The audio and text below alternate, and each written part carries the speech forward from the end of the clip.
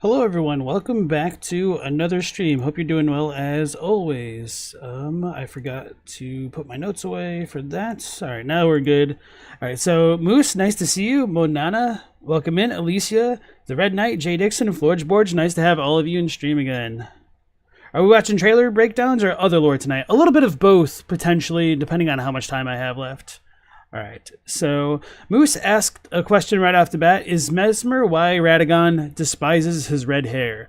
We don't actually know. Many people take the line that Radagon was kind of cursed by the fire giants at face value to imply that he himself has some like fire giant lineage, although there's some like translational ambiguity, which could just mean that maybe it's only a curse of the fire giants and not necessarily like genetic. But anyway, it could be possible that Mesmer may be responsible for Radagon despising his hair. But yeah, we just really don't know. Red Knight thinks Marika went down the path of sacrifice just like Griffith, and that Miquella is genuinely good at inspiring people, hence why he doesn't sacrifice people to his Halig tree. I think I saw somebody post a thumbnail or something somewhere where the vibe that I got was that somebody else was blaming that Marika was also Griffith, so you might not be alone for thinking that. Bossly Godskin Basilisk, that would be awesome, just because it would tilt so many players. Jay Dixon said, you heard two people discussing Mesmer possibly the son of the Glowmide Queen and Radagon. It kind of messed you up. So here's the thing about that. If Mesmer himself is not a quote-unquote demigod, but has the, quote-unquote same status as a demigod, then such a relationship might fit under Miyazaki's wording there. Like, he is kind of born of Marika in a roundabout way through Radagon, but he doesn't have like that legal birthright to be a demigod, depending on how one feels about that and whatnot. Hey Morlor, nice to see you again. You said the Miquella Knight character they showed the screenshot of on Twitter might be your new favorite From Software NPC, and that scares you because she gives you major Lucatiel vibes you don't know if you can handle. Yeah, I think it'll be pretty hard for them to top the tragedy of Lucatiel, but I mean, if we got the Griffith situation going, oh no. What cursed thoughts have I unleashed on this world? Anyway, hello, the Dole. Welcome on in. And hey, Rob, nice to see you again. You believe Marika did nothing wrong? Ooh, man, you're going to get flamed in the chat. Flamed worse than the flames of Mesmer. Florgeborg asks, if I've seen Smo's 40-plus minute breakdown of the trailer, remind you of Adi's 45-minute analysis over the reveal image. So I've seen the thumbnail. I have not watched Smo's trailer reaction yet. I might get to that one tomorrow on stream. So, like, speaking of the schedule of things, let's pull up our video log. So, for today, to cover yesterday, I think I only watched the 2 videos here, both by Level T, about kingship and individualism, Elden Ring and Dark Souls 2's connections, and cruelty and the failure of knowledge, Elden Ring and Dark Souls 2 connections and whatnot. Was there a 3rd video? I might have deleted it because I've been meaning to like actively delete the stuff that I watched, because otherwise it'll like stay in the list and then I'll forget if I've actually watched it. So anyway, for today's videos, I thought we could watch a couple by Ratatosker that are like pretty much fresh, hot off the presses here, with Stormveil's Curse, Godwyn's Murder, and the Bloodstar, Elden Ring lore. Then, was Marika involved in the Night of Black Knives, which I'm sure is going to be a very contentious one. Curious to see how much this shatters the chat. Then, depending on time, we will check out Miss Chalice's We Need to Talk About the Godskins Elden Ring lore, so maybe this will tie into the DLC. I believe this video came out before the second trailer announcement, I'm pretty sure, although it might have been like maybe only a day before, so we'll check that one. And then depending on how much time we have left, let's analyze the entire story trailer, Shadow of the Erdtree Elden Ring DLC by Kite Tales. And then the thumbnail for this says Miquella's secret twin with a picture of Mesmer. So it's already provocative on the thumbnail alone. All right. Daga, nice to see you. Koilag's got a new video out. Really? Okay. Oh, like the latest one? I was wondering if she posted another one after the issues with her channel. Yeah, I've been meaning to check that one out as well. There's just been like a lot of content released in such a short amount of time. It's kind of hard to stay on top of it all.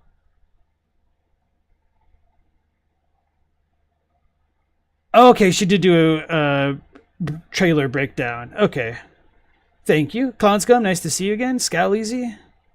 Audio's cutting out for you. You said that yesterday, and then I asked you if it was me or the video, and then you didn't elaborate, so this doesn't help me if you just say that, though.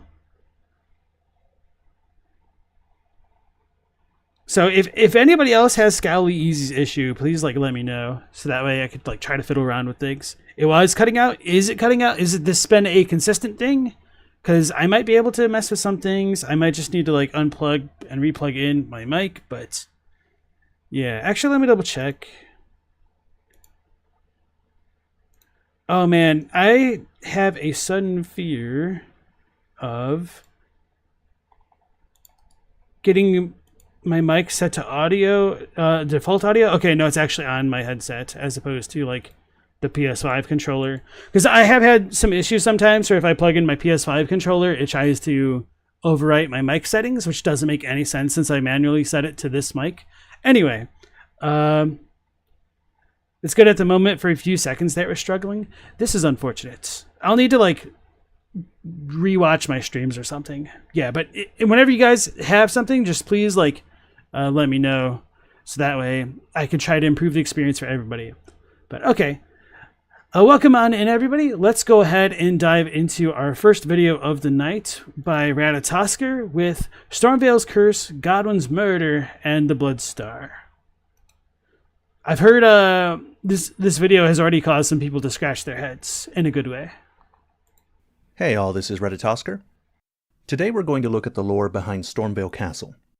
Specifically, it's Rosar now. The lore behind the many holes and extensive damage throughout the structure. The pattern of these holes is unusual and resembles a disease, as if the building itself is sick. And from these holes and many other places burst out white thorns, further marring the otherwise impressive building. The odd thing about this damage, these holes and especially these thorns... Oh yeah, this reminded me. I actually meant to pull up that picture of the new NPC and talk about that before I started the videos, but I obviously forgot. But this actually reminds me of something that I noticed on, how do I describe it? So it's promotional materials, but kind of not, because it's on one of the Elden Ring websites. I don't remember if it's on like one of the English ones or the Japanese one, but it took me a while to notice. Actually, hold on.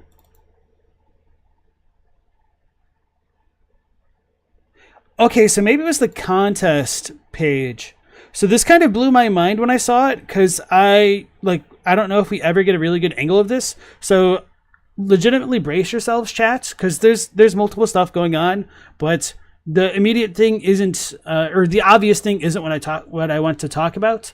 And with Ratatosker mentioning the thorns and stuff, it should be pretty obvious that I'm going to talk about this thing on the Shadow Tree. So we've all seen how there's like this coiling tree around a shadowy version of the Erdtree with sap coming out of it, but I have not really seen good angles of this thing, which looks like a completely different thing going on than the rest of the tree. Like, I wondered if this could have been like Deathroot from like other angles. I was like, it could just be like this tree, but like this, it almost seems like a third tree. Like, I know we've been joking in chat a little bit the past couple of days about third tree, but in some ways it kind of reminds me of the stakes found in the mountaintops of the giants that are impaling all of the giants. And I could pull up a picture of that if we need to. But now that Ratatosker brought up this stuff, I mean, this still really kind of looks more like the briars than the other stuff. I am starting to wonder a little bit more about this. So chances are this is probably going to be insignificant, but now that I've seen it, I can't unsee it. And so just to leave that alone for a moment, this is going to be like one of Mesmer's sigils, most likely, because it's got like the two coiling snakes and whatnot. Not exactly Caduceus or like the staff of Asclepius. I don't know how to pronounce it. So anyway, I noticed this recently, and I forgot to bring it up multiple times. And then I think also this tower is kind of slanted and not fully straight, but okay. That's kind of getting super off topic there.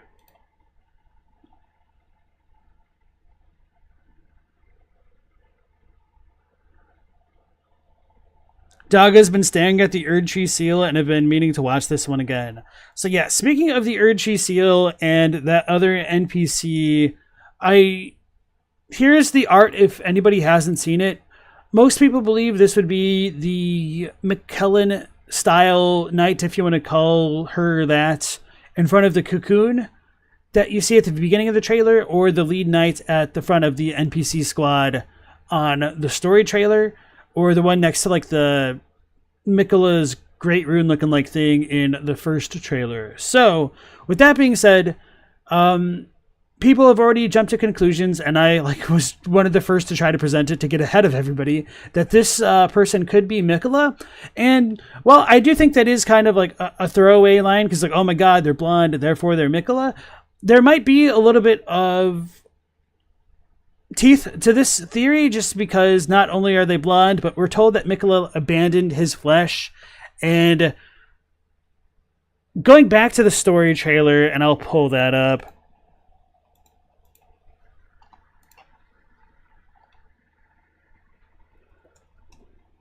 This knight, or person rather, seems to like summon in Miquella's great rune, which at first I was like, oh, this is probably just unrelated, but then after seeing this scene, I was like, wait a second. But we are not deterred. So they seem to potentially be summoning what's going on here. So I was like, wait a second, could this like legitimately be a form of Miquella? Like, what could have happened to him after he abandoned his flesh and his gold and his strength and his Saint Trinahood? Maybe? I'm really skeptical about that, but rethinking about this did give me pause, so I mentioned it here, that there might be some legitimacy to this after all. Well, that horn says, nah, it's Godwyn. Alright, thanks, bro. Thanks for settling the debate. And Florgeborge asks if anyone has made the observation between Maliketh's armor looking very similar to the Berserk armor. Yeah, a lot of Guts cosplayers like to wear that for their greatsword builds. All right, so yeah, that's kind of like the big news. So we believe that this NPC is this one, or this person is this NPC. And also that sword looks cool as hell. At first I didn't really care about this NPC, and people were talking about killing them for the armor, and I'm like, it's okay. I'm not really like super into paladins that much, but if this has a cool weapon art, I'm sorry, Brosif, you're gonna get got eventually. So, this diamond thing right here kind of reminds me of the unalloyed gold amber that you can see in Loretta's Warglaive, or almost like the Miquella Knight's Blade. In some ways, I think some people have pointed out that it's somewhat similar to at least the silhouette of the Sacred Relic Blade, but it doesn't quite seem to have that helix structure associated with those. But it's also kind of similar just to the Golden Epitaph in how straight like this is. Like, I don't think it like really works out, but it does seem to visually be more in line with the things relating to Miquella than other weapons in the game. So big surprise. I know that a follower of Miquella, or Miquella himself, itself, herself, whatever you want to call Miquella, themselves, would have weapons emblematic of Miquella. So one thing about this crystal that also kind of struck my interest is that it did kind of remind me of the crystals that you can see on the lift of Dectus Enrolled medallions, and like the secret Halig Tree one, although this one's like obviously more along the lines of unalloyed gold in its coloring. But I felt like there was another design that's very similar to this, and it's really bothered me, but I can't think of what it was. And then literally right before stream, which is kind of why I was late, because I was like, wait a second, did I remember it? I might be thinking of like one of the shields from Dark Souls 3, but I feel like I've seen this in a different context that's not super obvious very recently, so it's really, really bothering me. And so let's check out the design on the helmet. I could see like the Rorschach stuff if somebody's trying to say that these could look like lilies, but I don't really fully buy it. Wait. Oh, this kind of trim shows up in a lot of places in Elden Ring. This might be on the Nox walls and the viaducts. I'm curious about like the bluish stuff here. Blue, green, teal, whatever you want to call it. All right. Two Hit, nice to see you again. Buster Sudge. Jameer Middleton, welcome in. And Yushu, nice to see you again. Santeria 1911. Jonah. And Kende? Yeah, I think it's Kende. Okay. Welcome on in, everybody. Yushin's going to do a lore playthrough now that the story trailer came out and try to look at the small details. Oh, Necropolis, I almost missed you. Welcome back in. Oh, it's Bach when he's reborn. Thanks, bro. Jay Dixon asks, what are Millennia Spawn called? Just a thought. They're called buds, according to Gowry. But they don't seem that buddy-buddy. Thanks, I'll be here all night. Jedediah, I missed your name. Welcome back in. You can't place it specifically, but a lot of the vibes of it remind you of the Godslayer Greatsword if it's like closed, twining back together. Do you mean like because of this part here? I didn't get the Godslayer vibes specifically, but I guess kind of looking at the blade, it might be somewhat reminiscent of like the Godskin Celadon peelers. And yeah, okay. You think it's Radagon's Lotus pattern near the base. This reminds you of the Knights set you get from the Maidens and the Round Table. The Knight set you get from the Maidens in the Round Table. The Twin Husk Maidens? Or like the base Knight set?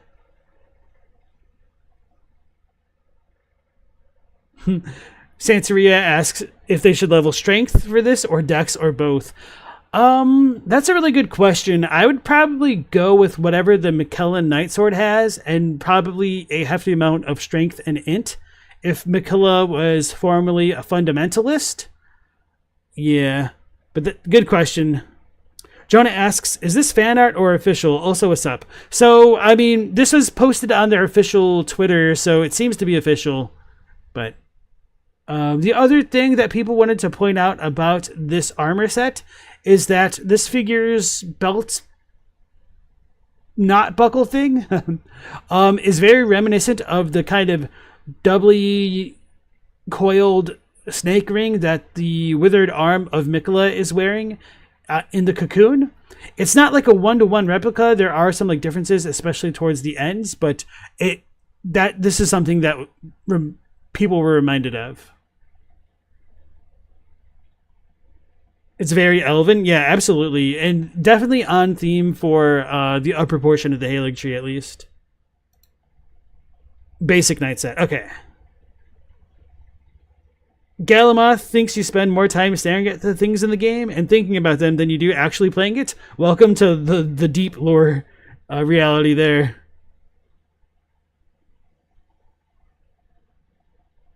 And Asterati, welcome in. You said the brooch looks like the one the old dude was wearing in the painting. Wait, which brooch? Or brooch? Are you calling this the brooch? Or am I just being blind? Because I don't necessarily think so, because I got something more akin to the, what are they called? The Erdtree Watchdog staffs, or in almost a certain kind of way, like the goofy eye of Gideon. There's like a little bit more to the center piece of that brooch. Oh, you said the knot. I'm an idiot. Okay. Yeah, as Jay Dixon said, it's so crazy that we're getting new information literally every day. Yeah, I kind of like want to do a shortened, truncated analysis of the trailer and include the stuff that we've been getting every day. But like, if we're literally getting one every day, I'm never going to catch up. Anyway, I'll always be one late for the next day. Yushin thinks this person looks way more royal than most other figures. Yeah, I could definitely see that, which might tie into the crackpot theory that this could in fact be Miquella. And it's kind of funny because on the Discord I was like, is this Miquella? And then I used the butterfly emote to evoke the silly little anime meme reference. But I was like, oh man, Miquella is also associated with butterflies, so it just kind of worked a little bit better than I expected it to. All right, so anyway, sorry to Ratatosker. That'll be enough going off topic on those tangents for now. I'm going to just go ahead and back up to the very beginning of the video to give him his due there. All right, here we go. Hey all, this is Ratatosker. Today we're going to look at the lore behind Stormveil Castle. Specifically, the lore behind the many holes and extensive damage throughout the structure. The pattern of these holes is unusual and resembles a disease, as if the building itself is sick, and from these holes and many other places burst out white thorns, further marring the otherwise impressive building.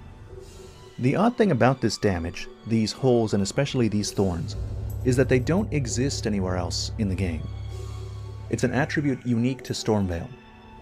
So in this video I'm going to present all of the potentially relevant evidence regarding these holes, and then I'm going to come to some speculative conclusions. Conclusions that I'm sure most people will find surprising. We'll start. Ooh, it's exciting. So yeah, no, I definitely appreciate Ratatosker setting this up as going to be speculative in its conclusions. I kind of feel like we're probably going to end up mostly on the same page. I know Cosmos made a video on Stormveil, which I enjoyed.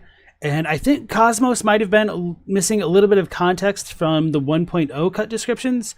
I've kind of forgotten what a lot of those descriptions said at this point, so I might need to like double check them if Ratatosker doesn't go into it at some point in the video, but I kind of feel like he would. Maybe we'll see.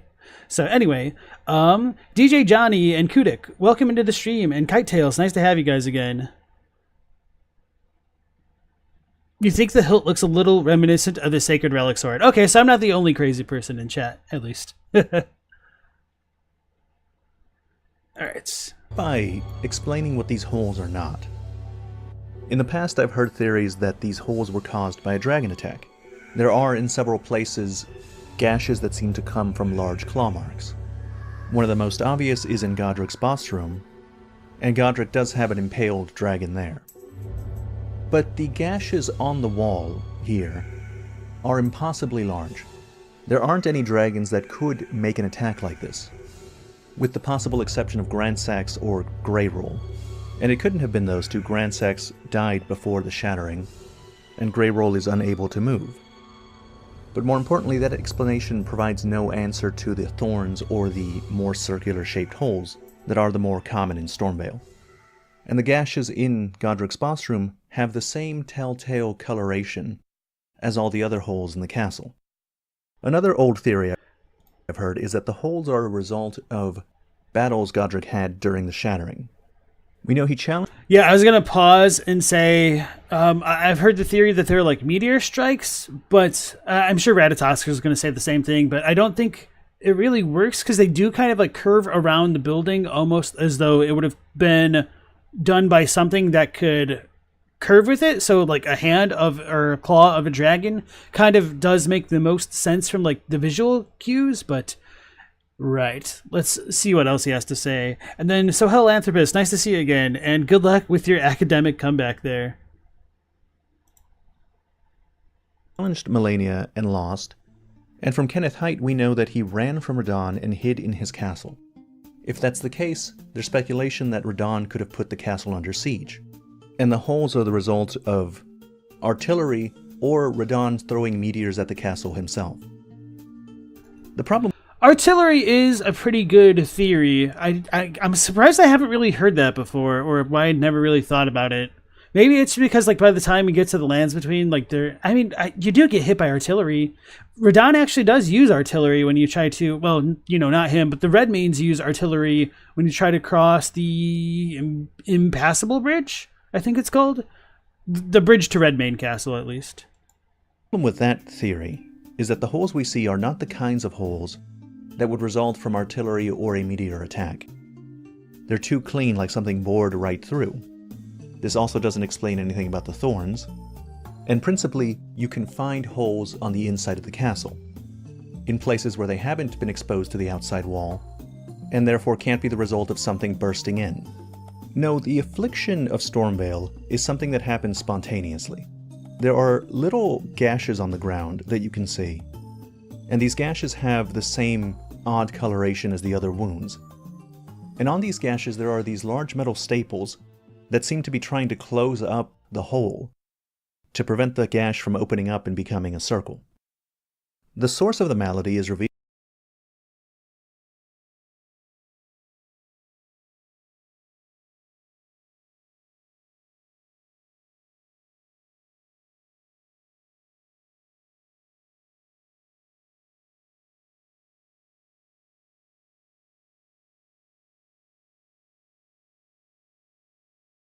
by the marred wooden shield description. It reads, "Wooden shield of Stormveil soldiers. Much like the castle, it is marred by mottling and thorns." Fudge, I was muted. Okay, so... Fudge, okay. The funny thing is, I muted myself to talk and then unmuted myself when I was done. Alright, so thanks, guys. So what I was saying a moment ago while I was muted was that, I believe this is one of the first things in Tarnished Archaeologists videos that they pointed out, the kind of staples which were reminiscent of the copper nails that were driven into the roots of the trees that were enveloping the Cathedral of the Deep in Dark Souls 3, and that was one of their observations that I really, really enjoyed. So, what did I say after that? I think I just welcomed Mr. Yada and Global Sequence in. And Okiman, welcome on in. And Jan. And on these gashes there are these large metal staples that seem to be trying to close up the hole to prevent the gash from opening up and becoming a circle. The source of the malady is revealed by the marred wooden shield description. It reads, "Wooden shield of Stormveil soldiers. Much like the castle, it is marred by mottling and thorns." Some say it is the curse of grafting which causes such affliction, while others talk of its root being something altogether more sinister, hidden deep within the castle. The shield's appearance confirms that it suffers from the same thing that the castle does, and its description tells us that among people they speculate that the curse is caused by grafting, or something else, more sinister beneath the castle. We're going to ignore the grafting for the moment, since the shield seems to be pointing us towards the other explanation, the face beneath Godrick's castle. That face belongs to Godwyn the Golden, Prince of Death. The face is identical in appearance to Godwyn's true corpse in the Deeproot Depths, missing only his eyes. Roger refers to that face as the misshapen corpse beneath Stormveil Castle. He calls it a sacred relic of the Black Knives plot. And when he goes down there to investigate, he is suddenly afflicted with deathblight. We know from the Deathroot item description that after Godwyn's death, the rune of death spread through the roots of the great tree, and sprouted on the surface as Deathroot. You can see the result of this all over the lands between. Godwyn's internment into the great tree seems to be replicating him everywhere. You find copies of his eyes anywhere that Deathroot can be found. So there's no doubt that this corpse is an offshoot of Godwyn, and that it's the source for the affliction marring Stormveil Castle. Yeah, so the other day when I was doing my collab with Moxie, she was lamenting how the corpse down here in Stormveil of quote-unquote Godwyn doesn't have the quintessential Deathroot eyes, which is just really ironic given everything else having those eyes in the other forms of Deathroot. And I'm a little bit bummed that Ratatoskr didn't show off the eyes and even the hair growing off the backs of the Deathroot crabs in the various places we could find them. Hey Bella, nice to see you again. And then Galamoth asks, can't it be both the body and the grafting? I believe Ratatoskr will touch on this, so I don't want to get too ahead of myself. But that's actually very unusual, because what's happening to Stormveil isn't happening anywhere else, even in places where the spread of Godwyn is prevalent. To begin with, there's no area that duplicated his entire corpse. It's true that you can find Godwyn's eyes all over the place, but you never find another location other than the one in Stormveil that has replicated him to this degree. There's also no place infected by Deathblight that has this mottling, and especially these thorns. These thorns are nowhere. They're not associated with the Death Prince at all. You might think that the roots associated with Deathblight do have thorns, but if you look closely at the animation and at the static Deathblight model, you'll see that those are not thorns. And no matter how closely you search on the Deathblight root, you're not going to find thorns that look anything like the thorns of Stormveil Castle. And you're not going to find these open sores in the buildings next to them either. So what's going on here? Assuming this curse is caused by the Prince of Death beneath the castle, why is that curse affecting Stormveil differently? Why is it receiving special and different attention? Let's put a pin on that, we'll get back to it in a moment. Before going further, we need to focus on the thorns. Thorns... Man, I've got some real crazy crackpot theories that I can't wait to share with you guys, but it's just not the time quite yet. Necropolis said, what if they tried to remove the eyes as an attempt to stop the spreading? That's a really good question. Unfortunately, there's just not enough text to say what exactly the hell is going on down there. And then Bloody Mira, welcome on in. I like the name. Marika's possessed by the Golden Order of the Greater Will, the Greater Will being a group of outer gods. Why do you believe the Greater Will to be a group of outer gods, if you'd like to elaborate?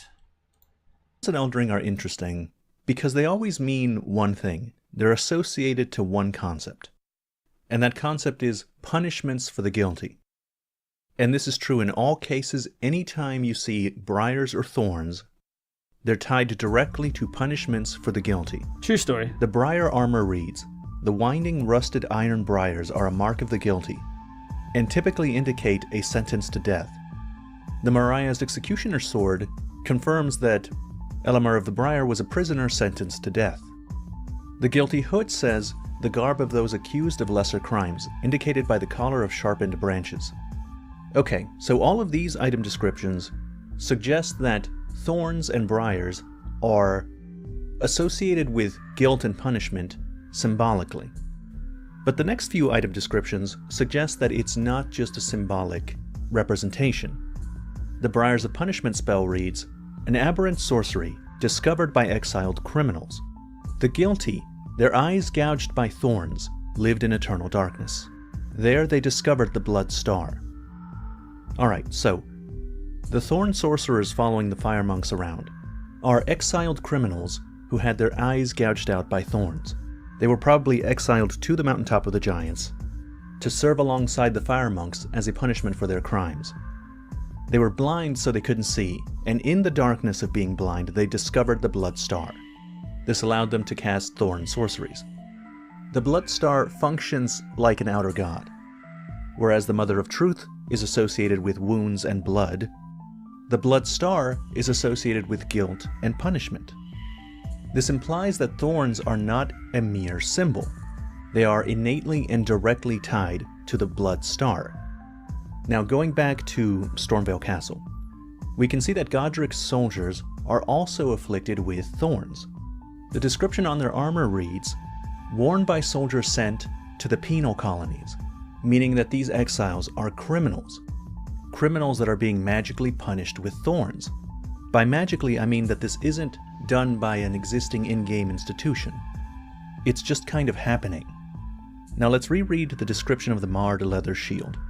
Leather shield of Stormveil soldiers. Much like the castle, it is marred by mottling and thorns. Some say it is the curse of grafting which causes such a... What an amateur. He said leather, but this is all the wooden stuff. Nah, sometimes it's really easy to make those kind of mistakes. I think I did something very similar on my last video about the Grace of Old, where I talked about the Lands Between rune, the cut version of it, which was also like the Lowlanders rune, but I didn't specify that they had the same text. I just, I think I might have said both of them at different points, but it doesn't really matter.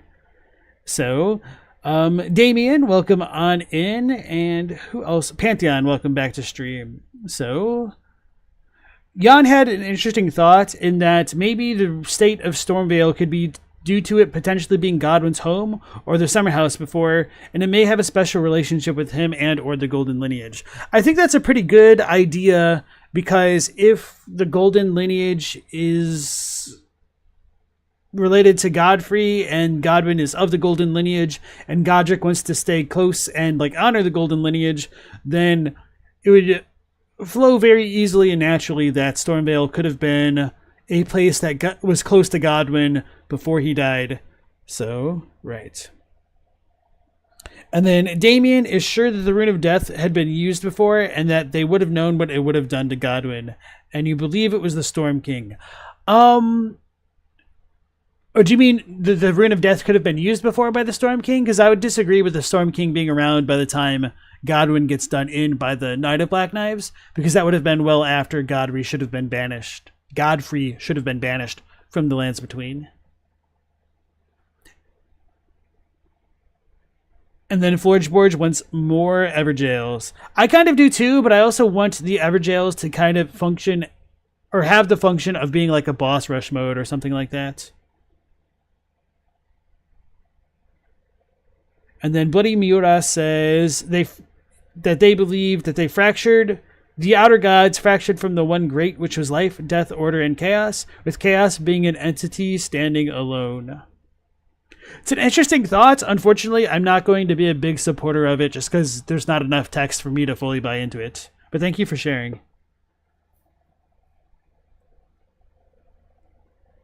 Jan says, the Golden Lineage seems to have been based out of Leyndell, but Stormveil may have been their outpost or a holding won by Godfrey. For what it's worth, Stormveil does have the most stuff kind of directly relating to Godfrey and the Golden Lineage, more specifically, outside of Leyndell, because it does have all the Srash banners, and I don't think that they were originally put there by Godrick, so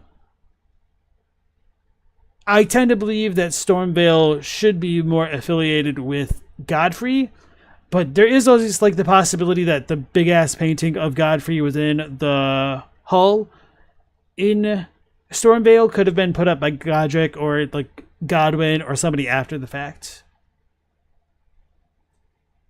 And then Gallimoth brings up a very interesting point in that this theory seems to imply that Godrick is the most guilty of the demigods, since this is mostly happening to him. You still don't get why a full Godwyn face would form in Stormveil. Alright. Affliction, while others talk of its root being something altogether more sinister, hidden deep within the castle. Now the interesting thing about this description is that it's describing the point of view of people in the game world, maybe the point of view of the soldiers themselves. And from their point of view, they believe that the curse is a punishment. And of course they do. They're covered in thorns. The castle's covered in thorns. So for them, there's no question that they're being punished. They're cursed for some reason. The only question is why. Is it the grafting or something else? And the shield's description points to it being something else. The Godwyn corpse beneath the castle. Ratatosker is Raditz. Confirmed. Oh man, even their names are similar. He just killed Kakarot. And for a final piece of evidence that the corpse is in fact the source of the thorns, there are thorned roots spreading out from the corpse. And these thorned roots don't exist in any other place that has Deathblight. It is only in this place, this castle, that Godwyn and the Thorns of Punishment are connected, which means that it has to do with both. It's in some ways, this kind of almost looks like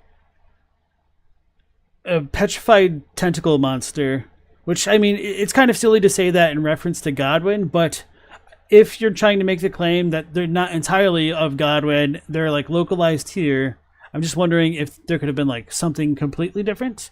I do actually have some more thoughts about this, but I'll like wait to share the crazy crackpot theories a little bit later. It's not just Galaxy punishment. Dragon. It's punishment that's directly related to something about Godwyn. And the only thing I can think of that would satisfy both of these conditions is that Godrick was involved in Godwyn's murder, that he was a conspirator in the Night of the Black Knives. We'll have that as the hypothesis for the moment. And in this next section, we'll look for evidence supporting that idea. The first interesting thing to consider is, how did Godrick survive the Night of the Black Knives? Godwyn was the first to die, but he wasn't the only one. In the Bandai Namco Elden Ring website, there are details about the attack. The site says, one grim night in the depths of winter, a flock of unknown assassins stole across the lands between. In a cutaneous attack, this foul covenant snuffed out the lives of many of the God Queen's kin throughout the Empire, too numerous and too scattered for her godly protection to save. This account is corroborated by the ghost near the Wandering Mausoleum in the Weeping Peninsula. The ghost confirms that the person inside the mausoleum is a demigod child of Marika, and seeing as Godwyn was the first to die, these must be the ones that died soon after in the same attack. And there's also the story trailer. Yeah, it's always been annoying to me that like Godwyn is definitely 1000% canonically the first dead demigod because of all of the Wandering Mausoleum demigods. So if they all died after Godwyn during the Shattering, then why are they put into like Noxian mausoleums? Is there like more of a Nox connection that we've been missing all this time? Potentially. It's always a pain opening up that can of worms. Hey Jordo and Eladelia, welcome back. Nice to see both of you again. You're level 231 on your first playthrough. Is that bad? Why would you think it's bad? Do you feel like you're over leveled or do you think you're under leveled? And then they try to use the Everjails for refighting bosses and people whined about Godfroy. I mean, when I first encountered Godfroy, that gave me that idea that they could have been used for like a boss rush mode because I was like legitimately excited because I one-shot Godfrey because I was like too over-leveled for that area when I went through Stormveil. And so I was like, oh man, I can actually fight this dude again. And then I beat Godfroy and then like nothing like that ever happened again. So I was a little bit disappointed. A bunch of people say it's not good. I mean, let them say what they want. It's your playthrough, bro. Galaxy said, aren't those Marika's unwanted children? You still don't know how they fit into the lore. Yeah, they pretty much are, except if you think about it, kind of, it seems mostly everybody in some way or another is related to Marika. So however many generations there are is questionable, and things like commoners might also be able to fit that bill of being a demigod, even if they didn't have like a shard of the Elden Ring. Like hereditarily they might be. We're told that Godrick was but a distant relation, and then it was like all his grafting which made him as strong as he was, and like the same as Godfroy. So yeah, I just don't know where the lines of demigodhood begins and where it ends, really. And Jordo says, you realize that the DLC is just the past? That is not going to be the case, at least for when we go into it. Certainly what we've seen so far, I think, is representative of the past to a certain degree, but Miyazaki said that it is going to be taken in the place in the present.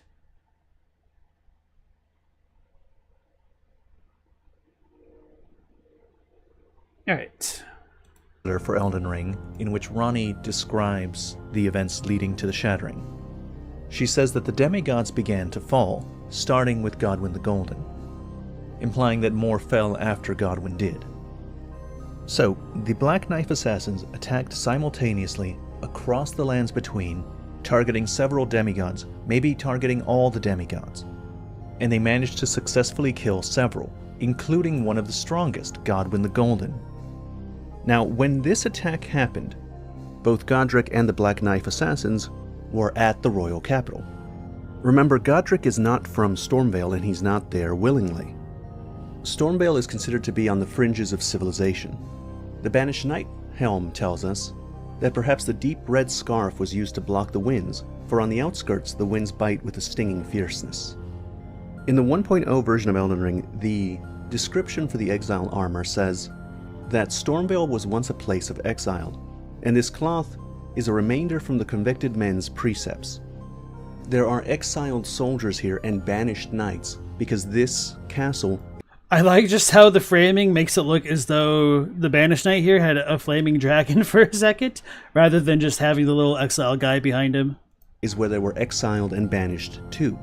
This is the penal colony, referenced in the exile armor description. When Godrick is defeated in his boss fight, he says, "I am the lord of all that is golden, and one day we'll return together, to our home, bathed in rays of gold." He's talking about Leyndell, and it becomes a lot more obvious that he's talking about Leyndell in the cut dialogue that this saying is from. "One day we'll return together, to our home, bathed in rays of gold.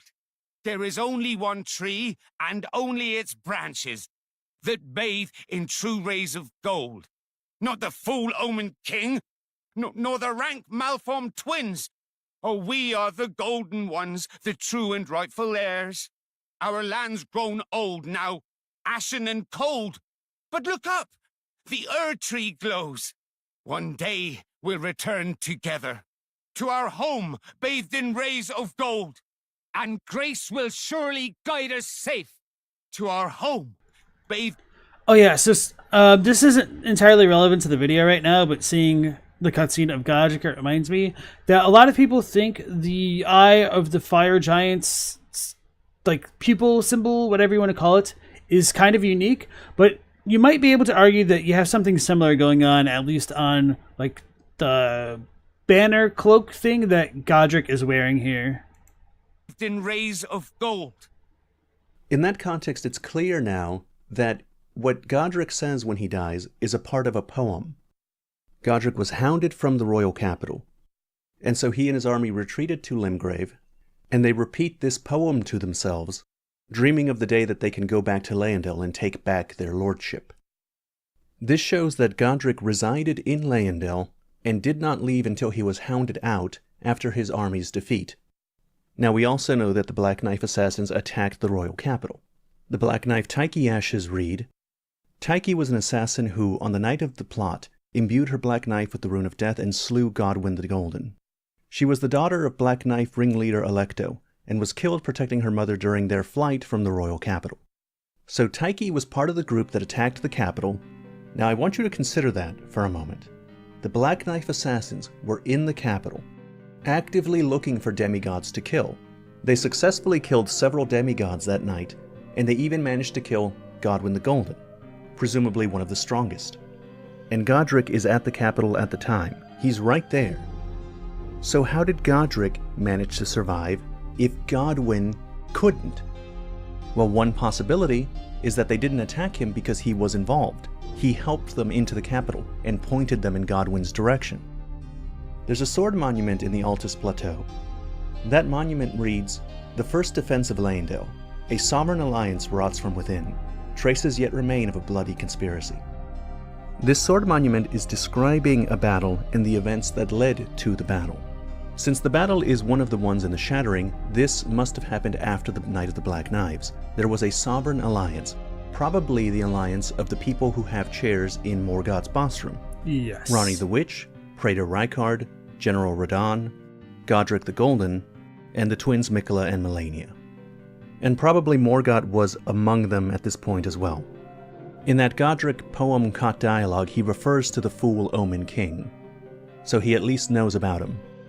This alliance was an attempt to jointly rule after Marika shattered the Elden Ring. Godwyn's dead. So I don't know if calling him the Fool Omen King would be too relevant for the Night of the Black Knives, because Radagon should have still been Elden Lord, but I guess there's also the possibility that Morgoth could have been recognized as the king of Leyndell, and it would have essentially make Radagon an emperor, where kings serve fealty to that emperor, but still have jurisdiction over their own domains and whatnot.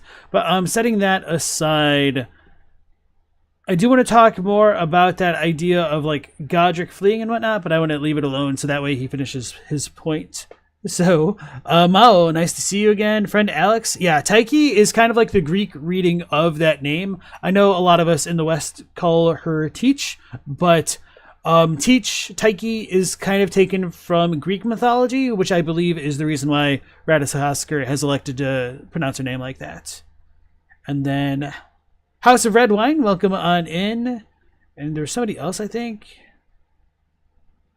Maybe I'm missing them. Oh yeah, Oswald. Nice to see you again.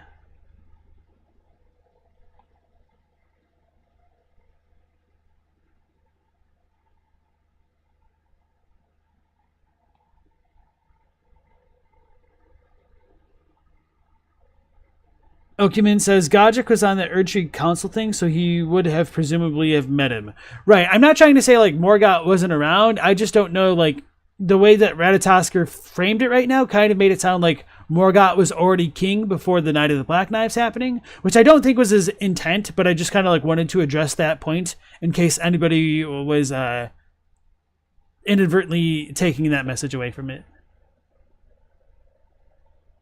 Yeah, and Doggo was picking up on it too. The quote, "There's only one tree," unquote line, coming from the grafting guy is kind of interesting, considering we were kicking around the third tree theory earlier. Yeah.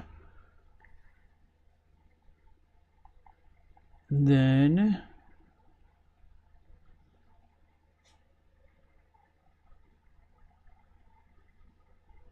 we got a lot of Tish comments.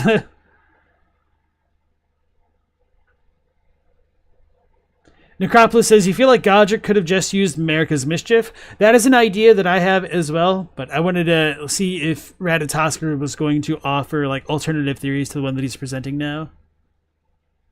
It's going pretty well. House of Redwine, how about you? You knew Rada was Greek? Okay.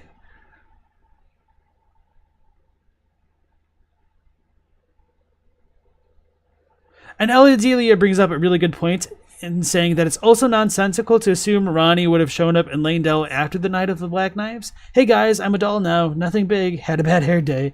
Yeah, so that's kind of a good thing to keep in mind when trying to picture the demigod children's relationship in with this kind of pseudo cutscene that we have with Morgoth on our venture towards the Elden Throne here.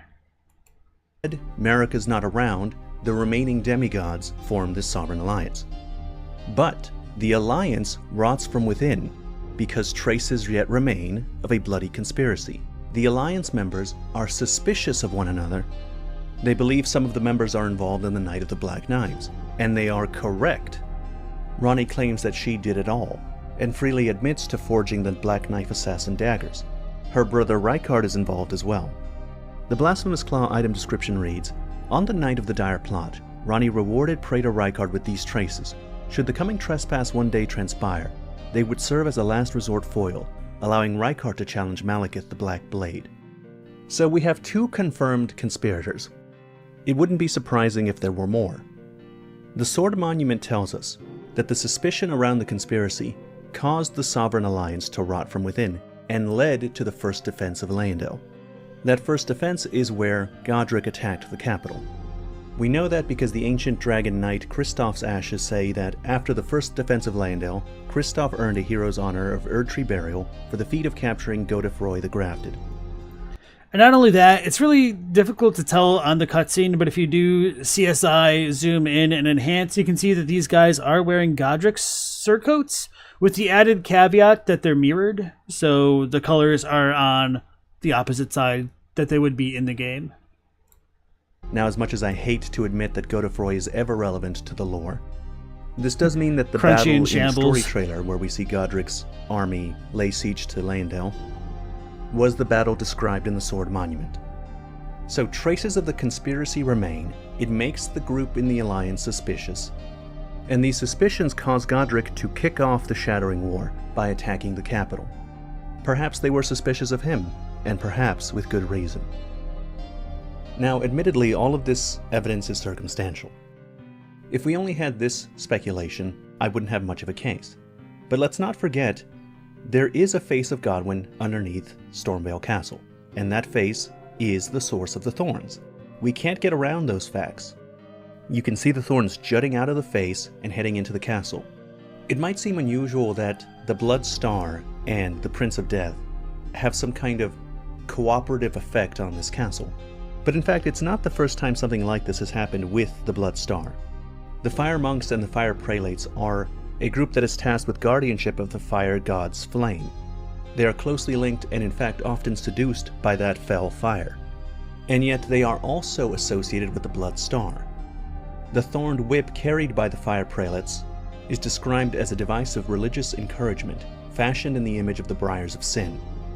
So after the convicted exiles were sent to join the ranks of the Fire Monks, they discovered the Blood Star, and that Blood Star incorporated itself into a pre-existing order that was already in service to the fell god.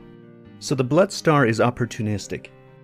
It uses the guilty as a medium, and is happy to partner with whatever great powers it can. If the Thorns and the Montling in Stormveil were there by themselves, I wouldn't be very surprised. The place did used to be a penal colony, the people that are in it are exiles. It's not a wonder that the walls and the soldiers are covered in thorns. But if we accept that the Prince of Death's face is the source of those thorns, then it becomes possible and perhaps even likely that the curse is due to something Godrick did to Godwyn, and his involvement in the Night of the Black Knives is the only thing I can think of that would cause this. Alright. So Chadwick brought up a really good point in relation to the Fire Prelates being potentially aligned with the guilty, in that for followers of the Erdtree, flame itself was a forbidden kind of sinful thing, and that could potentially explain why the Fire Prelates were also Thortherers, as I like to call them, Thorcerers. It's kind of hard to say in real life. Right, that's all of the evidence regarding this theory. There is, however, one problem with it that I haven't been able to work out.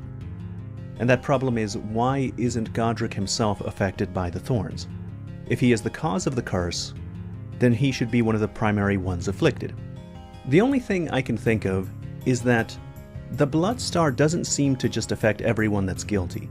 It affects people that are found guilty. In every situation where you have thorns, those people were convicted. They were criminals that were caught and sentenced, and the Blood Star can seem to use those people as a medium. It can exert its power through them. The Thorn Sorcerers didn't find the Blood Star until after their eyes were gouged out and they were sent in exile to the mountaintop of the Giants. Most of Godrick's soldiers don't have the thorns. It's only the ones in the castle that were part of the penal colony before Godrick got there. The castle itself is a part of that colony, and so it too can feel the Blood Star's influence. Godrick's part in the Night of the Black Knives was never proven. He was never caught.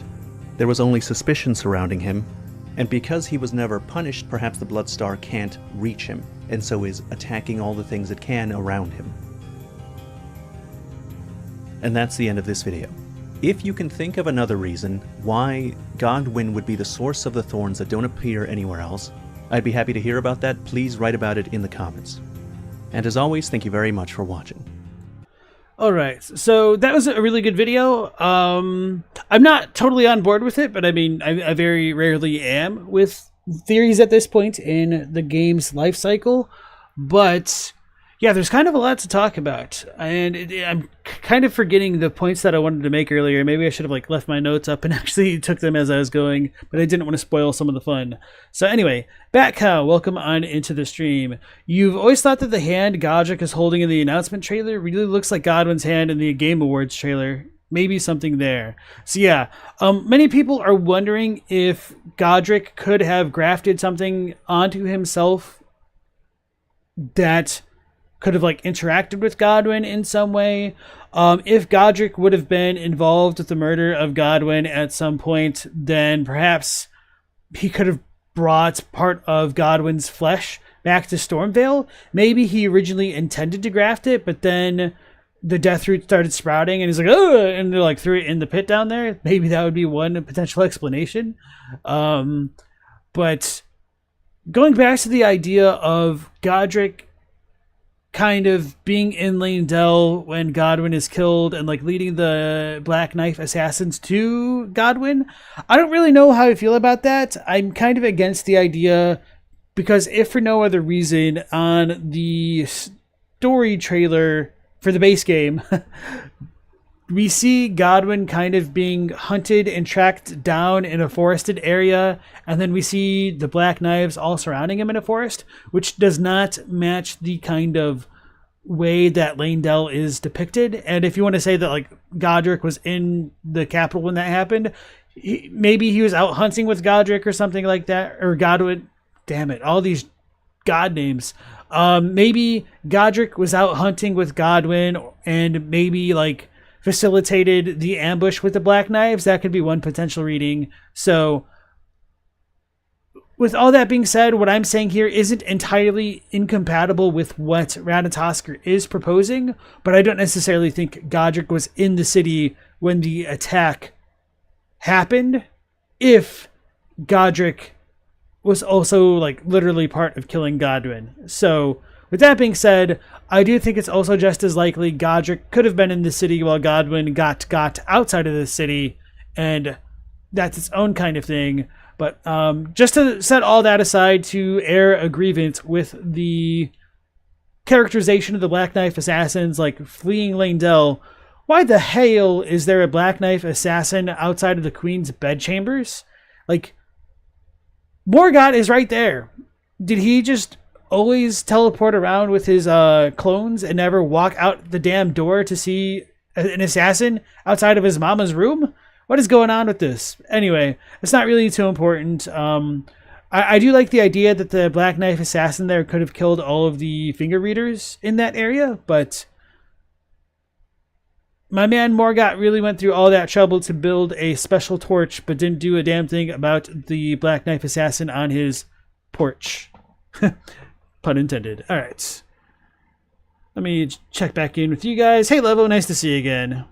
It's pretty close to what you pictured. Sweet. All right. Anticipated. I don't remember if I welcomed you in, but hello.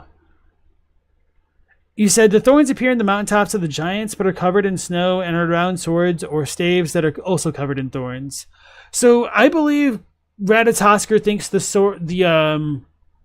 thorns in Stormveil are distinct from the mountaintop ones. Let's go ahead and pull up a picture of the mountaintop stuff just to double check.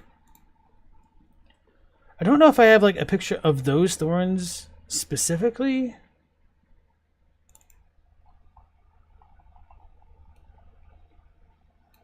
Yeah, I could definitely see, that they would be almost identical to the ones that you get on Godwyn's corpse. But let's pull up his video, because I definitely don't have a very good close-up, I think, of the Godwyn thorns.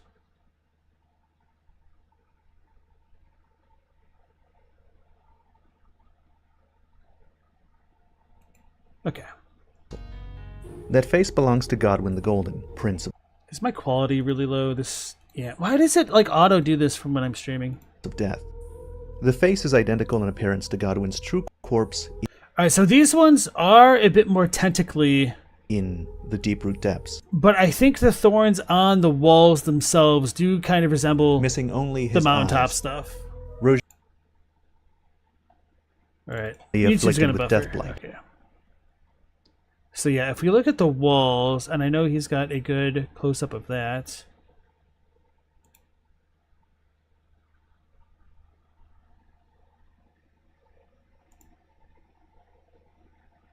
Him to this degree. There's also no place infected. All right, so we got these thorns over here, which I do think really look a lot like the impaled giant thorns. Let me something like this.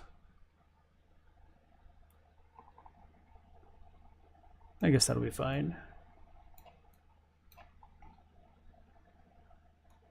Yeah, I feel like these are pretty much identical. So I will maybe like take a screenshot to share with Ratatosker right now. Let me get the giant's face in it.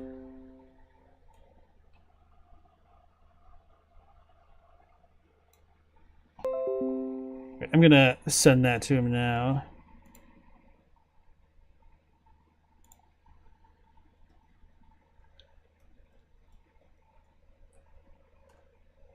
All right, so I do have like some more super crackpot theories about these thorns in particular that I'll get to momentarily.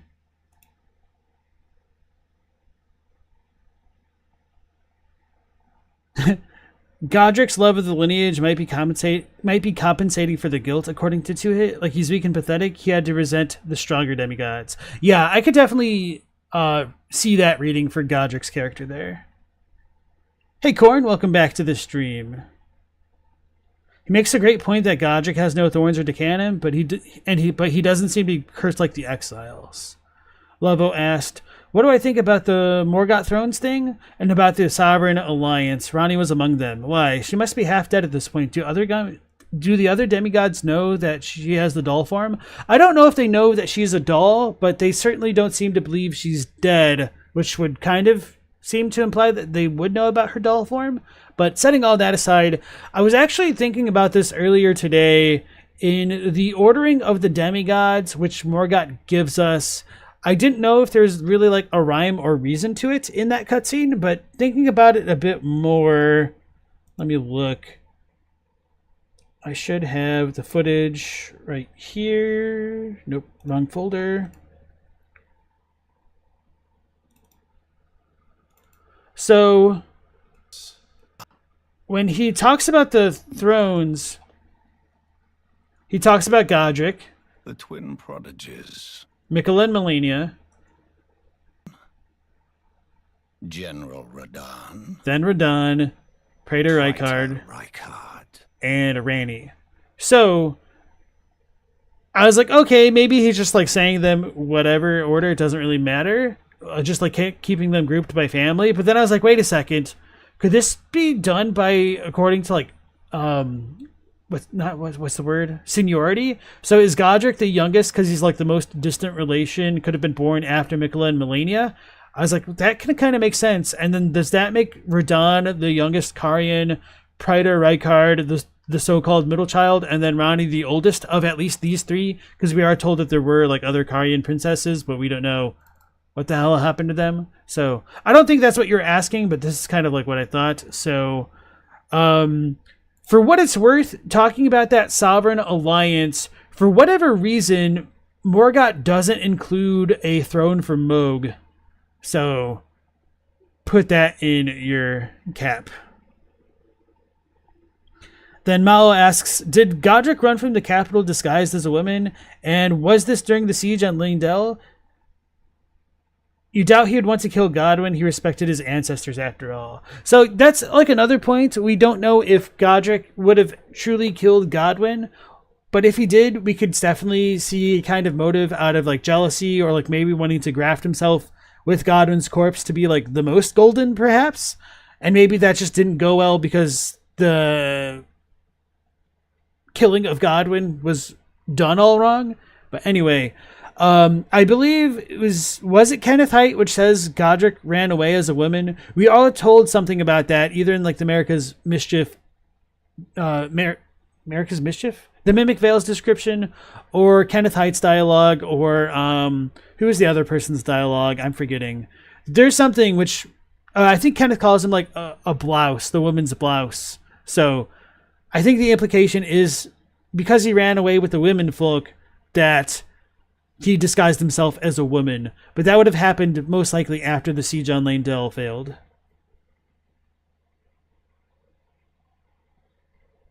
Yeah, Chadwick, Roger's thorns are completely different from like the exile briar type thorns, the guilty thorns, that is. Godwyn was inside the capital. The Sentry Torch item description talks about that. Let me double check that, because I don't remember that.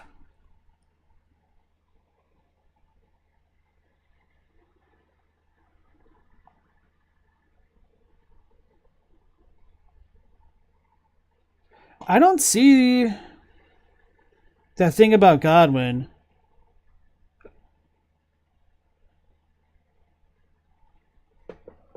Hold on, let me read the Japanese here.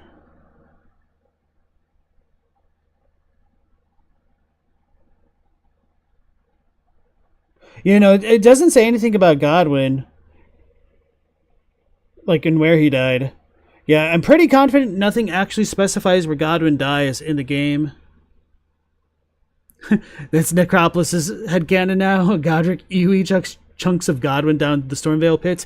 And I think maybe it was Crunchy that said something to Ratatosker that they wondered if the reason that the corpse of Godwyn grew down there in Stormveil would be because of the pustule. Maybe that could have been brought by Godrick or somebody else and like thrown down there, and that could have been the reason for it.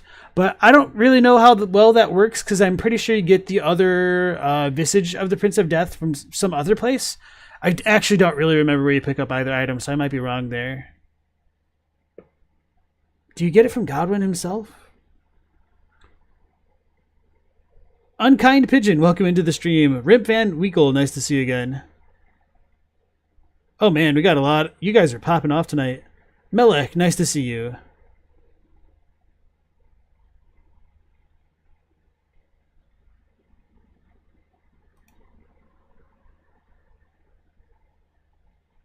All right, let me just try to like read this stuff real quick, quietly to myself.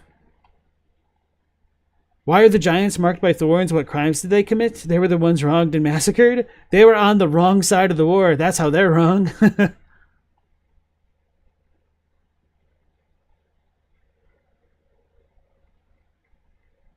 Yeah, as far as the thorns blocking Radagon's boss room, they are a bit different. We'll pull those up, I think. Actually, no, I guess they're different in that they're not petrified. Yeah, but they are the same. So is this a Radagon thing? Are these thorns a Radagon power? That could help potentially explain the situation with the giants on the mountaintops. One reason why I don't like these thorns belonging to Radagon is just because he never uses anything like this in his boss fight, which is very disappointing to me. Okay. Yeah, I guess I'll also show this to Ratsker.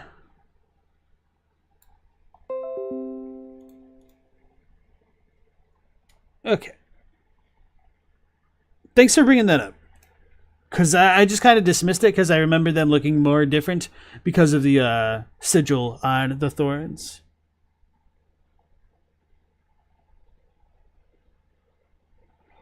Unkind Pigeon asks, is it possible that Marika, quote-unquote, birthed the Erdtree from the Shadowlands and it basically pushed through the world and ripped the lands between nearly in half? I have definitely wondered about that. I don't really know, because it sounds, according to like one of Miyazaki's interviews, that the Shadowlands is part of the lands between, and so it became disconnected at some point. And to me, it sounds like if it became disconnected, then birthing a tree shouldn't have been that catalyst for that specifically, but there might be some other stuff to that whole event that we just don't know enough about. Because it also looks like there's a portal that would like lead into the lands between there, like towards Altus Plateau with the Golden Skies. But yeah, it's weird. Hey DJ, yeah, so all of my streams are archived on my channel. They are in the live tab. So it kind of sucks with YouTube that a lot of people don't really know about this stuff. But if you go to my channel, you can go to live and then get everything. So a lot of this stuff doesn't appear on like the home and stuff. So subscribe and maybe click the bell. But honestly, I think like the easiest way to like keep up to tabs with my content is to join the Discord, which is up here in the top of the chat or somewhere in the video description, because I do try to give everybody an alert before I go live, or if I ever have to like cancel stream or change plans or call an audible and start a stream because we're getting a new trailer drop in 2 hours. So yeah, thanks for asking.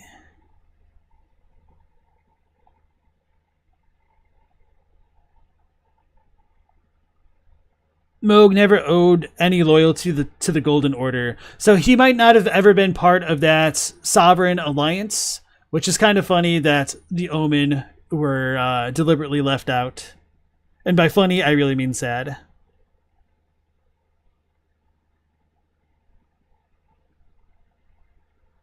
Mao says, the reason why you doubt Godrick's involvement on the Night of the Black Knives is because he says, forefathers all bear witness. So yeah, that's kind of a good point as far as his characterization goes. Because if he cares that much about his honor, then wouldn't that be kind of contradictory to the idea that he would kill one of his forefathers for his glory? Maybe. I do see how some people could be like, well, he might have just gone mad at the Taint of the Runes and they could like hand wave it that way. But nonetheless, I think that's a very good point you bring up there.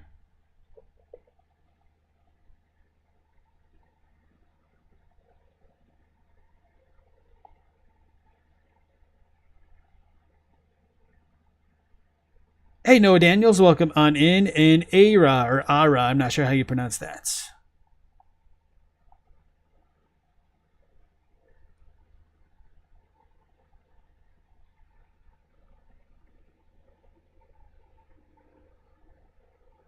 Morlor says, just a comment on what I said a bit earlier about Godwyn dying in the forest. It actually doesn't show that in the trailer at all. Only the Black Knives ride through the forest. So I think if we look at both of those things, let's go ahead and pull it up real quick. So right, they certainly do ride through the forest here. The rune of death was stolen. That's loud. Sorry, guys. So as far as the ground here goes, it looks as though there's like shadows of trees on top of him and that the ground itself is dirt. So it doesn't seem like an entirely different change of scenery. So certainly there is an amount of ambiguity there, but I'll just stick with this as being my headcanon claim. And if you disagree, feel free. And I'll just say, I think you're wrong. Although I guess the light does fade away. Maybe because it's like sunset. And then we get, yeah. And that's pretty much it. Let me double check the opening for Elden Ring. It's going to be a while before we see Godwyn. Yeah, this is a little bit more vague. I could see somebody thinking this might look more like an urban setting. Oh, wait, are these tiles? I probably need to actually open... Oh, maybe there are tiles under him after all. I think that there kind of might be. Maybe I'll change my opinion about that. Which, this might like be even further evidence to say, like, it's questionable how canonically relevant story trailers can be to the game. But either way, like, I still have issues with this cutscene because we don't exactly see Ronnie amongst their number and her dying at the same time that Godwyn was supposed to die. So, meh. Alright. Thanks for bringing that up, Morlor.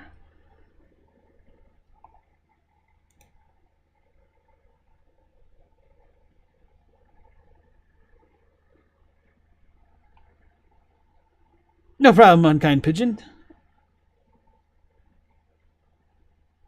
It's the torch.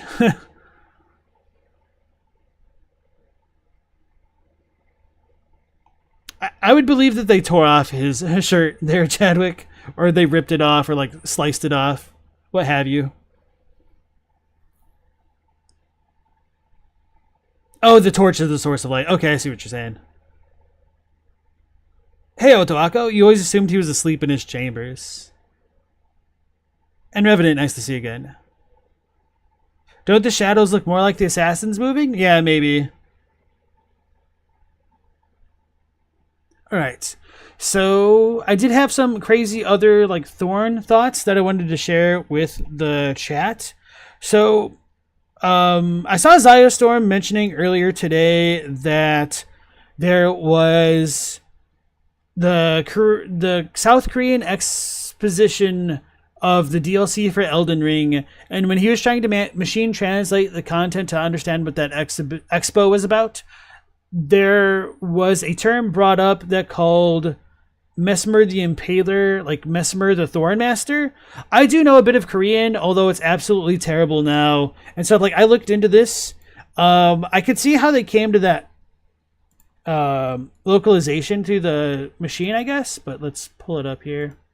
By Deathblight that has this mottling, and especially as far as his Korean name goes, and I'm taking this from like Namu Wiki, we have Kashigong, and like Kashi can mean thorns, and Gong seems to be shorthand for, what was it, Gongjak, which would be like a duke, which is kind of what the Japanese kanji equates to. But Kong can also be ball, so the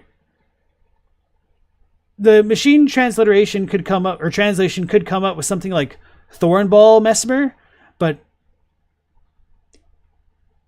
while I do think it's Impaler, the idea that it could be more specifically related to thorns is kind of interesting in relation to all this other stuff, because I don't know how much I've shared this, but I've wondered whether or not the Banished Knights and the Exiled Knights were exiled from the Shadowlands and brought here, because they do have those kind of omen thorns on their armors, which is found in common with those of the Lion Dancer. And I'll pull up the footage for the Lion Dancer, and then some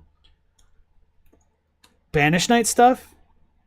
Now, I don't really fully believe this, which is why I was saying it was a crackpot theory earlier. I know this is the wrong trailer. Oh, this is an okay trailer. Oops.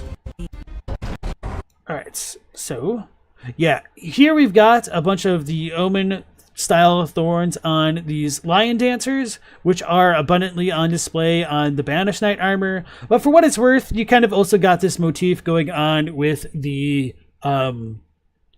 ringed City Knights in Dark Souls 3. So this could potentially just be like a what's the word? A holdover from like a draconic civilization. So like in Dark Souls 3, the dragons predated the Age of Fire. The ringed City Knights are kind of affiliated with the before times. In Elden Ring, the ancient dragons ruled before the age of the Erdtree. And these dudes are, according to Miyazaki, part of the pre-Erdtree civilization. So is this kind of stuff affiliated with dragons? I think you get stuff like this on the Drake Knight armor as well, sort of. I just don't fully remember off the top of my head. I'm pretty confident. No, I do have a lot of, what's her name? Eleonora footage. So let me look at that real quick.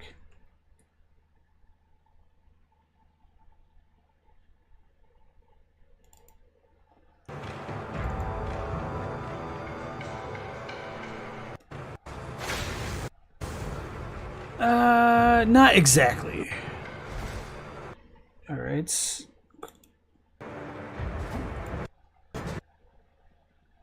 Yeah, okay, maybe only on the shoulders. Maybe the left shoulder more specifically. Okay, so it is kind of there. And so, with this stuff in mind, for anybody who wasn't here at the very beginning of the stream, I did notice something on one of the contest pages for Elden Ring for the trailer contest, that there's this kind of promotional art which we haven't really seen before. So ignoring Mesmer's sigil here, something which stood out to me, which I hadn't noticed before, was this thorny-like thing.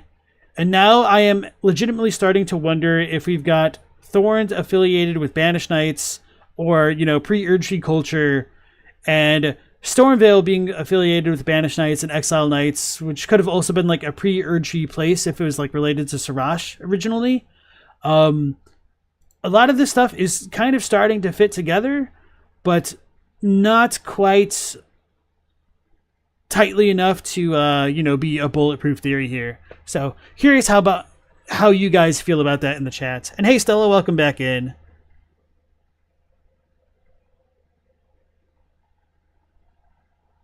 Meow Laser, nice to see you again.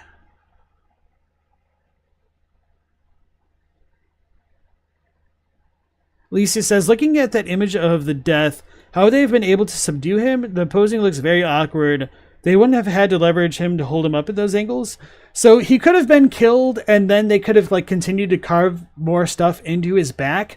I've wondered if Godwyn was a willing sacrifice to Destined Death, as his like finger reader crone can kind of sort of insinuate, depending on how you want to read her lines.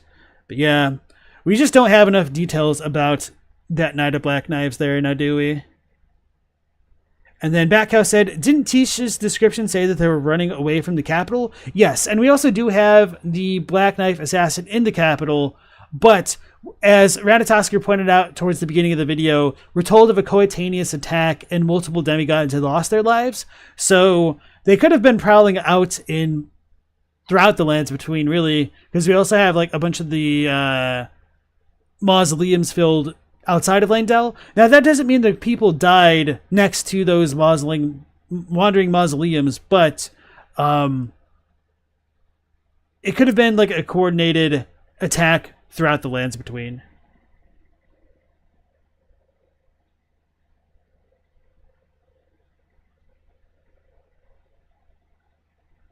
They do look similar to Khorne. The left knee? Okay.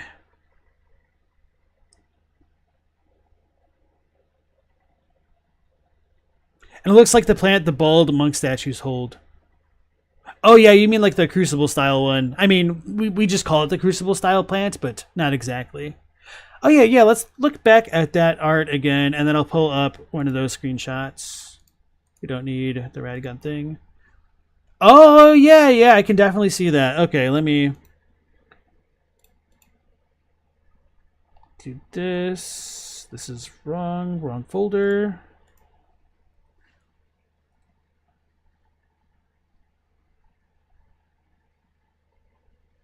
I know I'll have a better one somewhere, but... Okay, that's not a good one.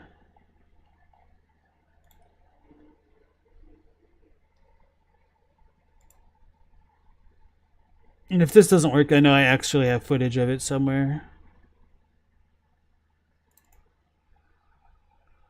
So this isn't the best version of this, because I know there's the big one. Oh, okay, right here.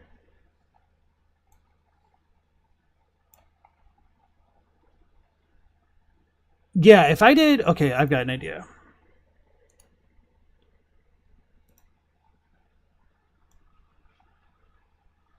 If I were to flip this... I guess it's fine as it was, huh?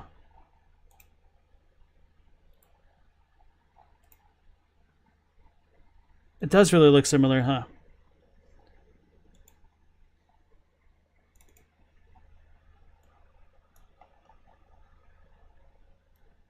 Damn it. Why I did that. Yeah, like this thorn here kind of like matches up with this. So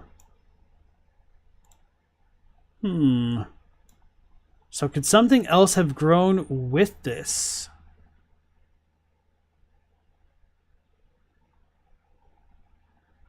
Is this? Is this what it's depicting? Like the big shadow tree coiling around the main one? I don't know. Alright. Hey, throw some cheese. Nice to see you again. Are the holes and thorns not from Deathblight?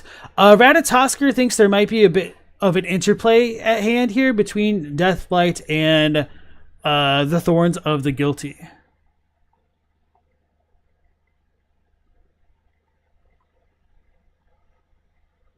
Stella asks, what was the kanji at Mesmer's name? Koeng is the pronunciation for two different hanja. So it was ko as in koshaku. So let me pull this up.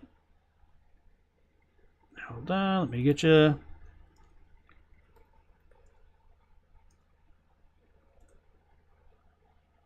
So Prince Duke, this is the one, I think. Actually, let me pull up my thing.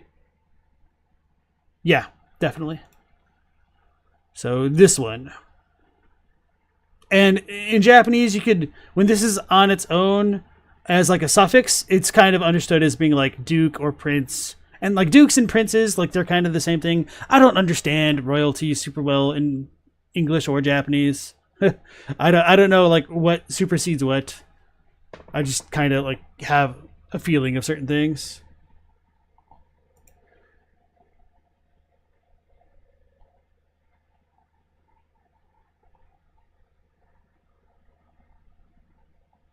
Oh yeah, and of course, like the veterans set is also yeah. Actually, Chadwick bringing up the veterans is an interesting point as well because they like lost their lord and are in like Castle Sol, so there might be other stuff going on with all of the exiles.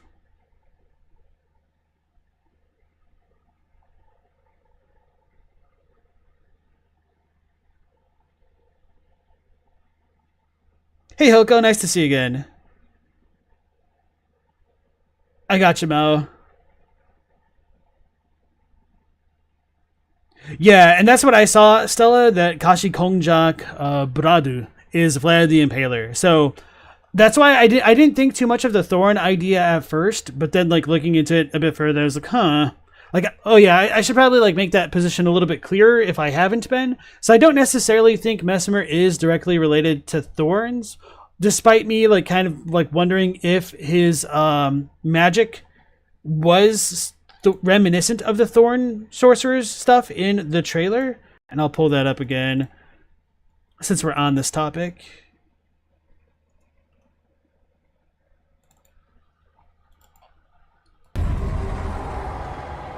So it should be earlier than this, I think.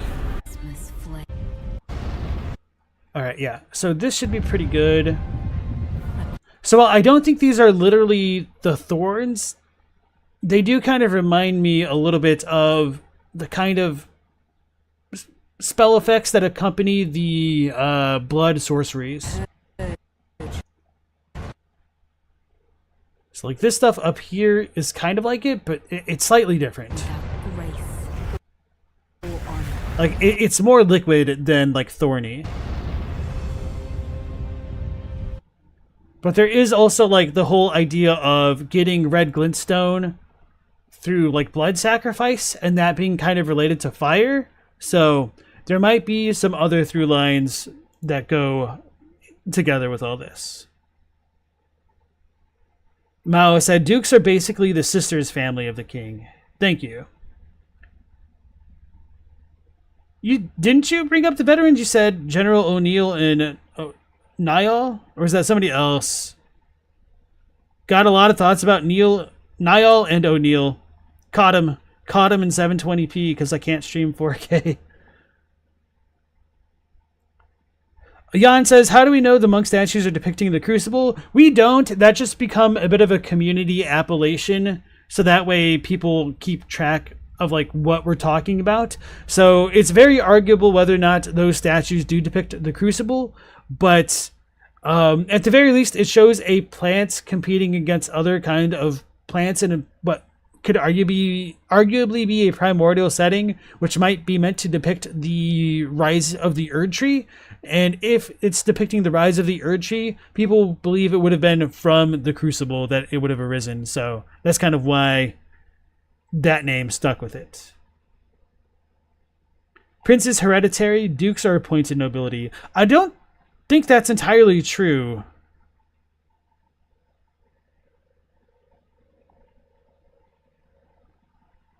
I almost feel like I'm getting a contradictory information in the chat. It's all good. Alexis, welcome on in. His weapon has tree-like roots around it.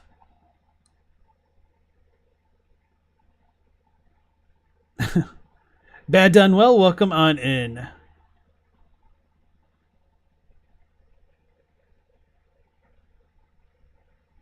Thornduke certainly is a way to say a guy whose ruler impaled people. Yeah. And my Korean's not good enough to, like, truly know if it's supposed to be impaler or thorn. Like, maybe the Korean thing is supposed to be evoking the idea of impalement from, like, the stakes rather than just a more disambiguated way in English. Maybe that's just how they talk about impalement in general in Korean. Morasumnida. I forgot. Alright, so yeah, that was a good video by Ratatosker. Glad to share what extraneous information I was thinking of throughout it. So I'm going to go ahead and link Ratatosker's video here into the chat if you want to give him a like and or a sub if you're unfamiliar with this channel. So, next we'll check out his next video with whether or not Marika was involved in the Night of the Black Knives, which is very thematically relevant to the topic that we're just discussing about the Night of the Black Knives, and I'm sure the thoughts expressed are going to make people feel a certain kind of way. So let's see if I'm going to be one of them people as well. Hello all, this is Ratatosker. Today we're going to be talking about Marika and her possible involvement in the Night of the Black Knives. In a way, this is the central conflict in the Elden Ring lore community. And among lore enthusiasts, the opinions are split between people that think that she was involved and people that think that she wasn't. And this is a serious lore detail because it infects all other discussion, any other speculation that we might have downstream of the effects of the Night of the Black Knives, which is a lot. It's basically everything. There is evidence, and perhaps even strong evidence, in either direction. One of the reasons I'm most excited about Shadow of the Erdtree is because a main focus of the DLC is going to be Marika. And through learning more about her, we might be able to more confidently determine her motivations and desires in the base game. God, this trailer was so badass. Like, this was way more grotesque than I was expecting, and I love it. And I think somebody was saying, like, on one of the other streams that they really wanted some more, like, cosmic horror stuff going on, and this, I could see, like, how that would go hand in hand with what we're shown so far. But for now, this video is going to focus on all the things that make Marika look suspicious. All the things that cast doubt on her innocence and in fact point to her orchestrating the whole thing. To begin with, Melina, speaking for Marika, says the following. In Marika's own words, "Hear me, demigods, my children beloved. Make of thyselves that which ye desire, be it a lord, be it a god. But should ye fail to become aught at all, ye will be forsaken, amounting only to sacrifices." This quote sounds like Marika is talking to all of her demigod children at once, having had them gathered around. It sounds like she's giving them a warning. She tells them to be whatever they want, a lord or a god, but if they fail to make something of themselves, they will be forsaken and become sacrifices. And I do wonder if her message here was also conveyed to the Omen children, whether that be like directly and they were all gathered, or indirectly. Actually, she says, "My beloved children all," doesn't she? Would that also include Mesmer? Well, we got Miyazaki saying he's the same status, but isn't exactly a demigod, so maybe not. Which could lead us to wonder, forsaken by whom?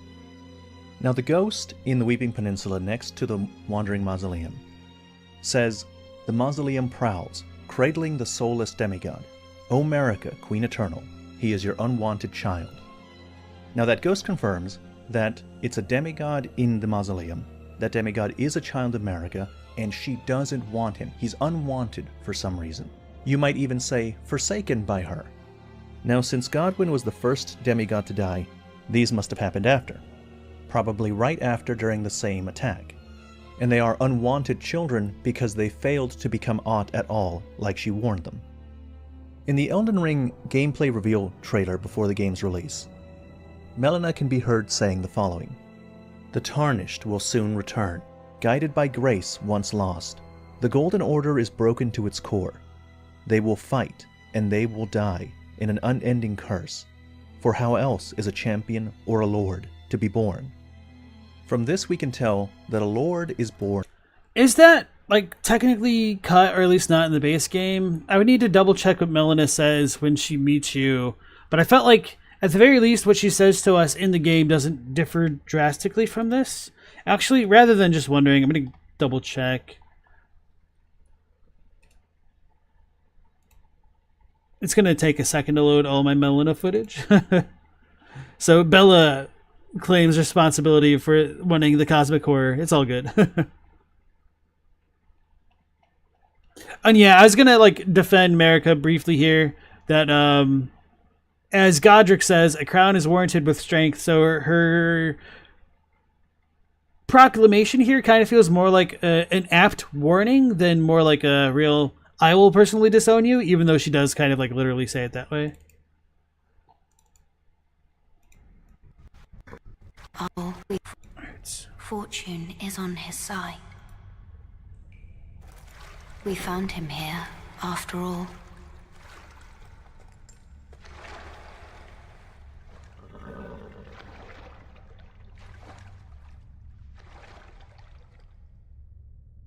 One of his kind is sure to seek the Elden Ring.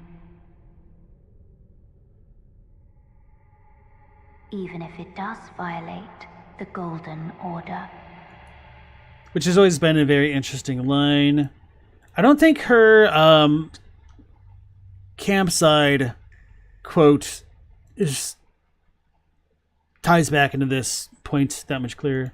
Stella says, it looks like impale is just jidada as a verb, so it might be that they just use what's literally translated as Thornduke with his name for lack of the word impaler.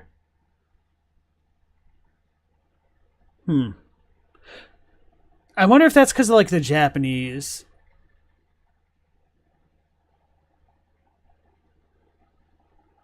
But then like why not Jiren Gong or something like that? Impaling Lord?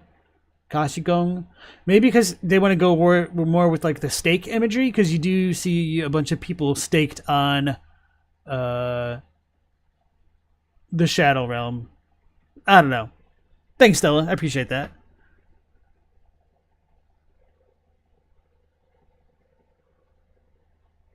Eladelia says, it's surprising how rarely people genuinely consider the possibility this dialogue is just Marika saying, I can't protect you. Yeah.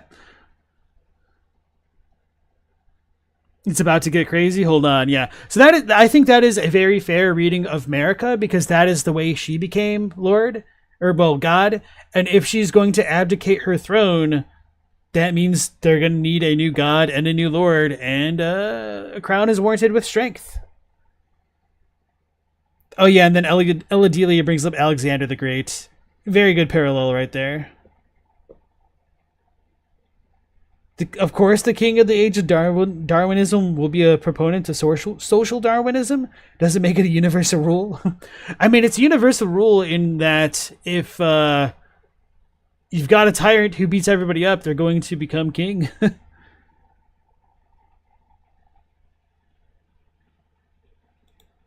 Through adversity. The finger reader Enia tells you that the demigods are the children of the goddess Queen Marika, she who is the vessel of the Elden Ring.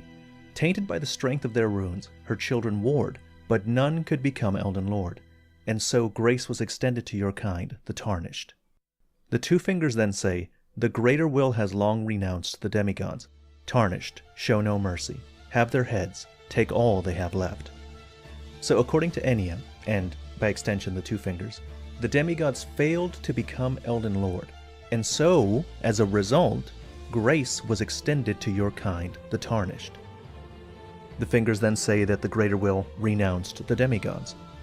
And this is corroborated by the opening cutscene of the game. It tells you that the demigods claimed the shards of the Elden Ring, started the Shattering, but it was a war from which no lord rose. So, not to entirely disagree with Ratatoskr here, but I do kind of cast a little bit of doubt on what Ania tells us here. Because, for one, we're told that the fingers were bent and broken long ago. We don't know exactly when they were bent and broken, which is, its own problem. But I don't exactly know when the Tarnished first returned to the Lands Between, because it sounds like some of them could have potentially participated in the Shattering War. And that's kind of really weird to think about in some ways. Like, were the Tarnished doing their stuff while the demigods were still at war with each other? Was the grace extended and the demigods abandoned even before they had the chance to really attempt to become Elden Lord? Maybe, I don't know. It seems like either a little bit of weak writing or a little bit of contradictory stuff, or just really playing off the fact of he said, she said, and nobody really knows what the hell is going on anymore after the ring really got shattered. So, yeah, just bringing that up. A war leading to abandonment by the Greater Will. The fact that an Elden Lord did not arise is what led to the abandonment by the Greater Will.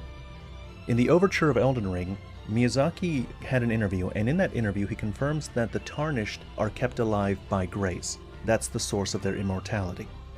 You are being guided to claim the shards of the Elden Ring and become Elden Lord. In that interview, Miyazaki also confirms that the demigods do not have the grace as the source of their immortality. The demigods are immortal because their fated death was removed from the Elden Ring. The demigods were destined to die, but their destined death was removed, and so they are immortal. The point here being is that they don't have grace. So there's a connection here. Marika warns them that they would become forsaken. And this quote that Miyazaki has given us has plagued me for ever since the game got released, really. Because if destined death being removed is what keeps the demigods alive, does that imply that the Tarnished existed in a time before destined death was removed from the ring? I tend to believe so because of all this stuff, but I know many people feel very, very differently about the timeline of Elden Ring, especially with the particular timing of the removal of the Rune of Death and the birth of the Erdtree, and whether such events coincide. I tend to believe, even with the story trailers released, that the Rune of Death probably was removed later on than the beginning of the Erdtree, because of things like the Tarnished not having that same issue like the demigods do. But hopefully the DLC will clarify.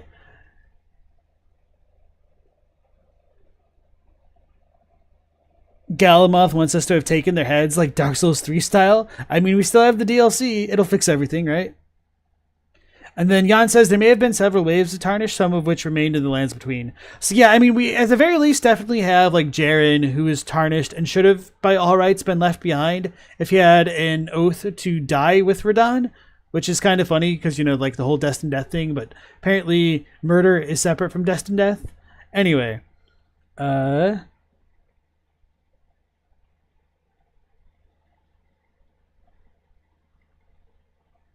you don't see why it wouldn't affect all life. If you remove the concept of death, logically nothing can die. So I think it pretty much has affected all life, but Roderica mentions that spirit exists as immortal essence under the Golden Order. So I tend to think that the removal of destined death isn't necessarily talking about physical death. I tend to believe that it's the spirit which cannot die. But, alright. Pantheon asks, was Vika tarnished? Yes, he's explicitly tarnished. Bella said, what about more Chalice dungeons? I mean, I have had that cursed thought, even though you jest. Yeah, so if they ever did the Chalice dungeon system again, I think it could be really good if they build enough variety into it. And with that being said, I kind of feel like that's the biggest weakness of Elden Ring. Even though that the areas are wonderfully varied, the amount of enemies that we face is not, doesn't match the amount of locations we have.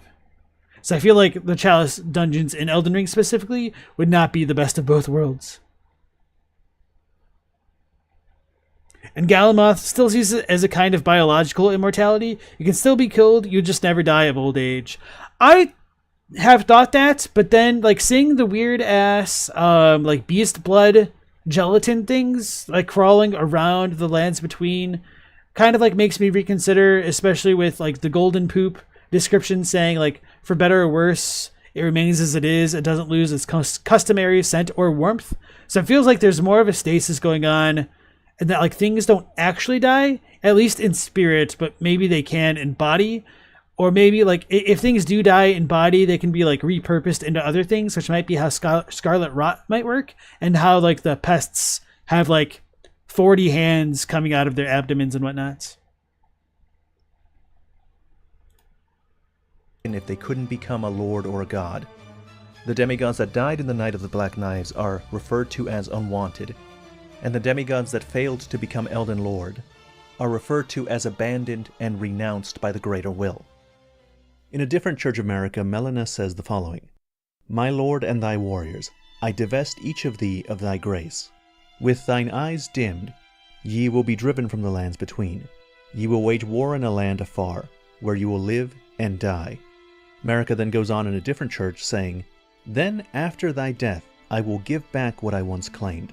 Return to the lands between, wage war, and brandish the Elden Ring.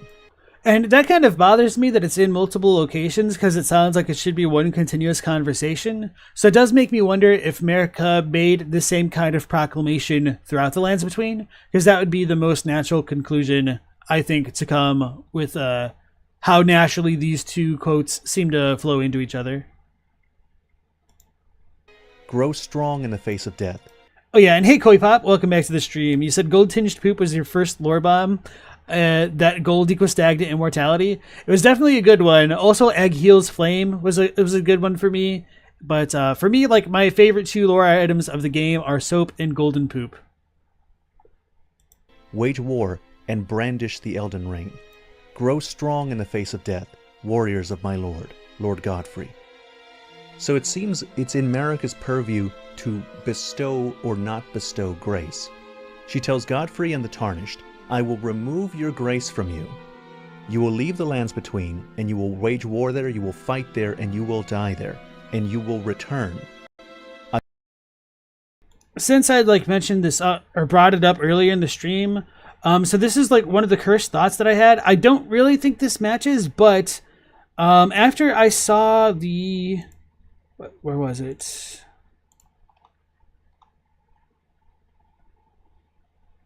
That promo material that I shared with you guys earlier, I had a cursed thought in relation to the Fia thing right here.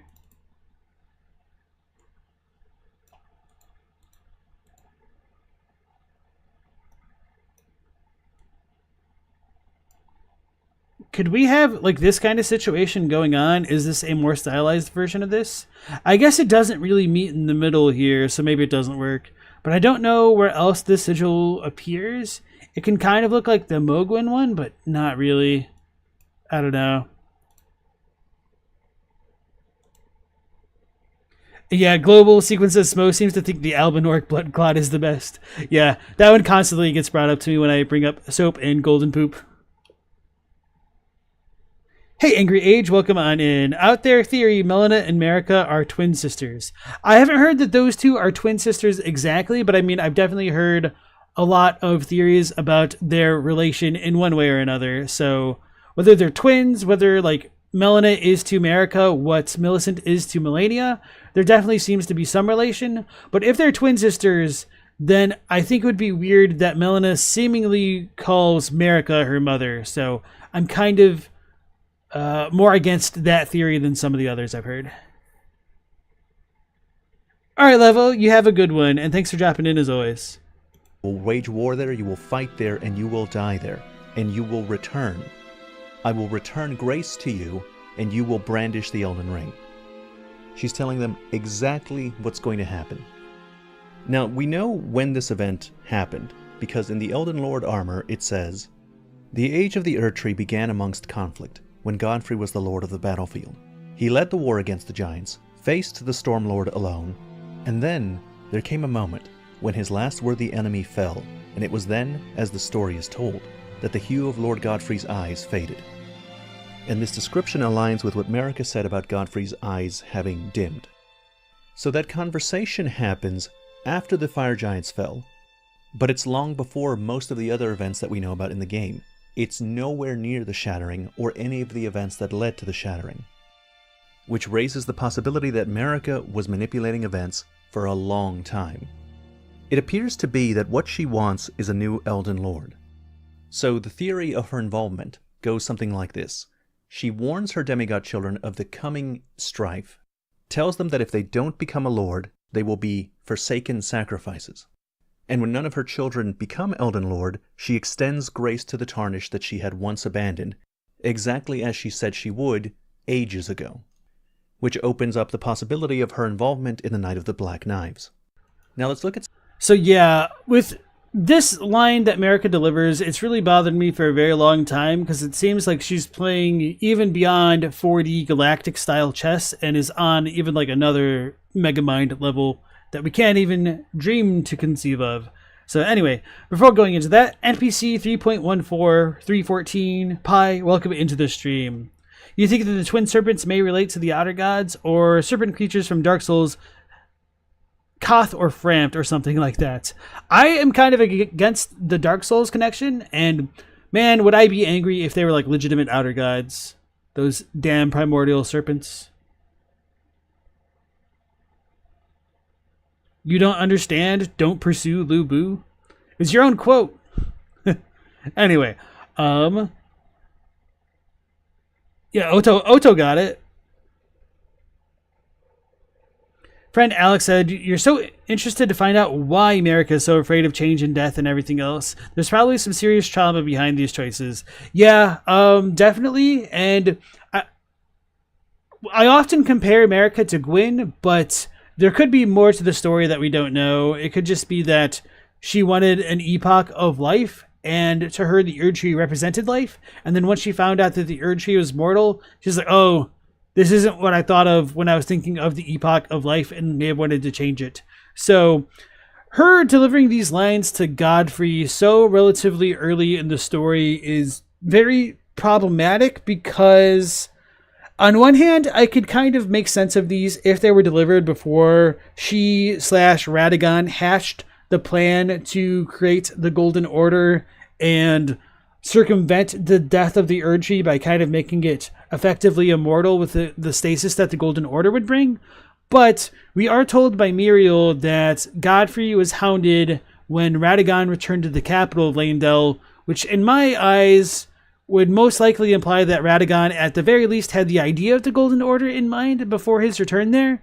So how do we reconcile these two notions that Marika wanted the Tarnished to become the new Elden Lord, and then she immediately goes and has Radagon become Elden Lord instead? For what it's worth, Muriel's story is technically hearsay that wasn't potentially like a direct first-hand account of the events there, and so he could be telling us what he heard, and what he heard may have been wrong, and that could like tie into the whole secrecy stuff between Marika and Radagon, and like the skeleton in their closet of being the same individual, the sculptor. But nonetheless, Muriel does seem to be extremely reliable as far as NPCs are concerned, so I don't really like to doubt Muriel that much, despite everything. But I also couldn't exactly let go of the fact that this is not bona fide, first-hand, limited, omniscient information here.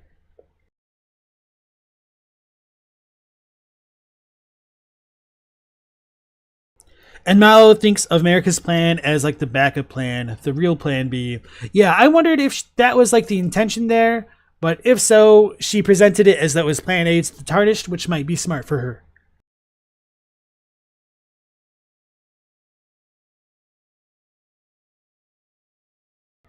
Is it? Hold on, I'm choking. Not really, but I need water.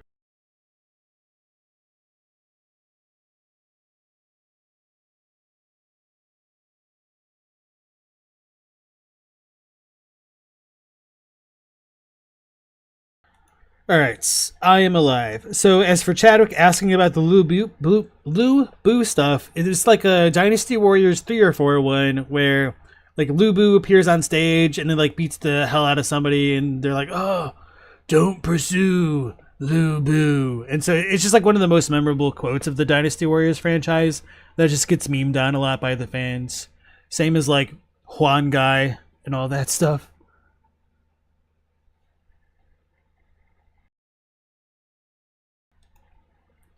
And then Illadelia says, it's possible that Marika was just trying her best. Yeah, I agree. But things just kept getting worse. That's how it goes, man. Synthetic Team Pot, welcome back to the stream. You realize you've just done everything wrong, vastly out of order, and FromSoft accounted for all of that, so you're just lost about the lore now? My condolences? I don't know how to fix that for you, my man.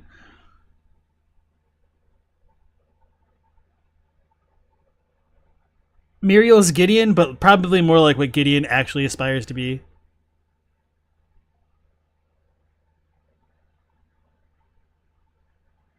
Okay, going back to the video now. Some of the other evidence used to corroborate this. The Black Knife Assassin armor reads, the assassins that carried out the deeds of the Knight of the Black Knives were all women, and rumored to be Newman who had close ties with Marika herself. Newman, of course, is the race that Marika belongs to, and the Black Knife Assassins share the same fighting style as Melina, who we presume to be Marika's daughter, and definitely has close ties to her. Now the description doesn't say that the Black Knife Assassins are Newman. It says that they're women, and that it is rumored that they are Newman with close ties to Marika. So it doesn't confirm that for sure. But it's interesting that that's a rumor. It's saying... I like that Ratatosker is going down this rumor hearsay route, because he's starting to sound like me. And now that I'm like steepling my fingers together, I may as well also throw out there, just to deal some psychic damage to the chat, that technically it is not explicit that Marika was a Newman or is like from the lands of the Newman. It's all always written with the stupid Toyu rhetorical hearsay device in the Japanese. So, well, I definitely think she's a Newman. There is always the chance that FromSoft could pull the 180 on us because they left wiggle room for doubt. Yeah, it's all hearsay. It's super annoying.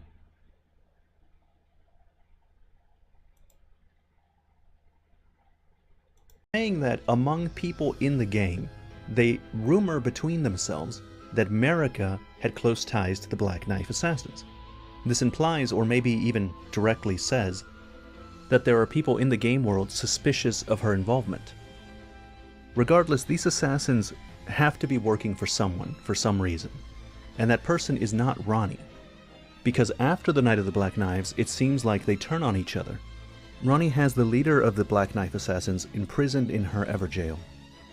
And after Ranni departs on her journey to kill the Two Fingers, the Black Knife Assassins attack the Carrion Manor.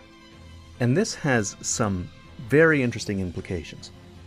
First of all, it confirms that Ranni is not their ultimate lord. They didn't attack the which is super annoying because we're told that the Nox want a Lord of the Knights, but apparently that Ranni doesn't fit the bill, or like we don't fit the bill as Ranni's consort. But then, does that mean that the Black Knife Assassins aren't scions of the Eternal City as we're kind of told elsewhere by Roger? So people like to say that Roger is always right, but then like if you do want to question this line of thought, then you're also questioning Roger, and oh boy, have fun with that. Demigods out of loyalty to her. They simply had Ranni imbue their daggers with death and worked together for that event. And if the Black Knife Assassins don't work for Ranni, then that opens up some possibilities. Since Carrion Manor was attacked after Ranni went to go kill her Two Fingers, the assassins could be working for the Two Fingers. It could also be that the rumors are true and they work directly for Marika. Now the last piece of evidence has to do with Maliketh. Maliketh's remembrance description says, Maliketh was a shadow-bound beast given to his Empyrean. Marika's sole need of her shadow was a vessel to lock away. Alright, so one thing that I like to try to do sometimes is identify where our lore creators were when they took the screenshots of their items. So, I can't exactly see what's going on too well. This doesn't look like the Preceptor hat or like the Iron Casa. Maybe this one's a little bit better.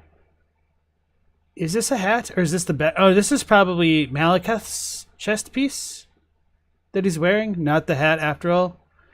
Yeah, I can't actually tell what's going on with him. I'll get you one day, Ratatosker. Destined death. Even then, she betrayed him. Now, how did she betray him? There aren't many ways in which Marika could have betrayed Maliketh. There's very little she could do to him that would count as a betrayal. He's her shadowbound beast like Blythe was to Ranni. And that means that the only way Maliketh would turn on Marika, the only way that he would see something she does as a betrayal, is if it was something that went against the two fingers. So a betrayal would need to be either Marika going against something that she previously had said, or her going against something that the two fingers would want. If you kill Godrick, the beast clergyman on the surface, he'll say, "Marika, why gull me?" To gull means to trick, to make a fool of, to deceive. And it seems to me that if Godrick was given only one task, then there was only one way for Marika to trick him. That perhaps she stole the Rune of Death herself and gave it to Ranni to be used in the Night of the Black Knives. This would also help explain how Ranni got a piece of the Rune of Death in the first place. Maliketh is terrifying. The name Maliketh means death of the demigods, and we know from his armor that all the demigods feared him. So given his loyalty, his strength, and his devotion to keeping Destined Death sealed, it would have been difficult for Ranni or any of the demigods to steal a piece of the Rune of Death. But if Marika gulled him, if she tricked him, then how the conspirators got the Rune of Death piece is much more simple. Marika stole it. She instigated the Night of the Black Knives so that the demigods, and then later the Tarnished, would fight and die. For how else is a champion or a lord to be born?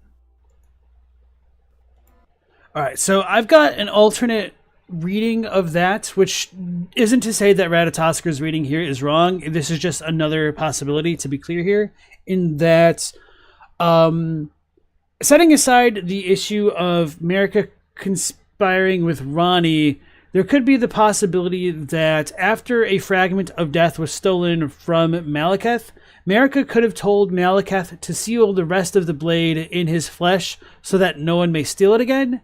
And I think it could have been after Destined Death got put away, Marika may have used that opportunity either while like Maliketh was doing it or something, whatever. Maybe like it would be a way to stop Maliketh from being able to stop Marika. But I believe Maliketh saying, "Marika, why gull me?" then immediately saying, "Why shatter?"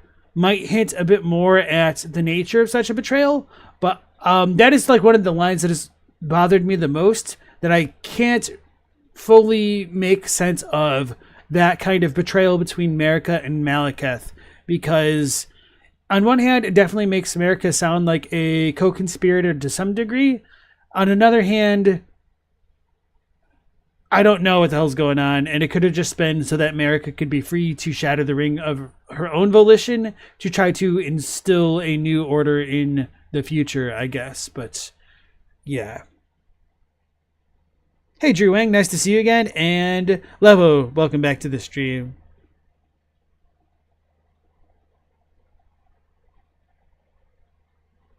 Check out the Japanese text for Maliketh's remembrance. Why?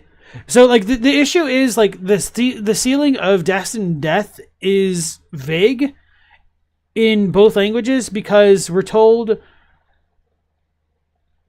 the Rune of Death was removed from the Elden Ring upon the creation of the Golden Order, but removing the Rune of Death isn't necessarily the same thing as sealing it. And even if there was a sealing of the Rune of Death, there's an added level of ambiguity as to whether it means sealing of Destined Death into the Black Blade of Maliketh, or the Black Blade of Maliketh infused with Destined Death being sealed within his flesh after a fragment of it was stolen. So it doesn't really matter between the languages.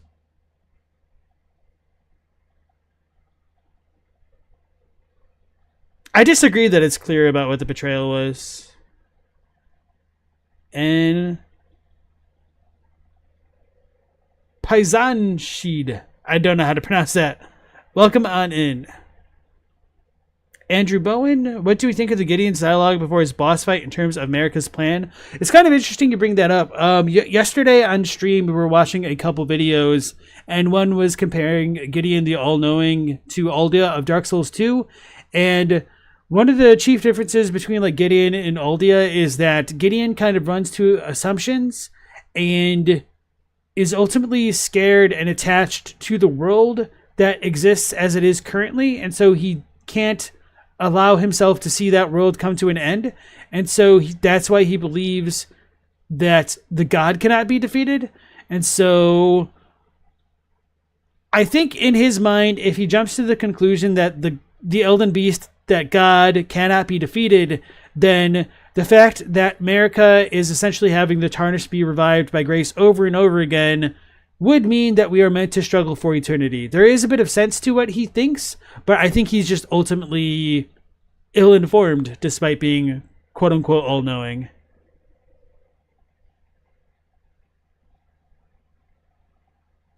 Ash King says, it seems the Remembrance talks about the betrayal having been done at the moment of sealing Destined death.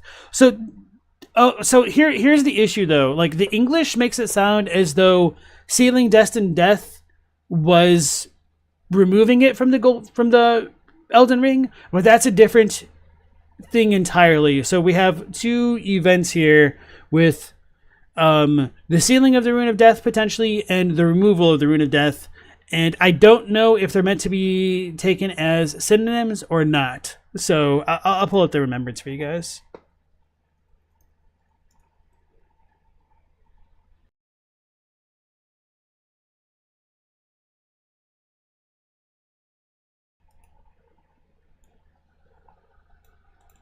So it says that Maliketh was a shadow beast attendant given to an Empyrean, and then to the shadow follower.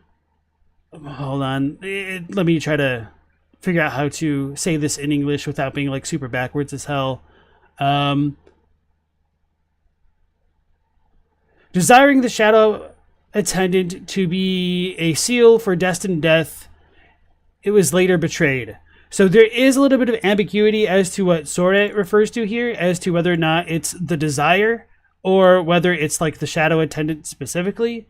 But nonetheless, the issue is about the sealing of Maliketh the sealing of destined death rather than the removal. So let's talk about Death Prince. So in the Mending Rune of the Death Prince, rather than just using the kanji and whatnot for sealing, you get something completely different with Tori no Zoku, which means to like pluck out, to remove it. But the English here uses confined, which kind of goes along with the sealing reading in the other description, which is where some of this ambiguity lies. And so, well, it's certain that Marika betrayed Maliketh by doing something with Destined Death. Another possible reading could be sending Melina with the Tarnished to kill Maliketh would be another kind of betrayal. But with that reading in mind, it isn't entirely compatible with the way that Maliketh asks Marika why she goals him. So I don't fully believe it, even though I'd like to, because it would simplify a lot of things in my like worldview here. So does that answer your guys like questions or the issues you're bringing up? Silly Wanderer, welcome on in. You saw another question that seemed to confuse the one great with the Crucible. So are you asking if the one great is the Crucible? As far as the Japanese goes, it is a little bit ambiguous as to whether or not the one great can be considered separate from the greater will, but I don't necessarily think it should be confused with the Crucible. Friend Alex says, sorry, what is the significance of sealing the Rune of Death? Oh, you don't have to apologize. If you guys have like legitimate questions, I would be much obliged to try to give you the best answer that I can. So maybe I should do some like MS Paint for like visuals. So this is going to be cursed. I'm telling y'all, we're having a cursed moment here. So, okay, let's just make a really quick Elden Ring here. So it's a little bit cursed, but you know, we can live with it. And now let's add in our good old Rune of Death. Just for the sake of a conversation. So this would be Elden Ring with the Rune of Death, but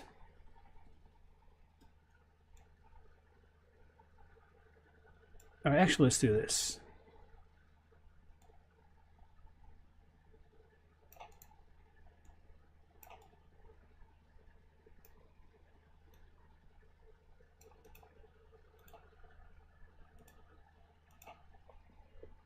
Plucking.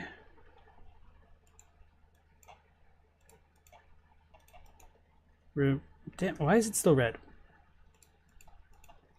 Removing rod. Which means the Rune of Death kind of just goes away.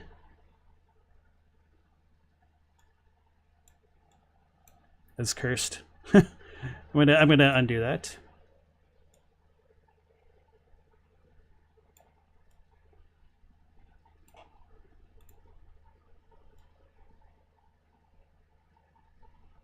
And then we put the Rune of Death.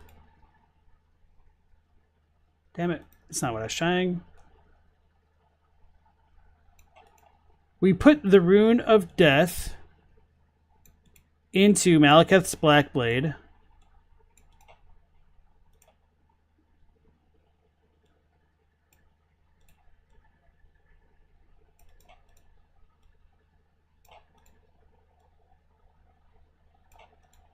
And then Ranni takes part of the Rune of Death from the Black Blade.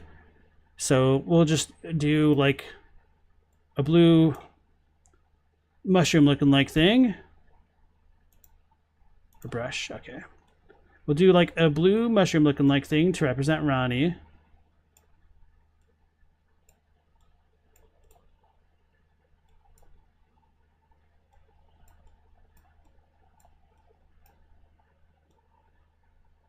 So this is Ranni. She steals it. And then after the Rune of Death is kind of like fractured, she makes the black knives.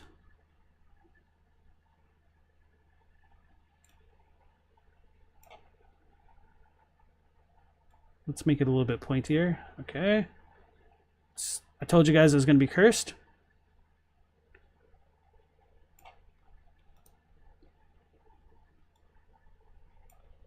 I don't know, I'm actually putting in so much effort for this. See you guys popping off in chat. And so, if part of DD is already like in the blade, let's...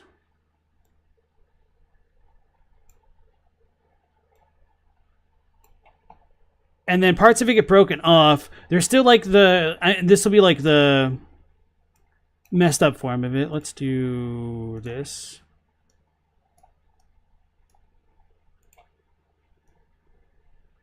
Oh, I forgot.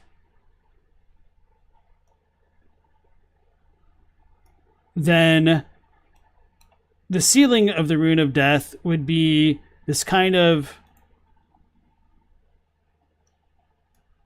jankety version of Maliketh's blade that doesn't really have the Rune of Death in it anymore. Going back into his claw.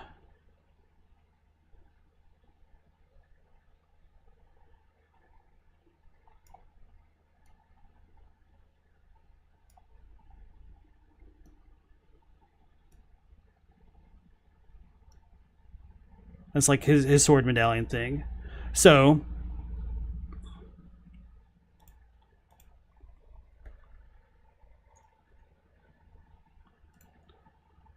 alright, so the removal of Destined Death happens, the Golden Order gets created, Ranni steals fragments of death from the blade of Maliketh, then the fragmented Rune of Death gets sealed in the blade in Maliketh's flesh. That could be the actual like quote-unquote ceiling. So we don't know if this is the only ceiling or if this is technically a ceiling. So there's a bit of ambiguity there. So it's kind of important why we make this distinction because, like, sealing Destined Death doesn't necessarily mean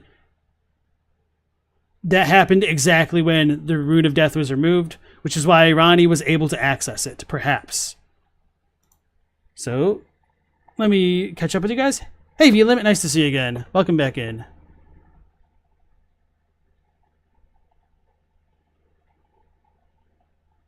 Hey, Mia, nice to see you too. Thanks, Mr. Yada. Night, Jay Dixon, if you're still around. Alicia says, the deeper you get into the lore, the less trustworthy the Two Fingers seem. The Greater Will doesn't seem to care about what order is in effect. The Two Fingers try to manipulate it. Yeah, I agree, which is why I feel like whenever I talk about the Two Fingers and why I doubt them so much, it probably would behoove me to mention the Three Fingers in relation to them, because people take the Two Fingers at face value because they're not quite so hostile towards life. But are they that much different than the Three Fingers? I ask you guys, the chat, and of course, like, that'll be up to individual interpretation.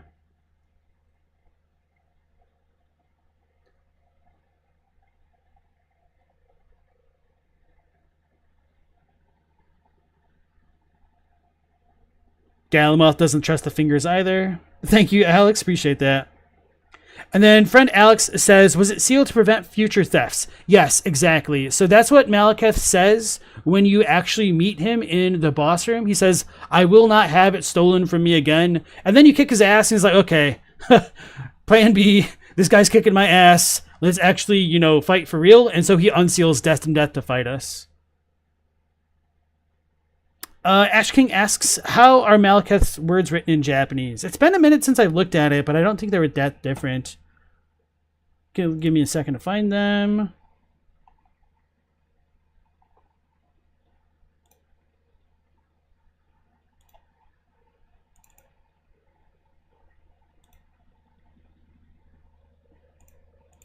Okay, so the Japanese is pretty basic in terms of, like, what he said, not like,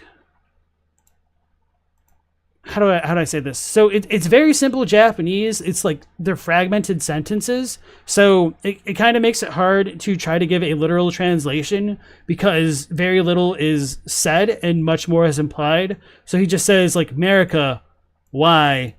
Well, I'm doing it again. Marika, why? Deceive me. Why? Break/shatter. So this is like, this can mean break, but it is also what's used for like the shattering. So it's like, Marika, why deceive me? Why shatter? Which is, you know, pretty much exactly on point with what we get here with the localization.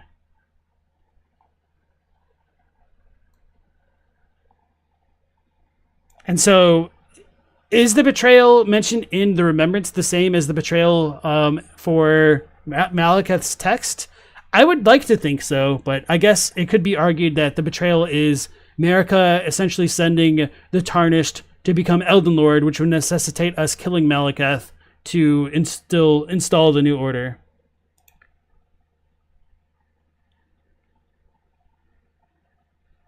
Two Hit says, the Two Fingers are mostly just historic figures to the player. You only ever see one, and you don't see them in the context they existed within the kingdom.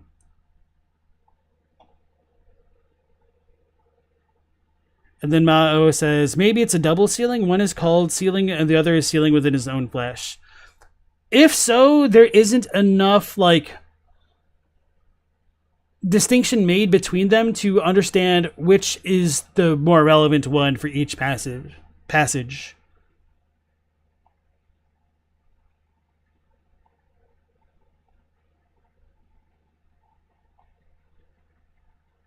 Yeah, Two Hit, you also got to enjoy all the freaking skeletons on the Frenzy Flame prescription floor, don't you?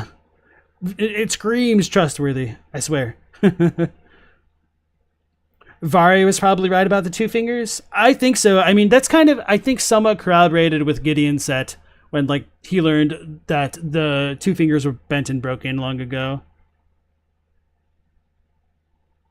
Yeah, I agree with you, Mao, that I think it's the shattering that would be the betrayal, perhaps.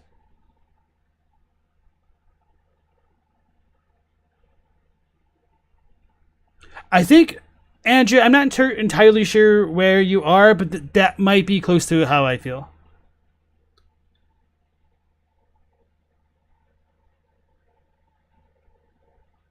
Yeah, as far as Drew says it feels like plucking was the more important act. I agree, and that's why I try to really emphasize that this is kind of like the big thing, because this is what creates the Golden Order, whereas it's arguable whether or not this is this, essentially. Obviously, like, Maliketh putting the rod in his body is not when the Golden Order was created, because part of the Rune of Death would have already been removed for it to have been stolen from him, so... yeah, it's really unfortunate that they just say that it was confined in the English text for the Death Prince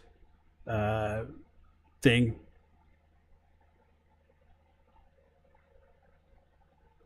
Jay Moore says, is Death's removal separate from Death's sealing? So that's kind of like the arguable part.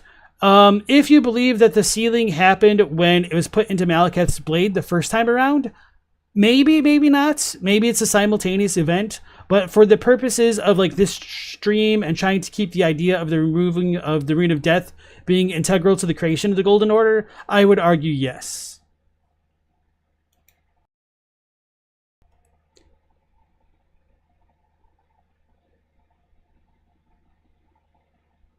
And right, as for Mao bringing up like Marika being driven to the brink, I believe the reason Marika was driven to the brink is not because it was out of like matronly grief that Godwyn the Golden died, but it may have been due to death root sprouting from the fragmented Rune of Death and starting to infiltrate the roots of the Erdtree and potentially try to worm its way back into the Elden Ring. Marika might have been like, oh, hell no, I can't have that back in my order, and so she tried to shatter it so that way it couldn't happen.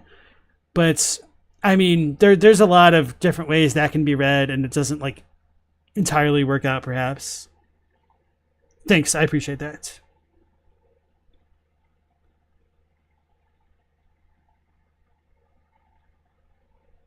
Maybe she thought the shattering was required. It's interesting because we don't exactly see the thing that she pulls out necessarily being shattered, but I mean, you might be right. We just don't have the context of what exactly happened before to really know there. All right, so I think that's pretty much it with Ratatosker's video. And that's the end of this video. Yep. Okay. As always, thank you very much for watching. All right, so yeah, that was a good video. I think it is a bit more complicated than Ratatosker, like, let's on here. So I have a little bit of mixed feelings about that because I like to be as inclusive as I can about like my lore theories, and with that being said, I can't necessarily expect everybody to always do it that way. They might not always have the same kind of perspectives as I do. But with all that being said, for what Ratatosker was trying to present, I think he did a pretty good job, and I do think it was a well-made video. So I'm going to like it, and as always, share it with the chat here. So if you guys want to give Ratatosker some support, feel free to do so through that link.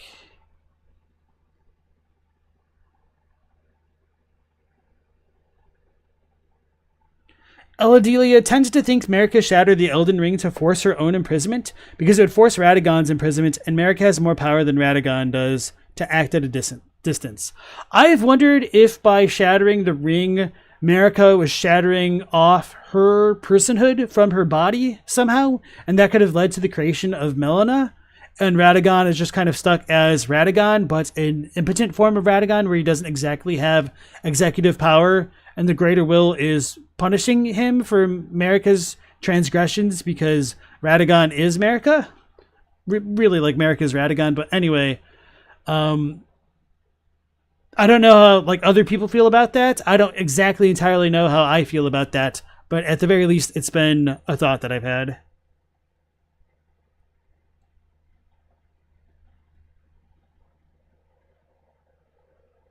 Why do you say Godwyn's the only normal child? I mean, Ronnie was normal up until she wasn't anymore, wasn't she? I guess we don't know.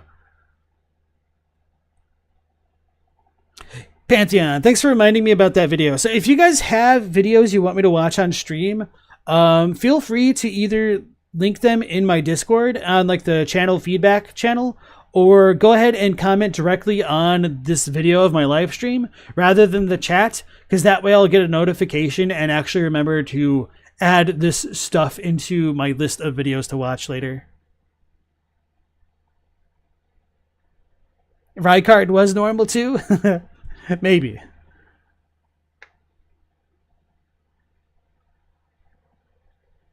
I know, I get you. I'm just teasing you. All right, so yeah, that was a good video by Ratatosker. Unfortunately, I don't think we have enough time to get through definitely the next 2 videos.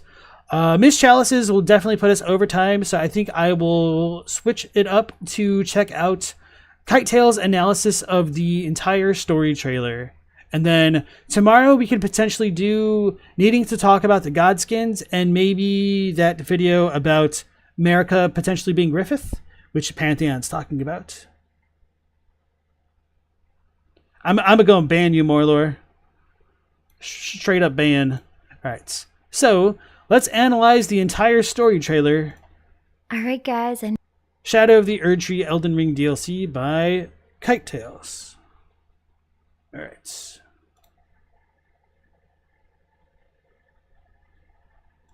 Alright, guys. I know it's been a while, but I am going to talk about the newest the story trailer.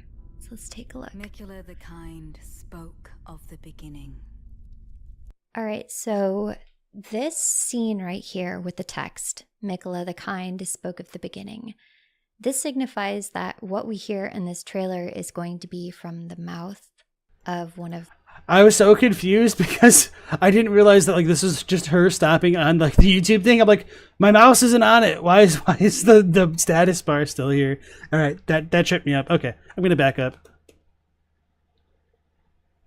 Right here with the text. Fear the old gods. I like the name. You think Marika screwed up the natural order and cycle when she removed death and became a god, and didn't realize till later how badly? You think driven to the brink is her feeling it was the only way?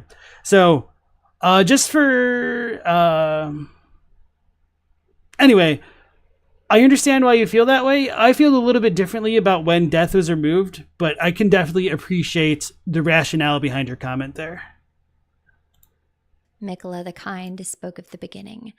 This signifies that what we hear in this trailer is going to be from the mouth of one of Miquella's followers, recounting the story that Miquella told them about the beginning. So this trailer is going to be Miquella's point of view as to what happened. And this image here of a bangled arm, no doubt Marika's arm, as the bangles she wears are identical in every single way to this bangle here. Looks like she's reaching into a sack.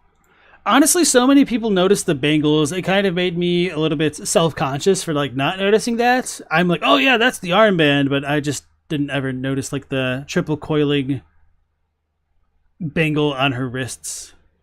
And the edge is sewn. You can see that it is perforated right here. It looks to be sewn. And she's certainly reaching inside, searching around for something. And then when she finds... I still can't believe that like this got past censors somehow. Like obviously it's supposed to be cloth, but I feel like with the placenta-esque bloody stuff in the background and like blood kind of like surrounding it a little bit, that this may have only been cloth for like the purposes of censorship, or maybe for like the sake of the godskins and whatnot. So anyway, that's not too relevant. I'm just still kind of in awe that this just flew by the radar. I don't know. Finds it, she takes it away, and it looks like this. At first, I thought it was some sort of mucus, and these were just the mucus trails. But it certainly now looks like it's a golden string that she's pulling out of here. So whatever it was inside that she was reaching for, if this was the belly or a sack or wherever it's hidden, she's pulling away. Chadwick asks, you guys all see the toes, right? Wait, what toes? Are you crazy? Maybe. So, and then Drew was thinking that this could look like an eye. The only thing, though, is even if this is supposed to be an eye, like, this isn't how normal eyelids look. There's no hair coming out of this, which could still be for, like, censorship reasons, because, like, eyes do kind of, like, look like vaginas a little bit. I mean, the eyelids, rather. Labia, more specifically. Yeah, because this like little bit right here is kind of reminiscent of like a pupil or something, or the iris rather. That's how Godwyn's eye looks. That's kind of true. I wasn't necessarily thinking it doesn't look like an eye due to the orientation, but for me it was mostly just like this doesn't really look like a typical eyelid, and as Kite Tails was saying, like it looks more like perforated and like sewn together. Yeah, and as Jay Moore says, the first thing that I immediately thought of when I saw this was Mother Koss, and then I was like, oh man, this is really pale. Oh crap, is this the Godskins? Is this the Glow-Eyed Queen? You know, I mean, my live reaction is on my channel in the live section, so I didn't voice the Koss thing, but just like the pale color of it and like the floppiness of it, I don't know, just definitely reminded me of that. Something golden enclosed in her fist. Betrayal.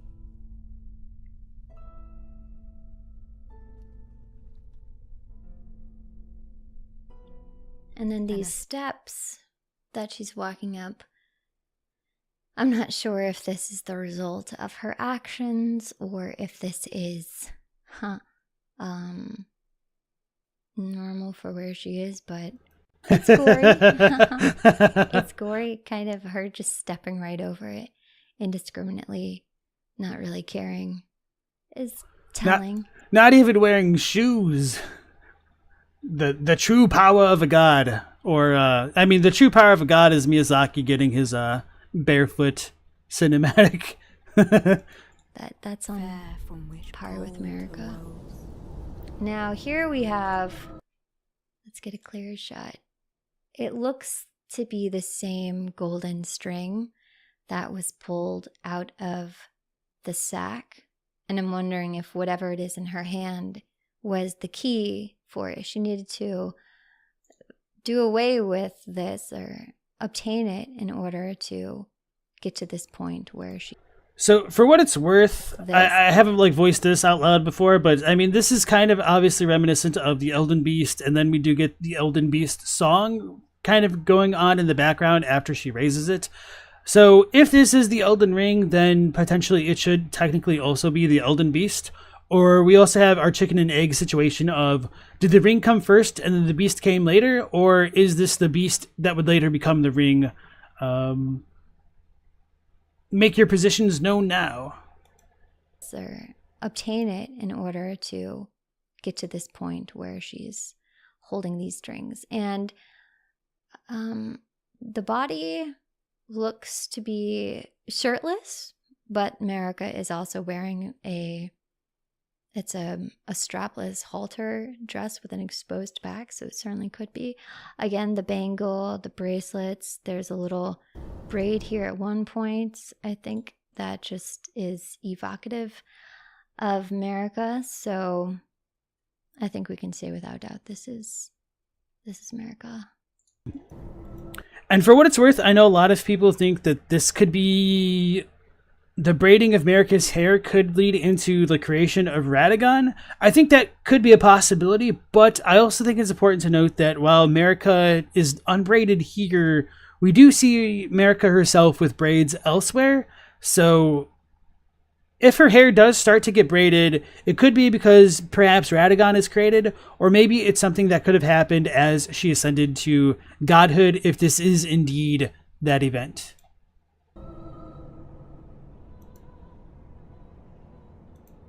And So this shape right here, this mountain of corpses, you can see just bodies and bodies and bodies. This doorway, to me, reminded me of the Erdtree, the opening of the Erdtree with the thorns at the base of it. This just had the same imagery to me. Glad to feel that I'm not the only one. So it definitely seems like this might have been something that FromSoft was going for, but that does really raise a lot of questions to me. Why the tones of the skies are different in both areas. Jan says maybe she just switched styles, got bored of the free hair, started braiding it. It's like the whole trope for like rom-coms or whatever, where like if a girl gets out of a bad relationship, she cuts off all her hair. Well, if a girl ascends to godhood, she puts her hair up because that means she's down to business. It's not like a hair braid is a permanent part of the body. I mean, for all intents and purposes, it definitely is as far as like film goes. Can a character ever have different hair in like different locations? No. Yeah. Anyway. Of the split trunk, where you can see that the brown trunk growing under the gold bark. And I'm wondering if this might be the Crucible in some way, because we know at one time all life was blended together in the primordial Crucible. And to me, this very literally looks like life being blended together. It's not a pretty image, but the Crucible may not be either. And of course it's red, so that's what it evoked to me. I thought it was somehow Crucible related. We know that there is a big Crucible element to the Land of Shadow, as you see many Crucible aspects in the trailer, especially the first one, the horns, breath, tail, wings. You see all the aspects of the Crucible. You see the creatures that have all of these aspects. And so Marika standing in front of the... So not gonna lie, if the Crucible does get confirmed as something like legitimately pre-Erdtree, I'm going to be kind of annoyed just because of like how much Crucible stuff is deliberately post-Erdtree in regards to the sigils being ancient Erdtree sigils on those incantations, and then the Crucible Knights being explicitly Godfrey's Knights. And certainly, like, the Crucible Knights could have come from the era before Godfrey had fully ascended to Elden Lord, but the sigil stuff is definitely going to annoy me, even with the cope that, like, oh, well, it's just the latent remaining energies of the Crucible. But anyway. The Crucible, this ancient form of the Erdtree, trying to maybe hide it or close it shut, cloak it from view, aligns with her persecution of Crucible-touched beings, ones that possibly were not meant to live outside the lands between. Maybe they escaped to where they shouldn't have been able to go in the lands between. All right, so this story so far is that there was a seduction and a betrayal which led to the birth of Gold and Shadow. So maybe Marika seduced someone. And for what it's worth, the Japanese yuaku doesn't necessarily fully, or doesn't only mean seduction. It's just kind of more akin to temptation, which doesn't rule out the seduction stuff. But anyway, with the trailer talking about birth immediately following that, it is certainly suggestive that there could have been a legitimate seduction. So, just splitting hairs for the sake of splitting hairs at this point. Which led to the birth of Gold and Shadow. So maybe Marika seduced someone in the capacity of an affair. She betrayed them once she obtained what she wanted, and as a result, Gold and Shadow were born. I mean, Marika betraying her allies is extremely on par for what she does, so I can absolutely see her as the subject of this line right here, the seduction and the betrayal. Yeah, this fits in line with what Marika does. And very interestingly, Gold is capitalized. I'm just using the closed captions here. Did I share this on stream? But anyway, I'll let Kite finish her point, and then I'll go into it. Gold is capitalized, and Shadow is also capitalized. So we now have Gold and Shadow. And because of this, it makes me think that these are references to individuals. This could be like a Man in the Iron Mask type setup, where to avoid conflict of rulership between two royal twins, one of them is sent to live in the country, and one of them is set on track to become the ruler. Gold and Shadow could be a reference to Miquella and Mesmer. And maybe this is a reversal of the biblical story. Marika, Eve, seduces a serpent, and comes to be with child as a result. That's an interesting idea. Marika seduces a serpent.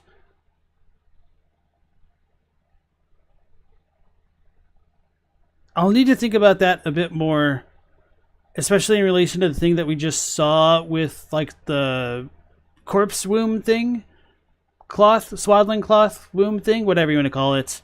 I need to think of like a good name to just refer to it because it's kind of awkward. Anyway, I'm curious as to what Kitetails, or whom Kitetails believe would be the child and the snake that's seduced. I have some thoughts, but probably just better to hear it straight from the horse's mouth there. And so, going back to chat, Mao said the Crucible is the primordial Erdtree.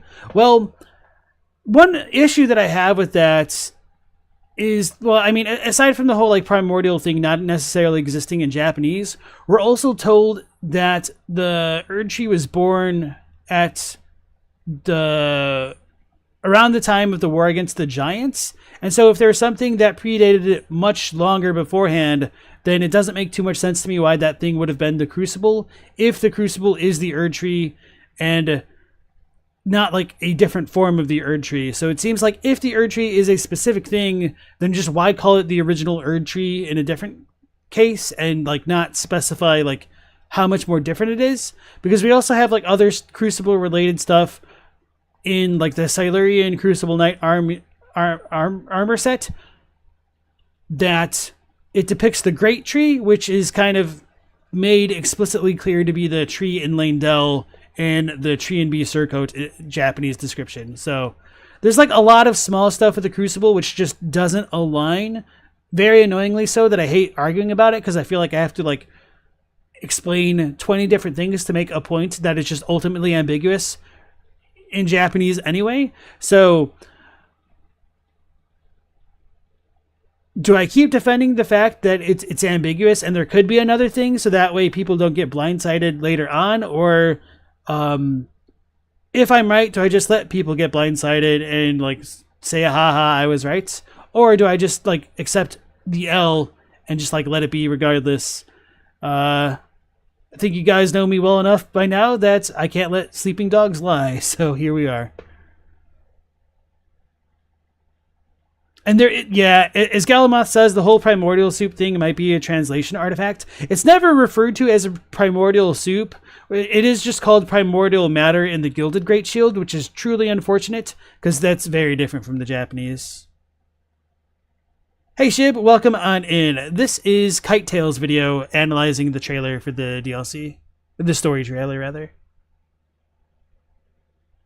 And then Stella says, depending on how alike you think they are, Radagon marrying Renala to learn sorcery gives credence to Marika seducing someone for something in your opinion.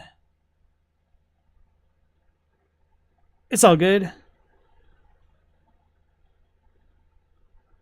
Mia says, it'll be fun to look at all of this from a Jungian angle. The emphasis on shadows lines it up pretty nicely. If you're really interested in Jung and Jungian perspectives in Elden Ring particularly, then I would highly recommend checking out the Centered Tarnished's channel, because I think he may exclusively look at it from a Jungian perspective, but I might be a little bit wrong. Maybe it's just like psychology, but from the bit of his stuff that I've seen, it's been all Jung.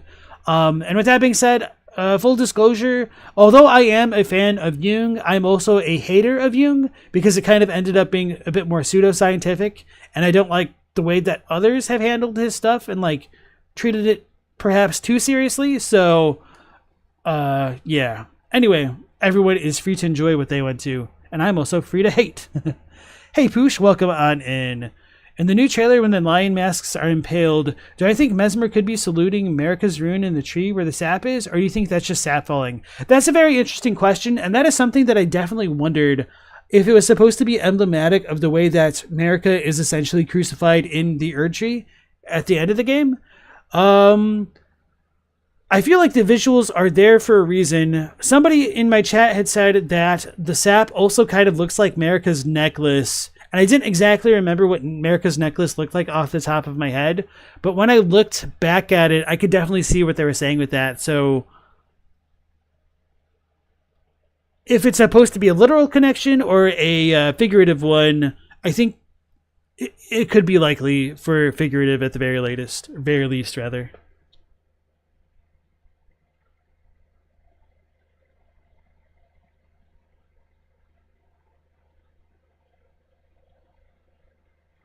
Jan asks, wasn't the giant war beginning just of the age of the Erdtree? The protection of the Erdtree says it existed before it became the embodiment of order, so its age came later after its birth. Your wording of that sentence is a little bit confusing, so if I misunderstand it, I apologize. So my takeaway from your question here is, does the so-called age of the Erdtree follow the birth of the Erdtree after the war against the giants? And I would say kind of yes. I think that there's a good chance that the Erdtree was born, but the age of the Erdtree followed that after... Sorry, let me rephrase this. I think the Erdtree would have been born potentially before the end of the war against the giants, and then the age of the Erdtree would follow immediately after the age of the giants. So the Erdtree didn't establish itself as order except through countless victories in war. Hey Tony, how's it going? You missed quite a bit.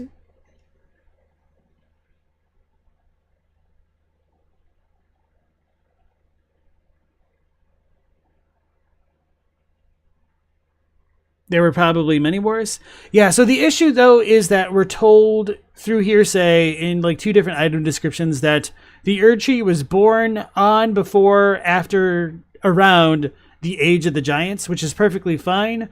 But my issue with like the Crucible stuff is, if the Crucible predates the Erdtree, then why is it called the primordial form of the Erdtree when we're told when exactly the Erdtree was born? I would argue that it wouldn't really be the Erdtree at that point if it was the before times, like before the birth. But then again, I'm also coming at this from the angle where like primordial form is just an artifact of localization, and the Japanese just calls it the original Erdtree. And if we're told that the Erdtree was born, was the Erdtree born twice? 3 times? Maybe. But it's just a headache. Jung, more like dung. Thank you, Andrew.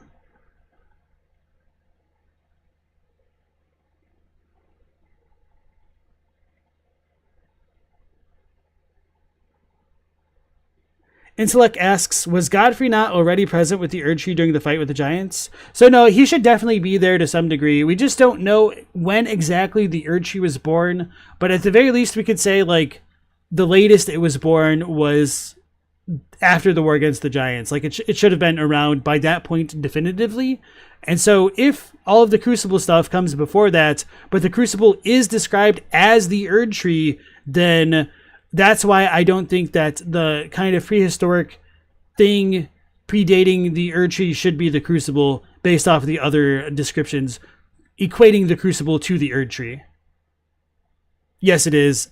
Rob was making a visual joke.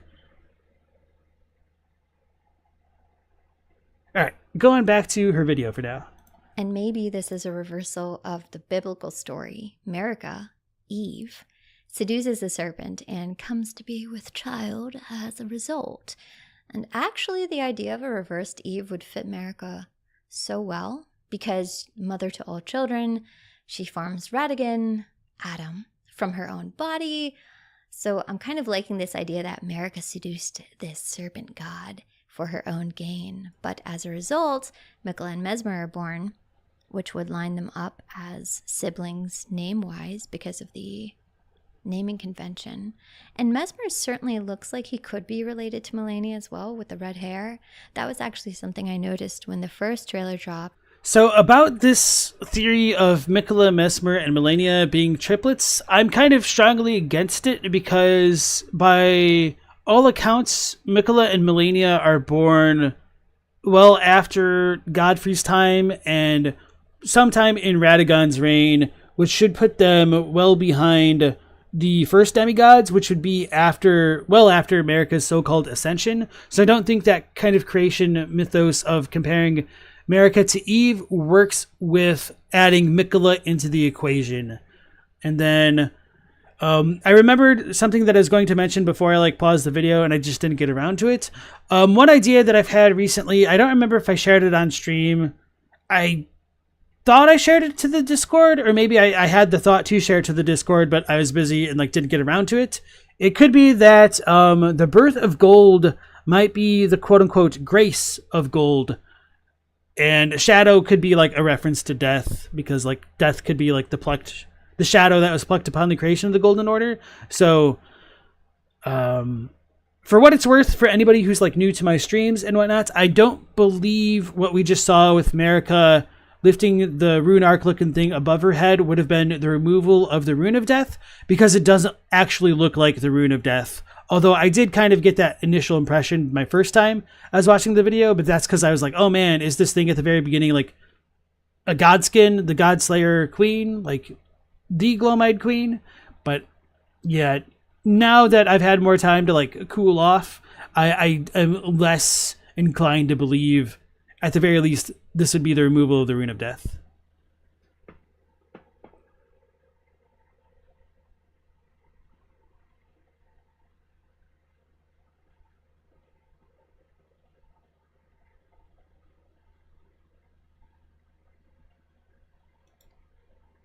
And then Mao believes that gold is a reference to the Erdtree and shadow equals the land of shadow. And yes, gold could also be a reference to the Erdtree. And for anybody who doesn't know the Japanese, the Erdtree is called Ogonju, and Ogon means gold, so it's always golden tree. So if you think the birth of gold, it might tie into the idea of golden tree. And for what it's worth, we're also told that grace was brought to the lands between with the Erdtree in cut content, sort of, but that cut content is also localized as grace is brought with the Golden Order in the English version of that cut content, which is another unfortunate twist of fate right there. It feels like everything is conspiring against me and my points. Hey Moxie, so nice to see you again. Welcome back in. What do I think is Marika's doing? Her best. Thanks for asking. Yeah, so I don't know if this is supposed to be the actual birth of Marika's order. I think that's kind of the vibe that the trailer is meant to give us, and that's kind of what I think is most likely, but I wouldn't be shocked if that doesn't turn out to entirely be the case there. At the beginning. So, let's... hold on. Let me just pull up my trailer so I don't have to undo the timing on this video.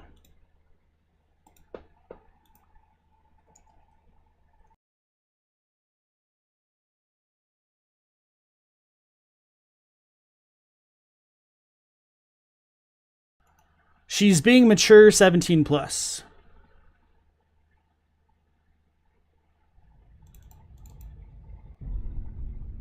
Spoke of the...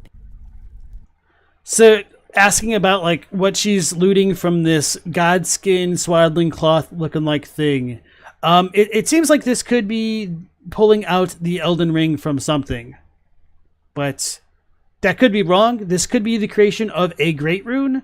And if it is the creation of a great rune, if there's no tarnish to make it, could this be an Empyrean thing? We don't really know.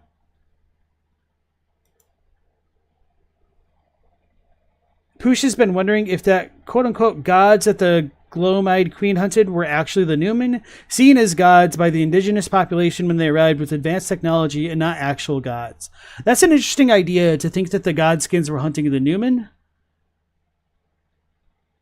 I don't think I've heard that floated around specifically before, but if Marika is of the Numen and is a god, that could make sense from a kind of revisionist, retroactive sense of the history.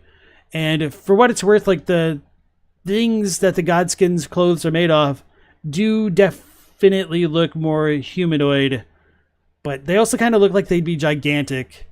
I've wondered if they would have had some connection to the Albinorics due to that Albinoric mask, but I don't know.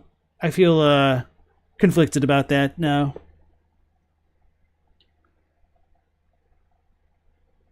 And so, yeah, many people in chat think that it would be Marika becoming the vessel at the beginning of this trailer here. All right, let's go back to Kite's video here.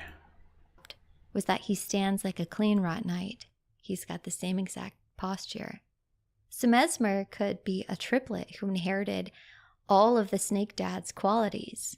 So let's say this was the case, that Marika had an affair with a serpent god, and in order to hide her affair, she told Ratigan to leave his wife and return to the capital as a cover for the resulting pregnancy.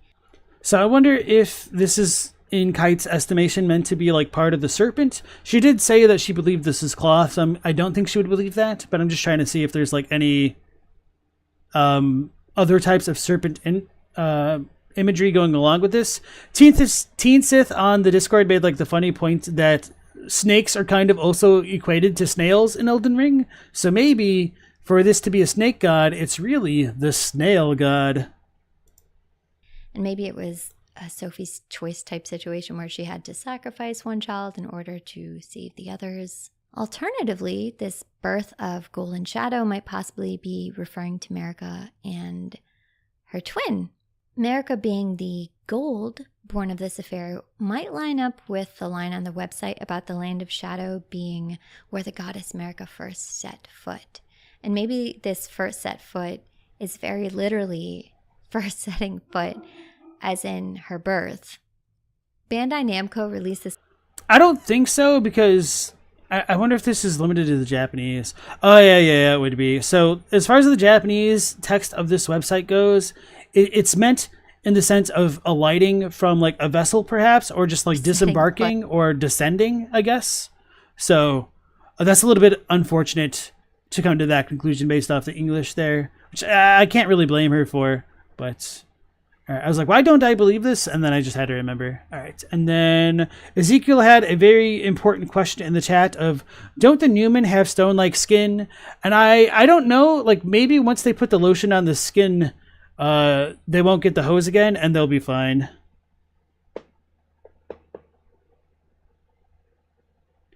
Mao asks, do I think that Marika becoming a god and the birth of the Erdtree was the same event? I didn't think so originally, but after looking at, more of the stuff that's come out with the DLC, and that Marika became a god in this land, and this is where the birth of the Erdtree happened, I do think that to be like probably the most likely case. Or at the very least, the Erdtree would have been born shortly after she ascended to the Vessel of the Vision, perhaps.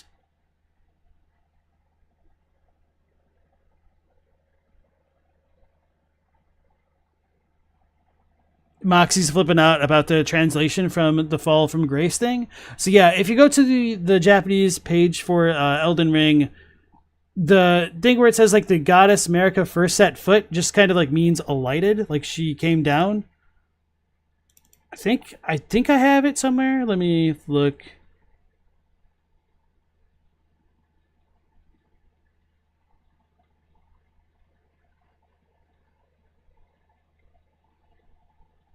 I don't remember where I put it. Anyway.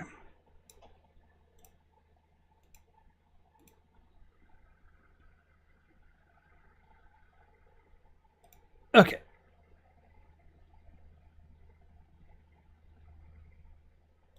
And maybe this first set foot is very literally first setting foot, as in her birth. Bandai Namco released this image a couple days ago, which now makes me wonder if this is the shadow referred to here. Like maybe this is Marika's shadow twin. Maybe she's the mother to Mesmer. Well, I love the idea of Marika being a twin. I'm not sure it really would vibe with the DLC. It really seems like they're focusing on Miquella. So I'm just going to stick with my first theory that Marika is the seducer here and the mother to triplets, one of whom was told to stay behind. So as far as the idea of Marika being a twin goes, I mean, it would make a lot of sense considering how many twins Marika has herself. As far as them like having triplets, I think twins are also much more likely to have triplets as well, but I don't really know too much more than that. And then Moxie, thank you so much for the $2. You need to know about like the translation thing of the website. All right, give me a minute to like go back to the website, and then I'll pull it up for you guys. So I'll back up Kite's video a little bit so that way she can talk while I take the time here. All right. vibe Oops. with the DLC. It really seems like they're focusing on Miquella. So I'm just going to stick with my first theory that Marika is the seducer here and the mother to triplets, one of whom was told to stay behind. So after Gold and Shadow are born, what followed was a war unseen. What followed was a war unseen. And one that could never be put to song, a purge without grace or honor, the tyranny of Mesmer's flame. And while it's described as an unseen war, I think that this just might refer to Miquella's point of view. Again, he heard about this war, but he never actually saw this war because it happened in the land of shadow. And this was just a war so terrible without any kind of glory that it would be dishonorable to even revere it in any way. And I think that's what it's talking about when they say a war, a purge without grace or honor, and one that can never be put to song. Yeah, so that line about being a war without grace or honor has made me literally wonder if there is no grace in the Shadowlands. But then earlier this week, we did get some more of that concept art, which showed off a site of grace within the Shadowlands. So I guess that idea is gone the wayside. So anyway, in the land obscured or hidden by the shadow of the Erdtree, the goddess, the place the goddess Marika alighted, came down, etc. It's kind of hard to get like a good comparison there. But here is the set of kanji. So to go down and stand, to light, to get down. The first character, Ori, is to like fall kind of, or like place down, I guess. Descend. Okay. And then the other one is like to stand. So it's like you're like literally stepping down from somewhere and like standing on your feet is kind of what it's getting at. So yeah. The place where she first set foot definitely goes along with that imagery. It's just unfortunate in the English that I guess you could take it like a different way. But yeah, I don't think there's anything on here that was like substantially different. Otherwise, I feel like I would have talked about it a lot. All right. So hopefully that answers your question, Moxie. And thanks again for the $2. Appreciate it. Andrew said Marika floated down? Maybe. So we've wondered whether or not like the kind of ship looking like things in the background of the field of blue flowers could be related to the arrival of the Newman. So let me pull up that first trailer for you guys. I think she was later. All right, yeah, here. So this looks like it could be a ship, and if you think of like being alighting from a vessel, then this might be something Marika came down from. We don't know. But anyway, it certainly makes it sound as though Marika herself is non-native to the Shadowland, which is kind of the opposite take that Kite Tales was getting here a moment ago. You never considered that Marika could have siblings? That's wild. Hey, you said depends on the kind of twin. Identical twins, to your knowledge, have no predisposition either way. Really? I did not know that. So it's more fraternal twins that have twins. I guess that makes sense, because how does identical twins work compared to fraternal ones? They share the same zygote, the same egg, essentially. So fraternal ones would have different zygotes, so maybe there's just... Wait, I don't understand. Either way. Alex had a friend who came from a family of 4 kids with 2 sets of twins. Her mother was from a set of twins as well. Yeah, I've definitely heard that that's a thing for real.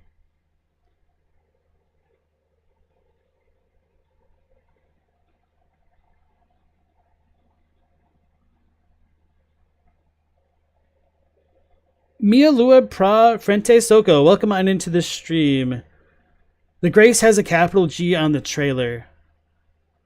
Yeah, that doesn't surprise me. My only question is if it means like there's totally no grace in the lands between, or just like this war was done without grace. Whether that be like grace of gold or just, you know, the emotion. But yeah, I think the fact that you're pointing out that it's capitalizing should be understood as like the grace of gold, which I appreciate. So I think I shared this on the second stream I did of the analysis trailer. It would be that I wondered, since the Omen are born without grace, they're like literally the graceless Omen, whether or not that would have meant that all of the Shadowlands should be graceless. But then seeing the grace show up in those loading screens kind of dashed that idea.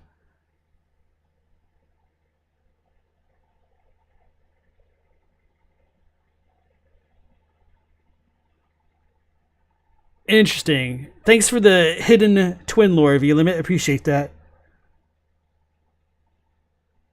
And did you ever figure out who got the better horoscope between you and your brother?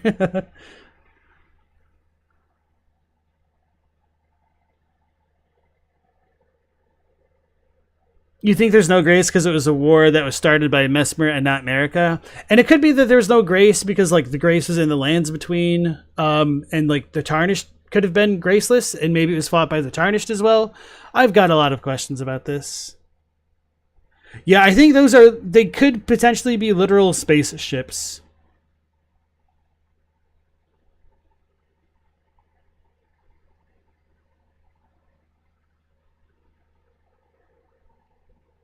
Oh, no, I don't necessarily think it means like step down as in like abdicate. But yeah, thanks for bringing up that idea in mind, Moxie. Yeah, it does not sound like abdication.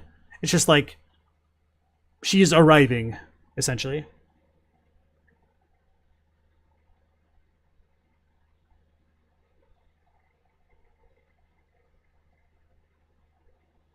And then Kyle says, without grace of gold, would that imply that it wasn't sanctioned by the greater will? That's a really good question. Maybe, yeah.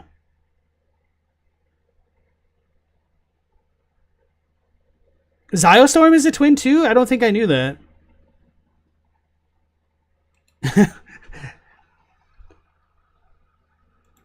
I'm missing out. I don't know. We see here again these giant Wicker Man machines, and we know from an interview with Miyazaki that these are really gruesome weapons of war used in the land of shadow, and that the kindling inside are bodies. So I think that would align with the whole war unseen, and it looks like these are Mesmer's troops. I mean, they're marching alongside this Wicker Man, so this is clearly a siege on the city. And on this individual right here, on the helm, it looks to be branches, possibly the Crucible. I know there's a roaring fire going on and it might impact the color, but this part looks red gold compared to the Iron Helm. It looks significantly, and I don't know if that's the roar of the flame, but you can kind of see it looks, well, I'm not sure if this guy is with them. No, I guess it is the same, but it just looks to be... You can also see these dudes on some of the promo artwork. I think the one with you got like the Crucible porcupine looking like thing going on. Let me see.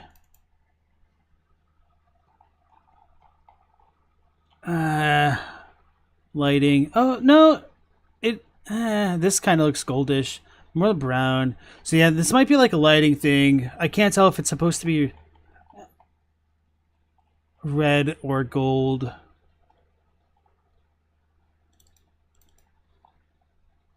Good idea, though. It looks to be red gold, the glare of it. And of course, this color is associated with the Crucible. It looks like the same gold on the Crucible armor set. And the branches here even kind of look like the same branches on... Yeah, I can see that. I'm surprised. Yeah, that's... I don't know if it's like a one-to-one thing, but I can see where she's coming from with this. The Crucible, but that doesn't really make sense considering Mesmer appears to be anti-Crucible. Now, this shot of these soldiers marching up here, this staircase made me wonder if it was the same staircase Marika walking up here, kind of just supposed to be That's an interesting It's idea. hard to tell with all the guts, but made me. And this thing looks so... Hmm.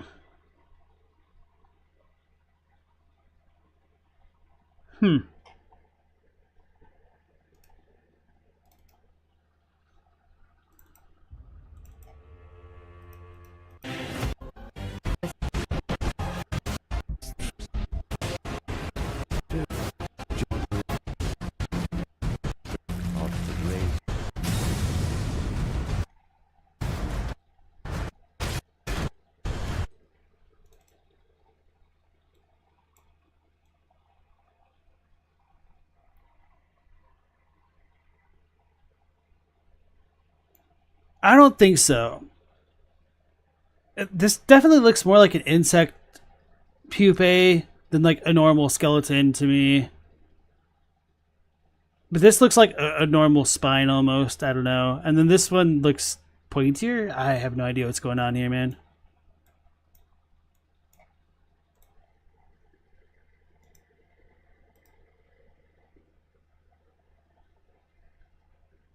Hey, Angry Age. No, I've not watched Smotown's latest vid. I do have his stuff queued up, but I apparently go through videos very slowly. Hey, Night Scott. Nice to see you again. It's just steel with a gold design? Okay, I'll need to like look at the other pictures, because I felt like they've showed up in a couple places. I think the, actually now that I think about it, the dude that throws pots at those guys? So he should be before this, right?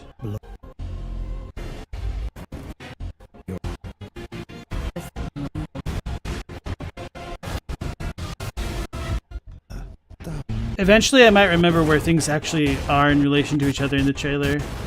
Alright, here we go. Yeah, I can't make that out. I presume. Okay. Anyway, it was worth a try. Hey Pigsy, nice to see you again.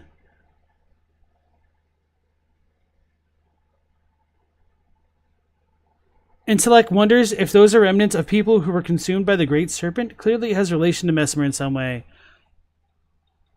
Interesting. My only question would be then why would it be out of the serpent's body?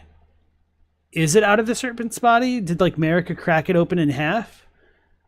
That'd be really cool. It is. I mean, they certainly do have a visual resemblance to what's going on with Rykard.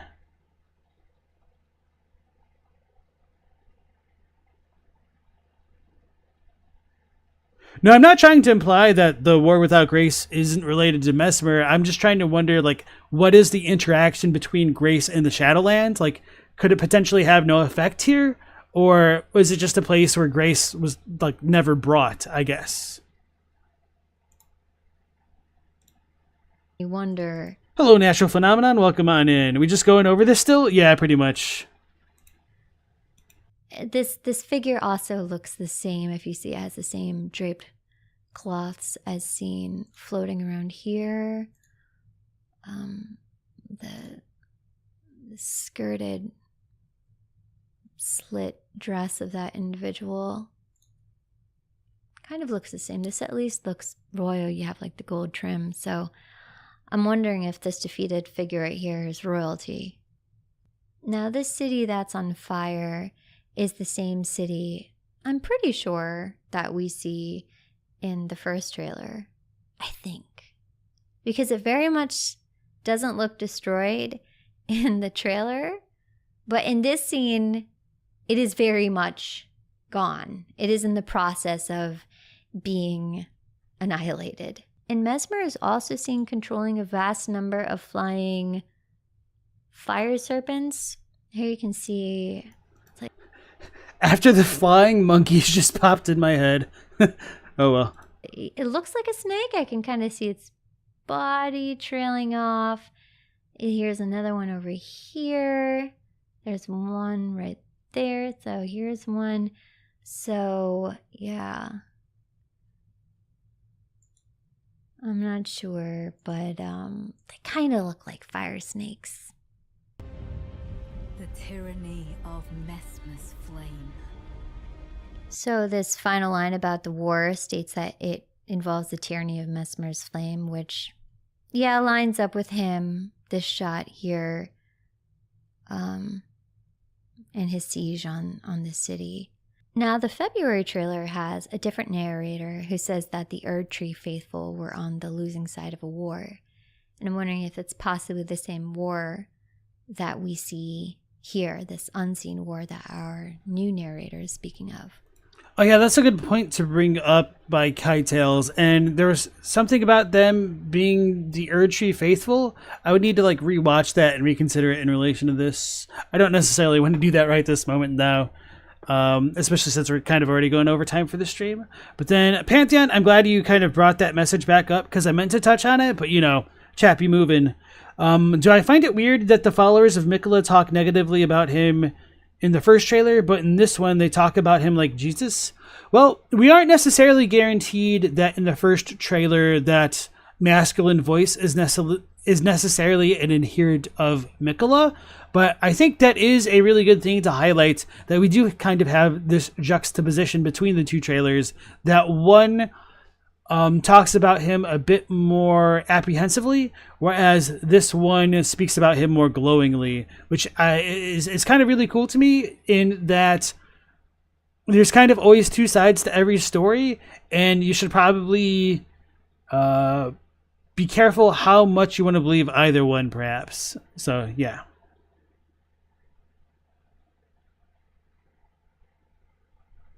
Do I have any speculation on how the hell Mesmer got his flames? Speculation, but I mean, it's just kind of mostly groundless at this point.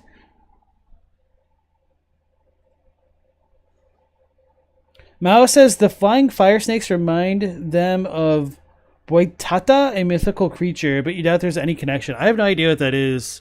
Let me... I can't copy and paste chat messages like that? Okay, I figured it out. We're good.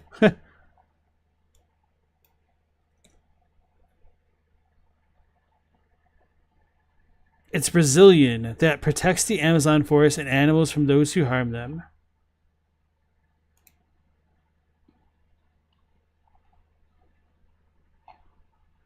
I don't know how reputable this site is. Let me look at another one.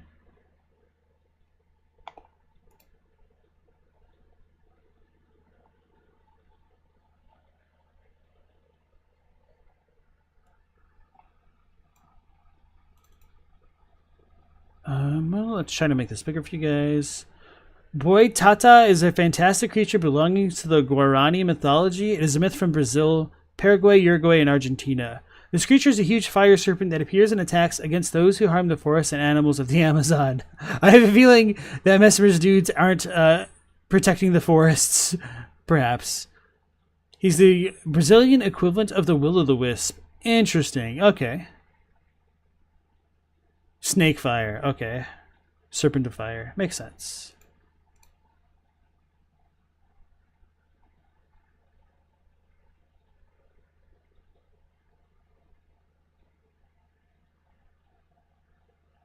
They eat eyes? Interesting.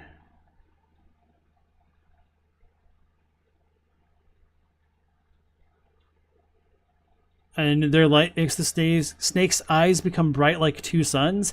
Kind of reminiscent of Grace, which is kind of unfortunate because Mesmer is kind of only seen with one eye open at a time. Oh, yeah, no, thanks for sharing that, though. All right. Yeah, and as Drew Wing points out, the timelines of these trailers are always so convoluted too. This Mesmer stuff could be happening at any time in the game's timeline. True story.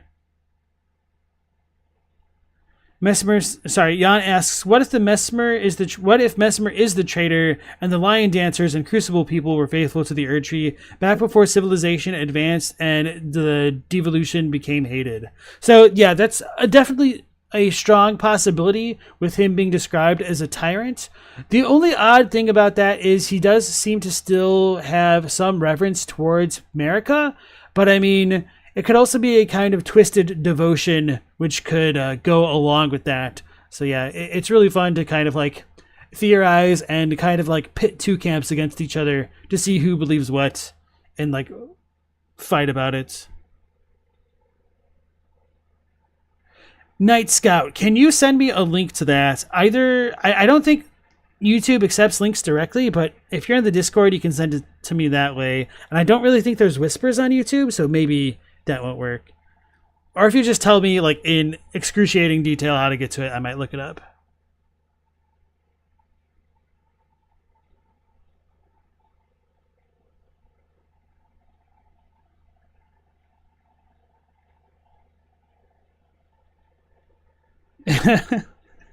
Okay, going back in.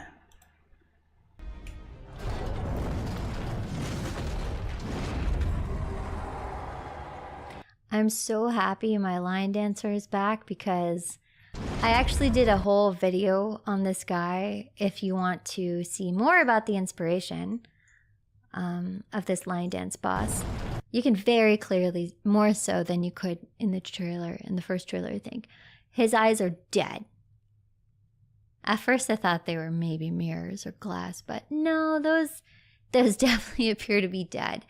And you can see here, the hands holding him. I'm not going to get too much into it because I have in another video, but yeah, you can see how the horns are.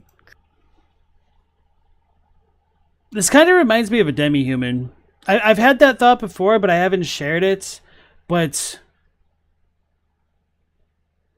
I'm really curious as to like how this face came to be the way that it was. Some might think of like literal chimerism, which is perfectly fine. But I wonder if like this is crafted, grafted, whatever you want to call it, to have another creature on the inside. It's like why the two sets of teeth? Like why the herbivorous teeth and then why the carnivorous ones?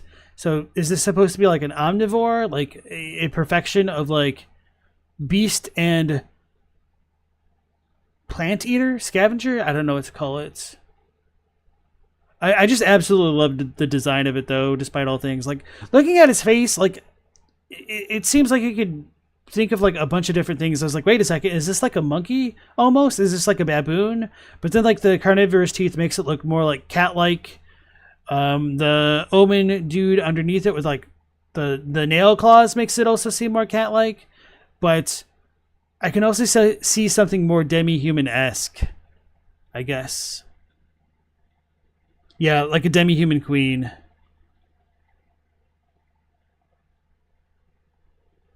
Mal asks, where do I think the demi-humans fit in all of this? Are they hominids?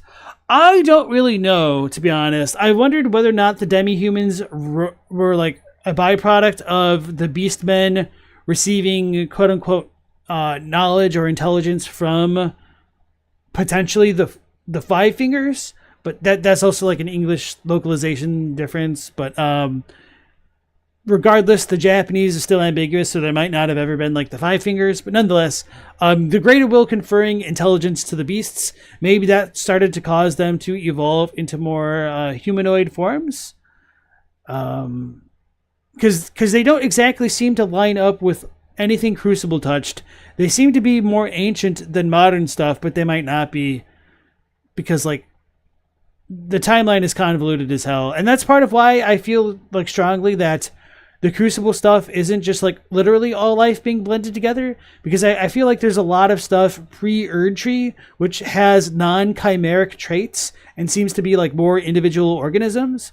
So whether or not you feel like the dragons are made of multiple things or if they're just like pure dragon is one thing, but I think if we point to the statues of what's commonly referred to as Elden John, it definitely looks more human than like multi-animal beast. I would argue that the ancestral spirits themselves are probably non-chimeric, despite them absorbing life from other beings in death. And we don't know whether the shaman people were also around earlier than the Elden Ring and earlier than the Erdtree at least. So I'll leave that one up to, individual imagination. But yeah, demi-humans are a weird one because they don't seem chimeric, but they seem like the in-between state of a human and a beastman. And they kind of fit in with neither civilization. Those look like people teeth to Stella. I mean, they definitely look like the misbegotten teeth at the very least. Hey, Throne6810, welcome back. One of the burned beastmen in the Dragon Temple, the tall ones? In the Dragon Temple, like Fair Missoula? Because of the outer stuff? I don't know. I don't necessarily think this looks like a beastman. It looks more like a demi-human to me. No, the bat ladies are not considered demi-humans. So the bat people things are like one of the weirdest enemies in the game. Because they are inconsistent as hell. Let me pull up my actual notes about things like this.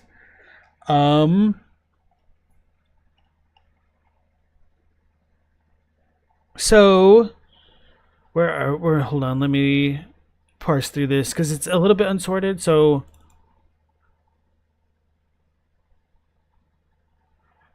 White Shadow's lure affects demi-humans and beastmen, but it does not affect the bats, like the little bats. It might work against granny bats, otherwise I might just have like crappy notes. Actually, it seems like it is supposed to work against the granny bats. So Shadow Bait does not work against the normal bats, but it does work against grannies. And then the Beast Lure Pots does not work against either the bats or the grannies, but it does work against demi-humans, so they don't seem to be beasts. They are just their own thing. But good question, though.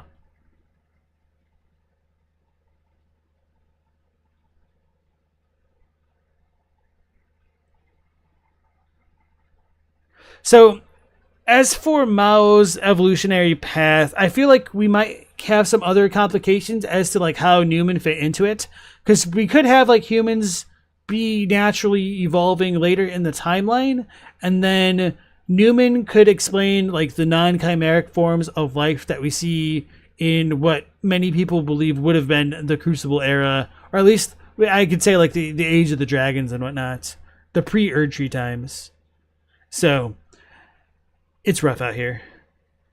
Can I show the notes on screen? I could, but I mean, they're really disorganized. It just like took me a while to like go through them, and it's kind of fun to keep some things out of sight.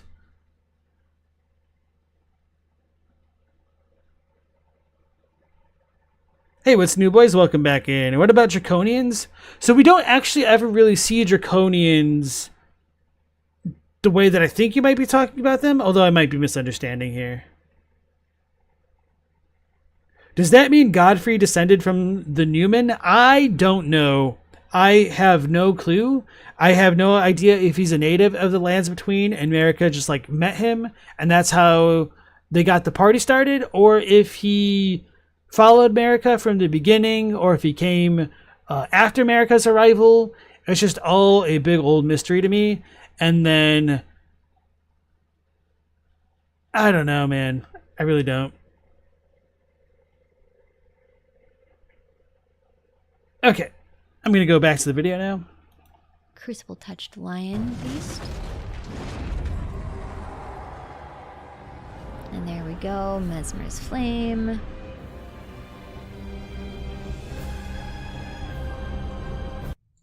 And here, I thought was really interesting, these impaled lions. And you can see they have all the horns. The face right here is also the same face on the lion statues in the first trailer. And it even seemed like this figure right here, you can't see really, it's blurry, but it looks like the face as the lion dance. I can see it, yeah. Boss. So this makes me think, and here you see a body with horns as well.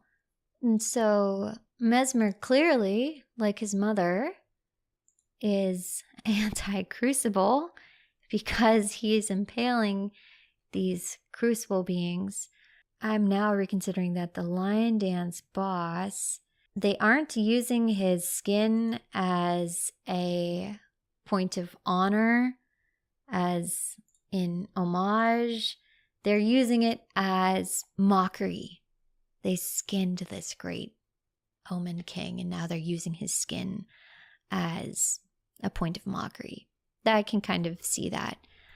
That's an interesting idea of skinning the beasts. So that might have some parallels to the idea of like the god skins, perhaps, then, in that based on our handy dandy soap description, that filth covering the outside eventually like seeps into the inside and soiling one's very spirits.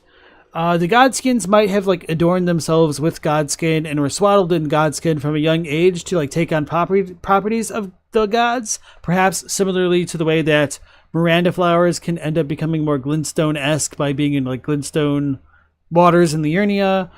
Frenzy Flame stuff in next to like the Frenzy Flame village in Liurnia, or even afflicted by rot.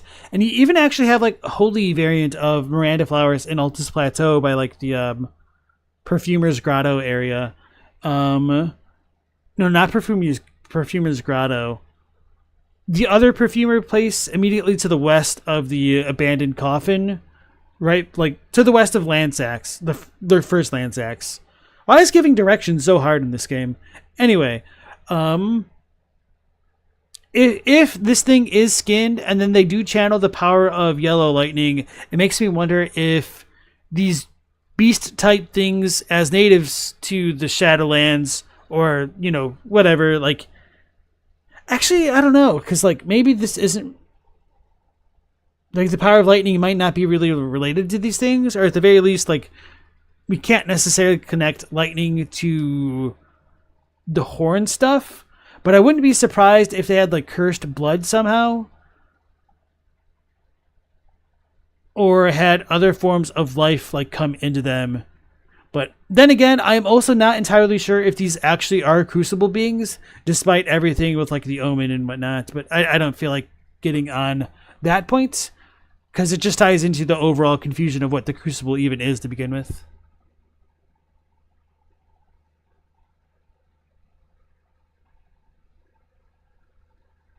Jan asks, isn't Soap's description just straight up lifted from Shinto? A little bit, yeah. That's why I love it. Because now I finally have something I can definitively point to without being like, well, in the Shinto religion, there's this thing called Kagari. Kagare, but yeah. Alright, Drew, you have a good night.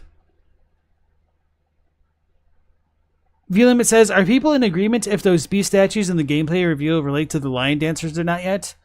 I think it's a little bit silly to ask if there's agreement about anything in the lore of Elden Ring, but I think it's a fairly safe assumption, but, you know, be ready to be proven wrong at a moment's notice there. Alright, Clown Scum, you have a good night as well.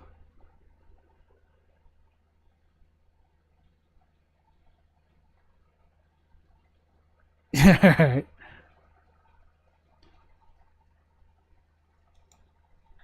Going back in. Can Crucible beings just not catch a break at all? Because this image of them being impaled here, and this just the skinned coat of the lion boss just makes me think they are going to be purged here as well. But that does. Okay, I see where V-Limit's going with this. So, if the lion things were initially revered but then got skinned, how does that work with like the history and reverence shown here? Maybe these dudes are like mocking the things which came before, and one could then make the argument that Mesmer is putting things to rights. But if that's the case, maybe it's a little bit odd that he's described as like performing an act of tyranny. So maybe not. Maybe these things really were venerating the lion stuff, and then he's just like, nah, new order. Deal with it. Moxie in caps says, you mean Sirash? Like, his eyes messed up and he's a spirit, but then there's the beast armor. Well, as far as Sirash goes, and Maliketh more specifically, they kind of have similar armor and like similar statures. Maliketh is like a demi-human if you ever see the cursed images of Maliketh without armor and fur, but neither Sirash nor Maliketh do have these kind of omen-esque horns affiliated with them, so I don't know how fairly we can compare Sirash to the lion dancers.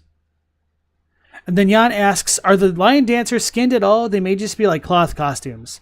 So I'm just trying to entertain the idea that they could have been skinned, or whether or not like an animal was killed and then like the remains of it was repurposed into this kind of costume thing. Might be worth consideration. So I don't know.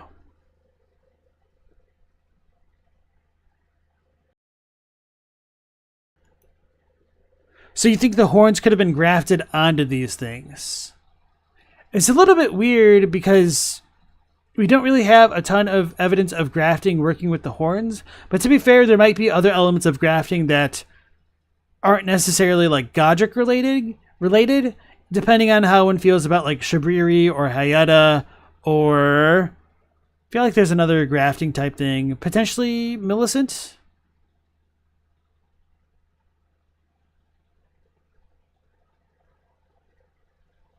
Yeah. Okay. Does align with Marika, doesn't it? I think she parked her snake baby here and told it to get rid of all the Crucible things because they're ugly and I don't like them. I can see her being petty like that. And you know, this new character that they released in the image is clearly Crucible touched with all of the horns.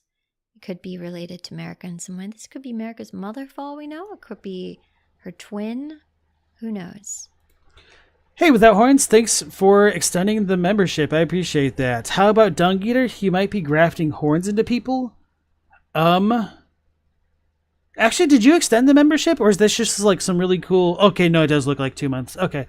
I was wondering if there's like a super thing that members can do, which would be like kind of a way to like muscle other people out of the chat if you guys could just do that whenever.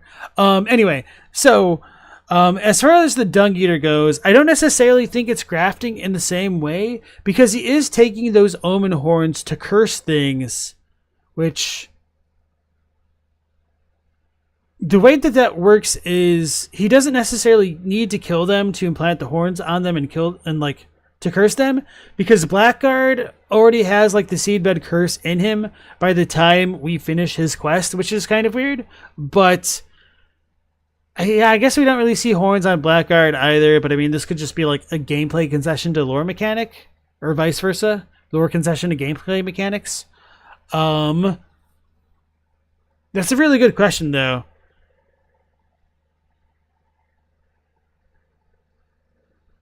I'll need to think about it a bit more.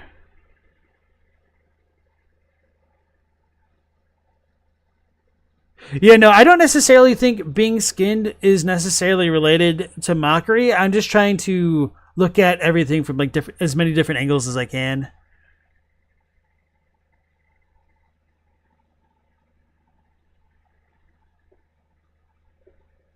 Night Scout says, a weird thing about the Crucible and the Omens is that Alban Orcs aren't compatible with the Crucible / Erdtree, but they can grow Omen horns at Mogwin Palace. Seems like a formless mother curse.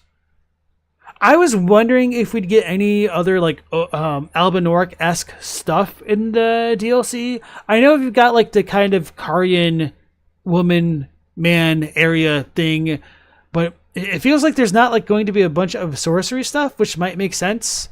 But I feel like as far as gameplay wise goes, that would never fly for players. So I don't really know what to expect with that. I would like some more info about the Alban Orcs to be released, because we're told that they've been like man-made and they have like their primordial drop of dew and everything, but that's about it. And if we're looking at potentially like things relating to Godskins and potentially the Crucible, I wonder if we'll get more on that side of the lore as well. So the fact that they can be kind of successfully granted those horns is interesting. And I wonder if it's a byproduct of that blood specifically, or if they're literally being grafted with the horns. It doesn't seem to work for all of the Alban Orcs, or maybe they need a certain like omen blood threshold to kind of cause them to become red and get those horns of their own.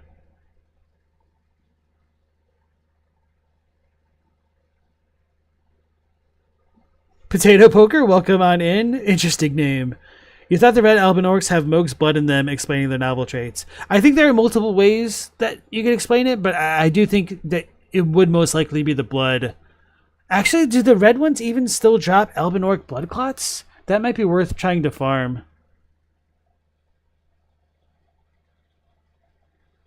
Okay.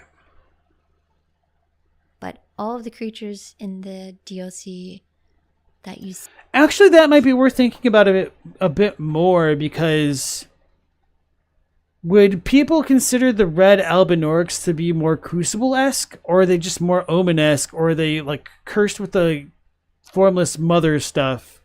Because if people feel as though they're not exactly Crucible related, would that be evidence to suggest that the omens and then these horns themselves aren't necessarily Crucible related? Anyway, that's just some food for thought there. See are Crucible touched and Omen related. It just makes me think that the Crucible is going to be a big part of the DLC. And then this city skyline disintegrating upwards is really interesting because it is actually rising, isn't it? It's rising towards the Erdtree. This looks like golden threads of the Erdtree. Or, not of the Erdtree. Golden threads being threaded through the tree. Right here kind of looks like the trunk was... it was attempting to grow back around if this was a gash or an injury to the tree. I also thought it was interesting how it sort of seems like there are golden roots, very, very faint golden roots growing from the bottom of it. And they look different here, so... So yeah, somebody was saying that this part right here can kind of look like Marika's necklace on her body. It is a little bit weird if this is supposed to be like branches in the background or if it's supposed to come from the sap, because it does kind of look like Marika's necklace. And I am interested at how this seems to like spiral helix style, which seems to be reminiscent of life or like a braid or whatnot.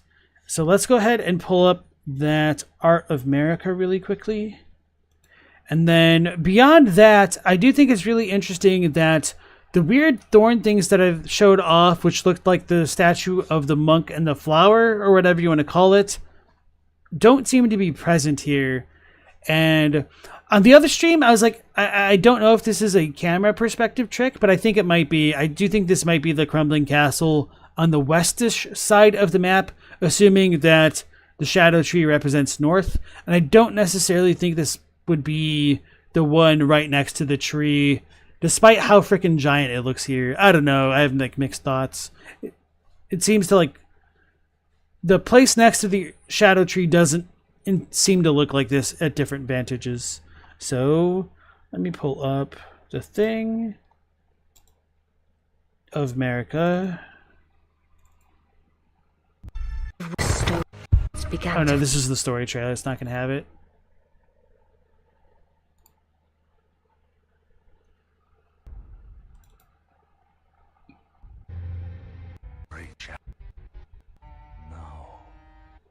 So this thing right here is obviously like Marika's necklace, I guess, if you want to call it that. And just her pose overall is kind of similar to this, the way you see her in the Erdtree. And this kind of looks like the rune arc. So is she metaphorically like crucified here? Maybe, I don't know. And then of course the sap does disappear in different parts of the trailers. I don't remember exactly where though. Mao asks, could the godskins be related to the formless mother? She craved wounds. What better way than skinned bodies in a pile? Could they be? Potentially. I don't have the answer for that, but it's definitely a good idea.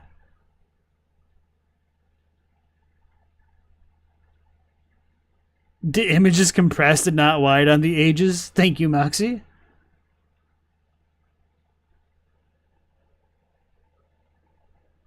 The line going down the smaller tree is a seam, and the strangler is squeezing it shut. Squeezing it shut. That's a very interesting idea. That is a very interesting idea. I'm surprised That didn't occur. I haven't heard it before. Maybe I have, but then, like, one question I would have would be like, why is it so tilted? But I guess squeezing it shut could make a lot of sense if you think that it's supposed to be a crossed tree and would represent the duality of Marika and Radagon, and this thing could be squeezing it closed. I like that idea there. That, yeah. I don't know if it'll work out, but that's a really compelling thought.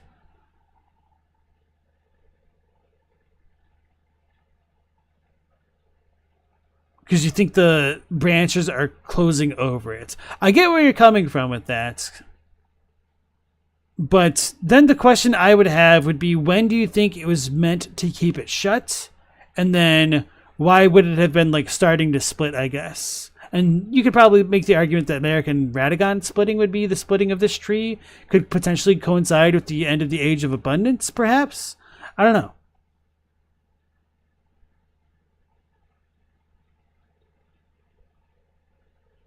It's not totally your theory. I mean, I don't know where you got it from, but I feel like once something is out in the ether, it's kind of hard to get it contained and try to like keep credit for stuff like that. So while I do try to credit people as well as I can, I mean, sometimes when things get trickled in through the grapevine, it's really easy to miss who or what like these ideas originate from. So yeah, appreciate the honesty though, for real. And then Night Scout feels like the topper branches are meant to squeeze the sap out. Ooh, defend yourself, natural phenomenon. You got a hater in the chat.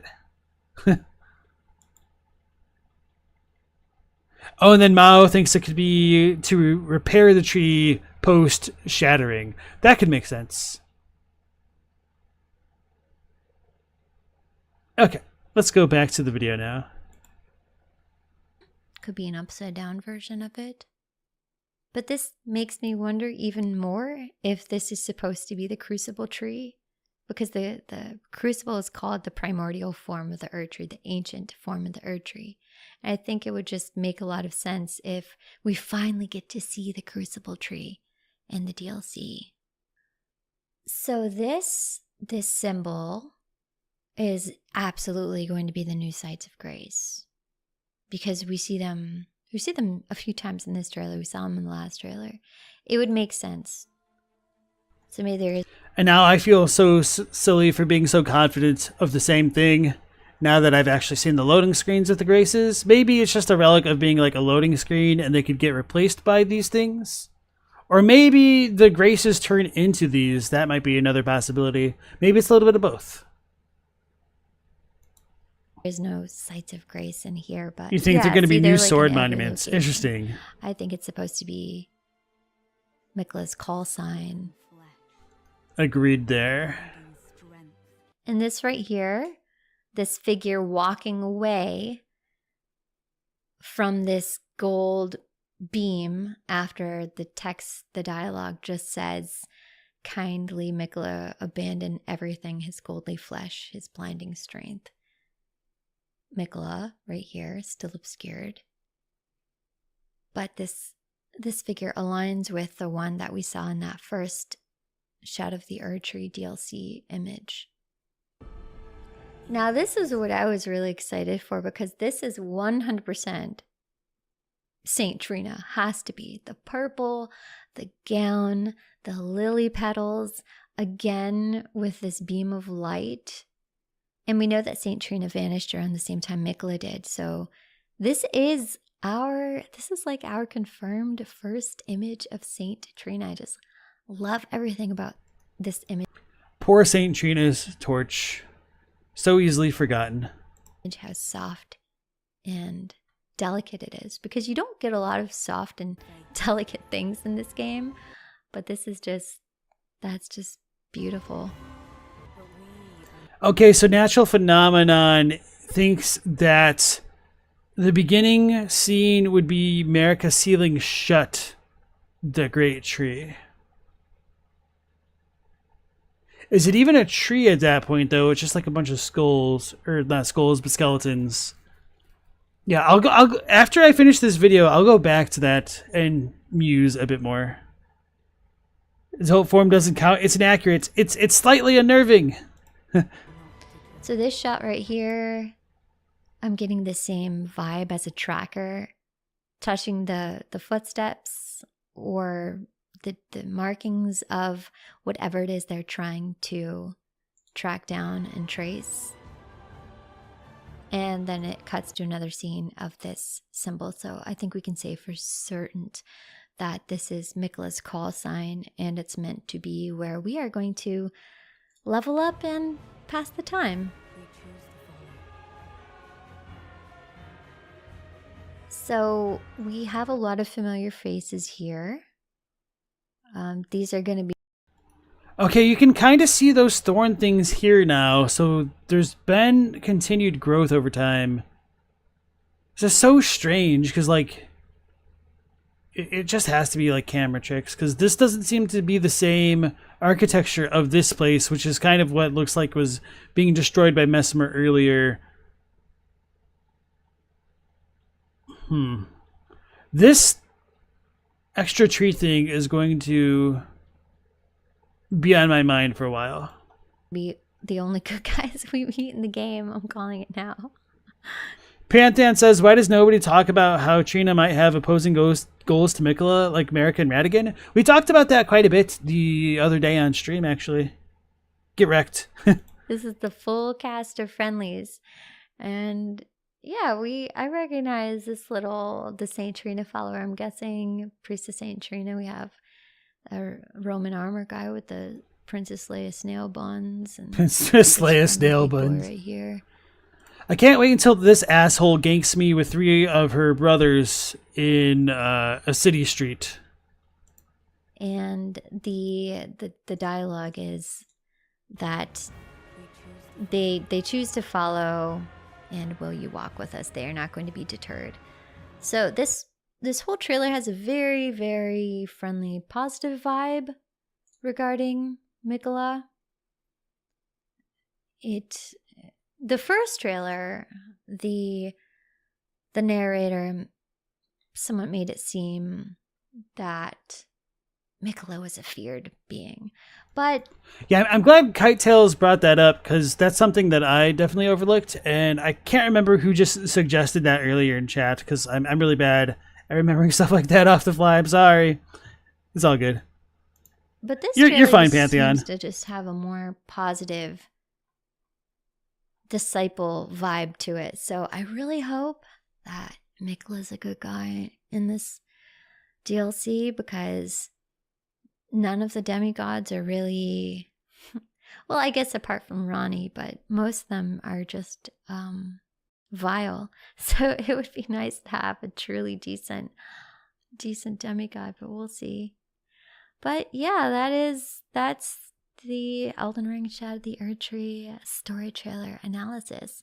Let me know in the comments if there was anything that you thought stood out, or if you have any thoughts about anything to add. All right, I'll see you next time, everyone. Bye. All right. Let me set this. All right. So I liked that video. I like the idea of the kind of inverse seduction of Eve and the snake. I don't entirely know how well that's going to work in the final build of the DLC, but it's definitely another idea to stew on while we wait, which is always welcome. What were some of our other stuff? There's been like a lot of stuff that it's really hard for me to even like keep track of what we've talked about tonight. We've just been all over the place.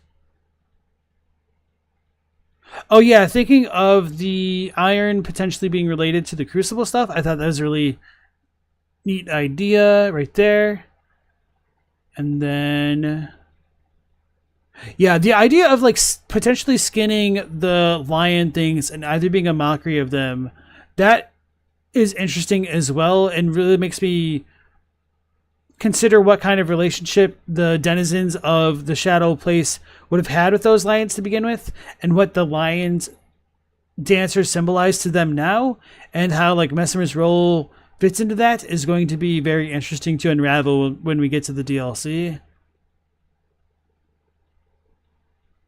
And yeah, like a lot of pretty good observations here. So, as always, I've gone ahead and linked the video into chat for you guys if you would like to give Kite Tales any support yourself. So, what did I want to talk about again just a moment ago?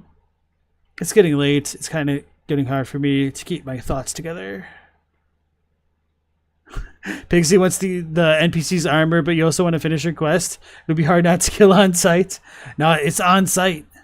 The on-site rules. It's gonna suck when people on site that NPC to like miss a vital item that they'll have. They'll probably only get like the armor set, not the sword or something. It'll be like Benhard of Jugo or something like that.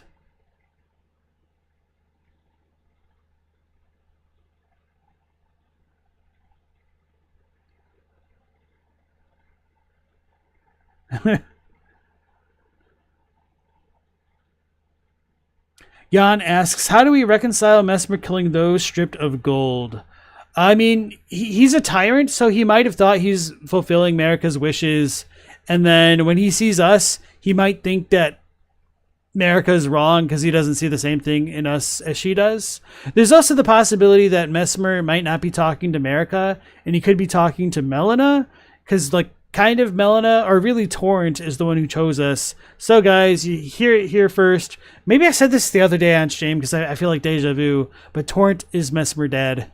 I don't know.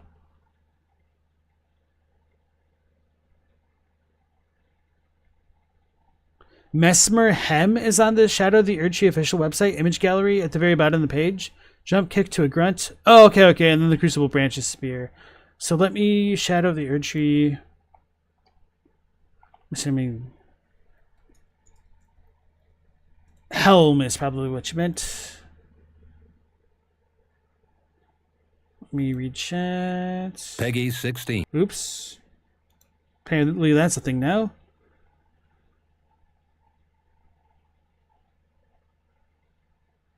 I did show this, that one, I did try showing that off, but it didn't really seem to it. So I do have like all the promo images. The jump kick one. Oh, okay, I didn't think about this.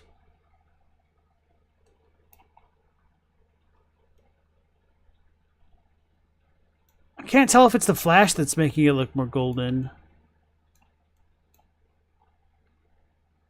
I think so.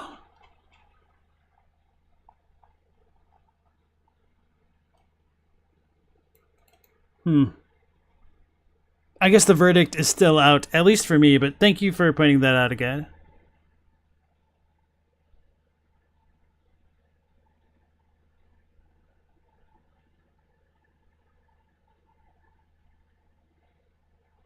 Alright, so let me pull up the trailer again and think about natural phenomenon's crackpot theory here of like tying it together.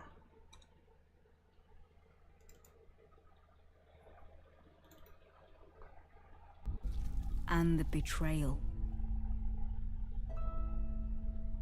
In which God.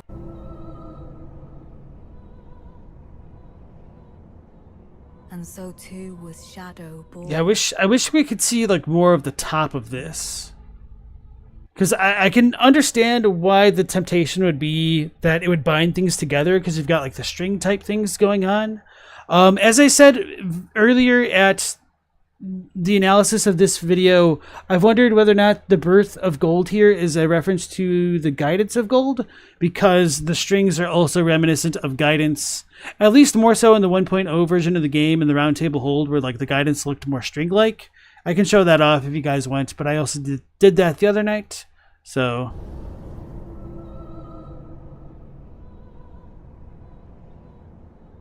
And so too was Shadow born. So one of my questions would be, when do you think this was, like, the closing of it? Because if the Erdtree was closed to begin with, that's fine. But then I guess, like, we don't have, like, the actual Erdtree at the very beginning. So then why would this be necessary to close it unless something happened later? So is Marika, but that would seem to go against like Marika trying to close it to begin with, I guess? I don't know.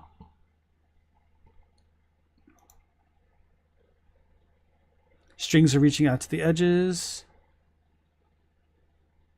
Yeah, I looked at the Crucible Porcupine one earlier, and I felt it was kind of hard to tell. But thank you, Night Scout. You peeped the gold in the blood? Thank you, Moxie.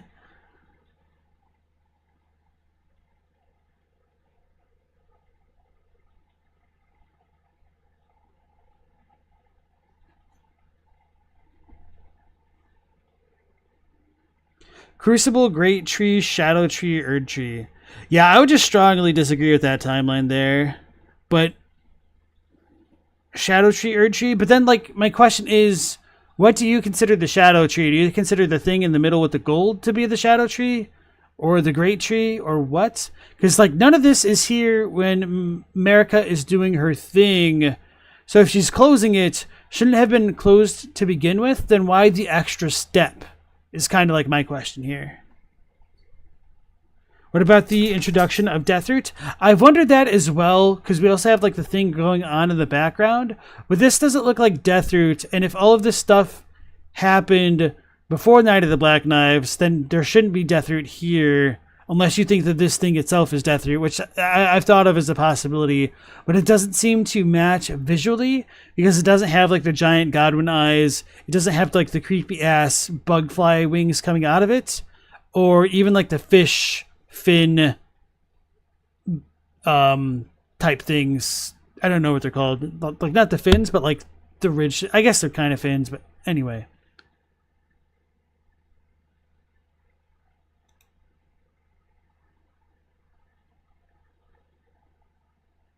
Moxie thinks it looks more like briars. I could see that. Before this, the Great Tree was open, resting in the Crucible. The Great Tree is the small spoon tree. The Strangler is the Shadow Tree. Oh, so you think this is the... Sorry, let me reread that. You think this is the Great Tree, and it was resting, and it was open, resting in the Crucible. So, if that's your position, then you think this is the Great Tree, and like this whole area is the Crucible is kind of my inference here? Because I don't necessarily feel like that matches what I would think you would say. I don't necessarily think this matches what I think you are saying.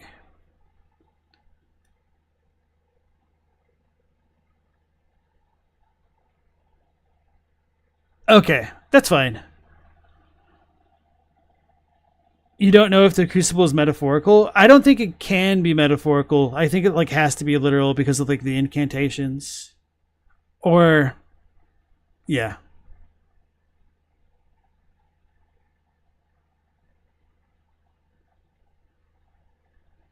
You know, Chadwick, there is the possibility that Godwyn could have been killed in Fair Missoula, I guess. Yeah, maybe. Seems like Godfrey must have become Lord before Mesmer burns everything. Godfrey doesn't seem involved in a war without honor. Well, that could have been because perhaps this place was sealed off. There is the really big question of where the hell Godfrey is during the Liurnian Wars and like who his last worthy foe was. So could just be a wall of bodies. Yeah, that's true as well, House of Red Wine.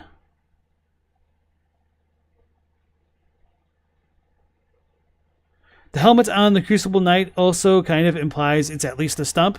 Well, that depends. So let's see if I have a good picture of Siluria for us available. Definitely not in that folder. What am I doing?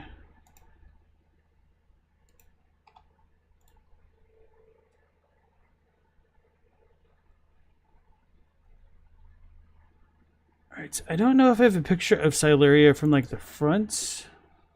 No, that's just the big old tree next to Siluria. Alright, I'll need footage instead.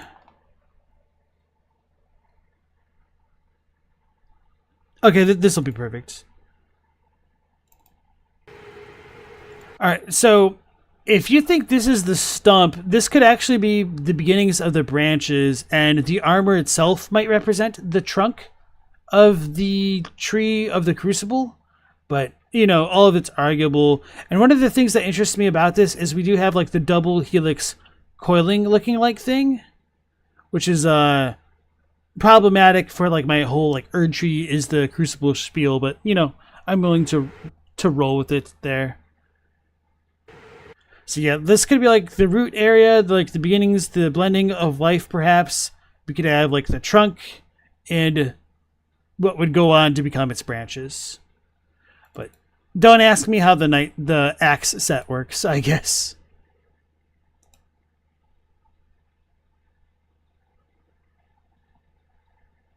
Potato says, you thought his last worthy foe was in Limgrave? For what it's worth, that sword monument is between like Limgrave and Caelid, and it's kind of next to the ocean where some people believe the Shadowlands could be. So maybe that's where he went, towards the Shadowlands.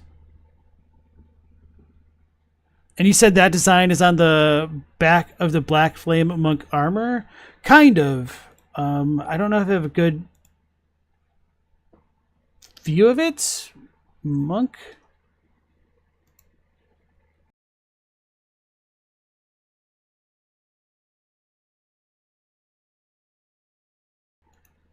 Oh yeah, I would need the altered armor because the cape blocks everything anyway. I know this is only from the front, but you might be right. I would need to double check that, Moxie.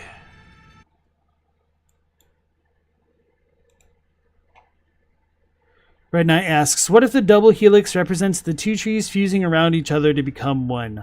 I've wondered that. We do have like a lot of imagery which could suggest that with the like crossed tree great shield, but there's also like flame at the base of it, so I don't know.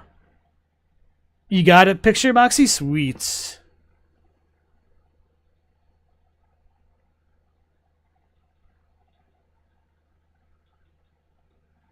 Maybe I just missed it. You think that the Crucible is the place all life is mixed, but it's that ground. Is there any text that says specifically that the Crucible is a physical bowl? So no. So let me try to like rephrase this. I don't think of the Crucible as a metaphor for like a bowl or like a melting pot, even though that is kind of like literally what it means. So when I spoke earlier, I may have like misspoke or been slightly misleading, which I don't mean to be. I think the Crucible is a literal thing, but I think that literal thing is a reference to the Erdtree because of the description in the Japanese version of the Crucible Knight armor set on like the greaves and the gauntlets more specifically, because the Japanese calls it the original Erdtree rather than an original form of the Erdtree. It makes it sound as though they are not actually different things other than perhaps the same thing but slightly different. And the way that I reconcile that idea is that I think the Erdtree during the time of Godfrey was mortal, and therefore the original Erdtree, since that's when it would have been born, and that once Radagon became Elden Lord, he may have mended the ring with his mending rune that you can see in the Elden Ring now, and then the Erdtree became immutable through the tenets of Golden Order fundamentalism. It's in my DMs. Thank you, Moxie. Let's go ahead and open that.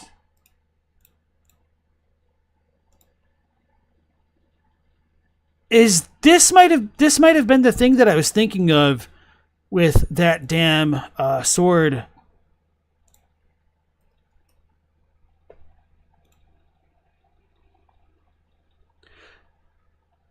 Because yeah, I was looking at this armor set recently, and this thing stood out to me. And I was wondering if it could be related to the thing at the very beginning of the trailer, the womb-looking like thing. But then, like, this figure looks almost like a person, but it kind of doesn't. We've got like rays of light coming by it, but what else? And this is the Black Flame monk specifically, but the Fire monks have the exact same thing on their stuff. So let me pull up that picture of the NPC.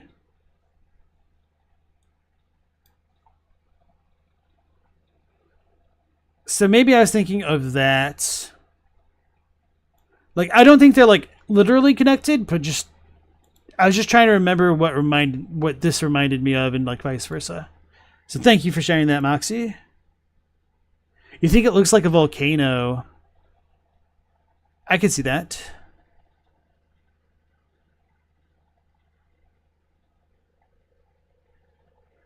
Galamoth says, why is the alleged Erdtree in the Shadowlands leaning so much more than in the lands between?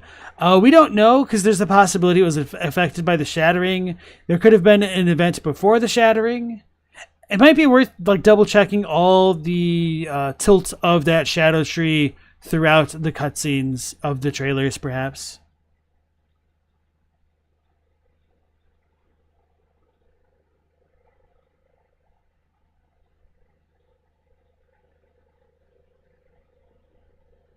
The Siluria to the Black Flame. Okay, so you want me to pull up the Silurian stuff? Okay. So there is kind of like almost a black gem on the Silurian stuff. Let me find it again.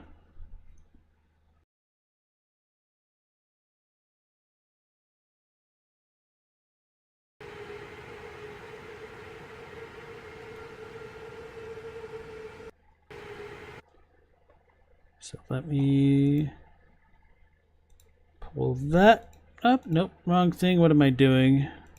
There we go.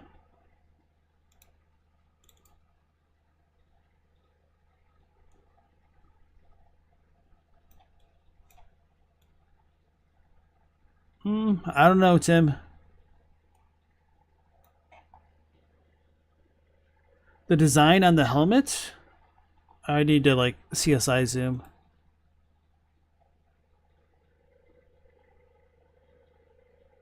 So the helmet bit minus the gems. I don't know.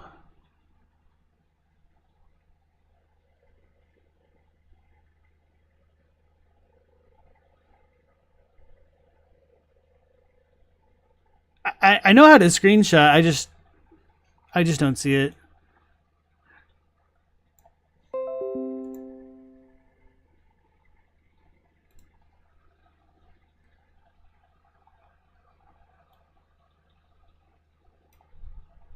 Is that what you want to like look at?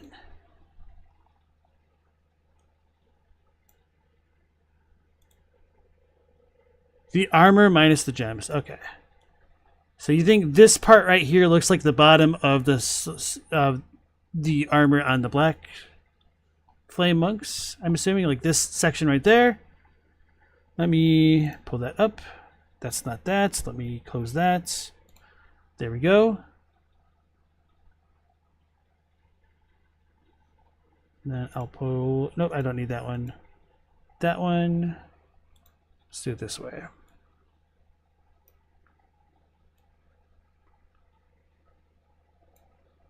It's kind of close, but it does look different.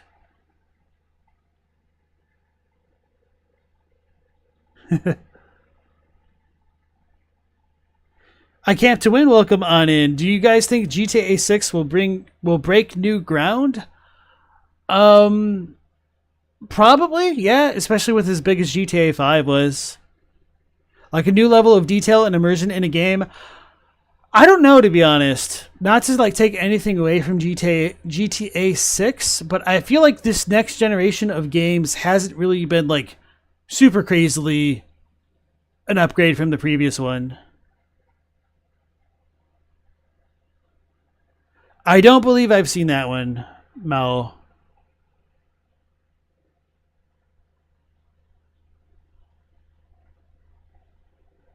We'll go to the moon. Okay. All right, everybody.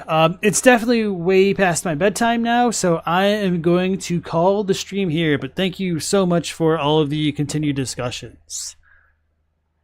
Natural Phenomenon said, you need to look at the Japanese translation for that armor. You looked at the English and don't think it precludes the Crucible from being a giant mass of gore covering the ground. So this is something that I've touched on multiple times throughout my streams. If you're curious, I do have like a small write-up on like my Discord server of this. It's like pinned in the Elden Ring lore channel. But Here it is right here, the Crucible gauntlets, and it's also like building off of differences with the Gilded Great Shield. So the biggest issue is the Gilded Great Shield in English says that the red tinge mirrors the primordial matter that became the Erdtree, which makes it sound like the Erdtree came from like a primordial soup or whatnot. The Japanese is kind of strange, but it says its coating imitates the genesis of the Erdtree and possesses a red hue. It is the color of reminiscence. So this is fine on its own, but when you look at the Ordovis's greatsword description, it says that original gold is closer to life and therefore is said to have possessed a redness. This sword possesses that ancient holy quality. But there's a legitimate chance that this could be a typo in the Japanese because of everything else relating to the Crucible, not talking about original gold, but rather the original Erdtree, or as the English would put it, the primordial Erdtree, because gold is one character away from Erdtree, because the Erdtree is called Golden Tree in Japanese. So if this is supposed to be read as the original Erdtree is closer to life, and therefore is said to have possessed a redness, that would mean that redness associated with the Crucible is explicitly associated with the Erdtree, and the Erdtree should have been like more red. And that's kind of corroborated with Siluria's tree spear, which says the origin of the Erdtree was closer to life. This spear modeled on that which is the Crucible possesses an ancient holy quality. So the spear is like the Crucible, and the Crucible is supposed to be a tree shape, which is like the Erdtree. So there's some oddities in a lot of these bits of text worth considering. So at the very least, because of Siluria's tree in both English and Japanese, we know that the Crucible should at the very least be tree-shaped and not either a primordial ooze or a literal melting pot of like metals and life and whatnot. So I would go into that more, but I am like actually extremely tired there. Yeah, no, absolutely. And thanks for sharing your theory and then likewise listening to mine. But okay. Thanks everybody. We will catch you guys on the next stream, which will begin at 10 p.m. Eastern Standard Time as usual. Till then, take care, stay safe. Last Protagonist out.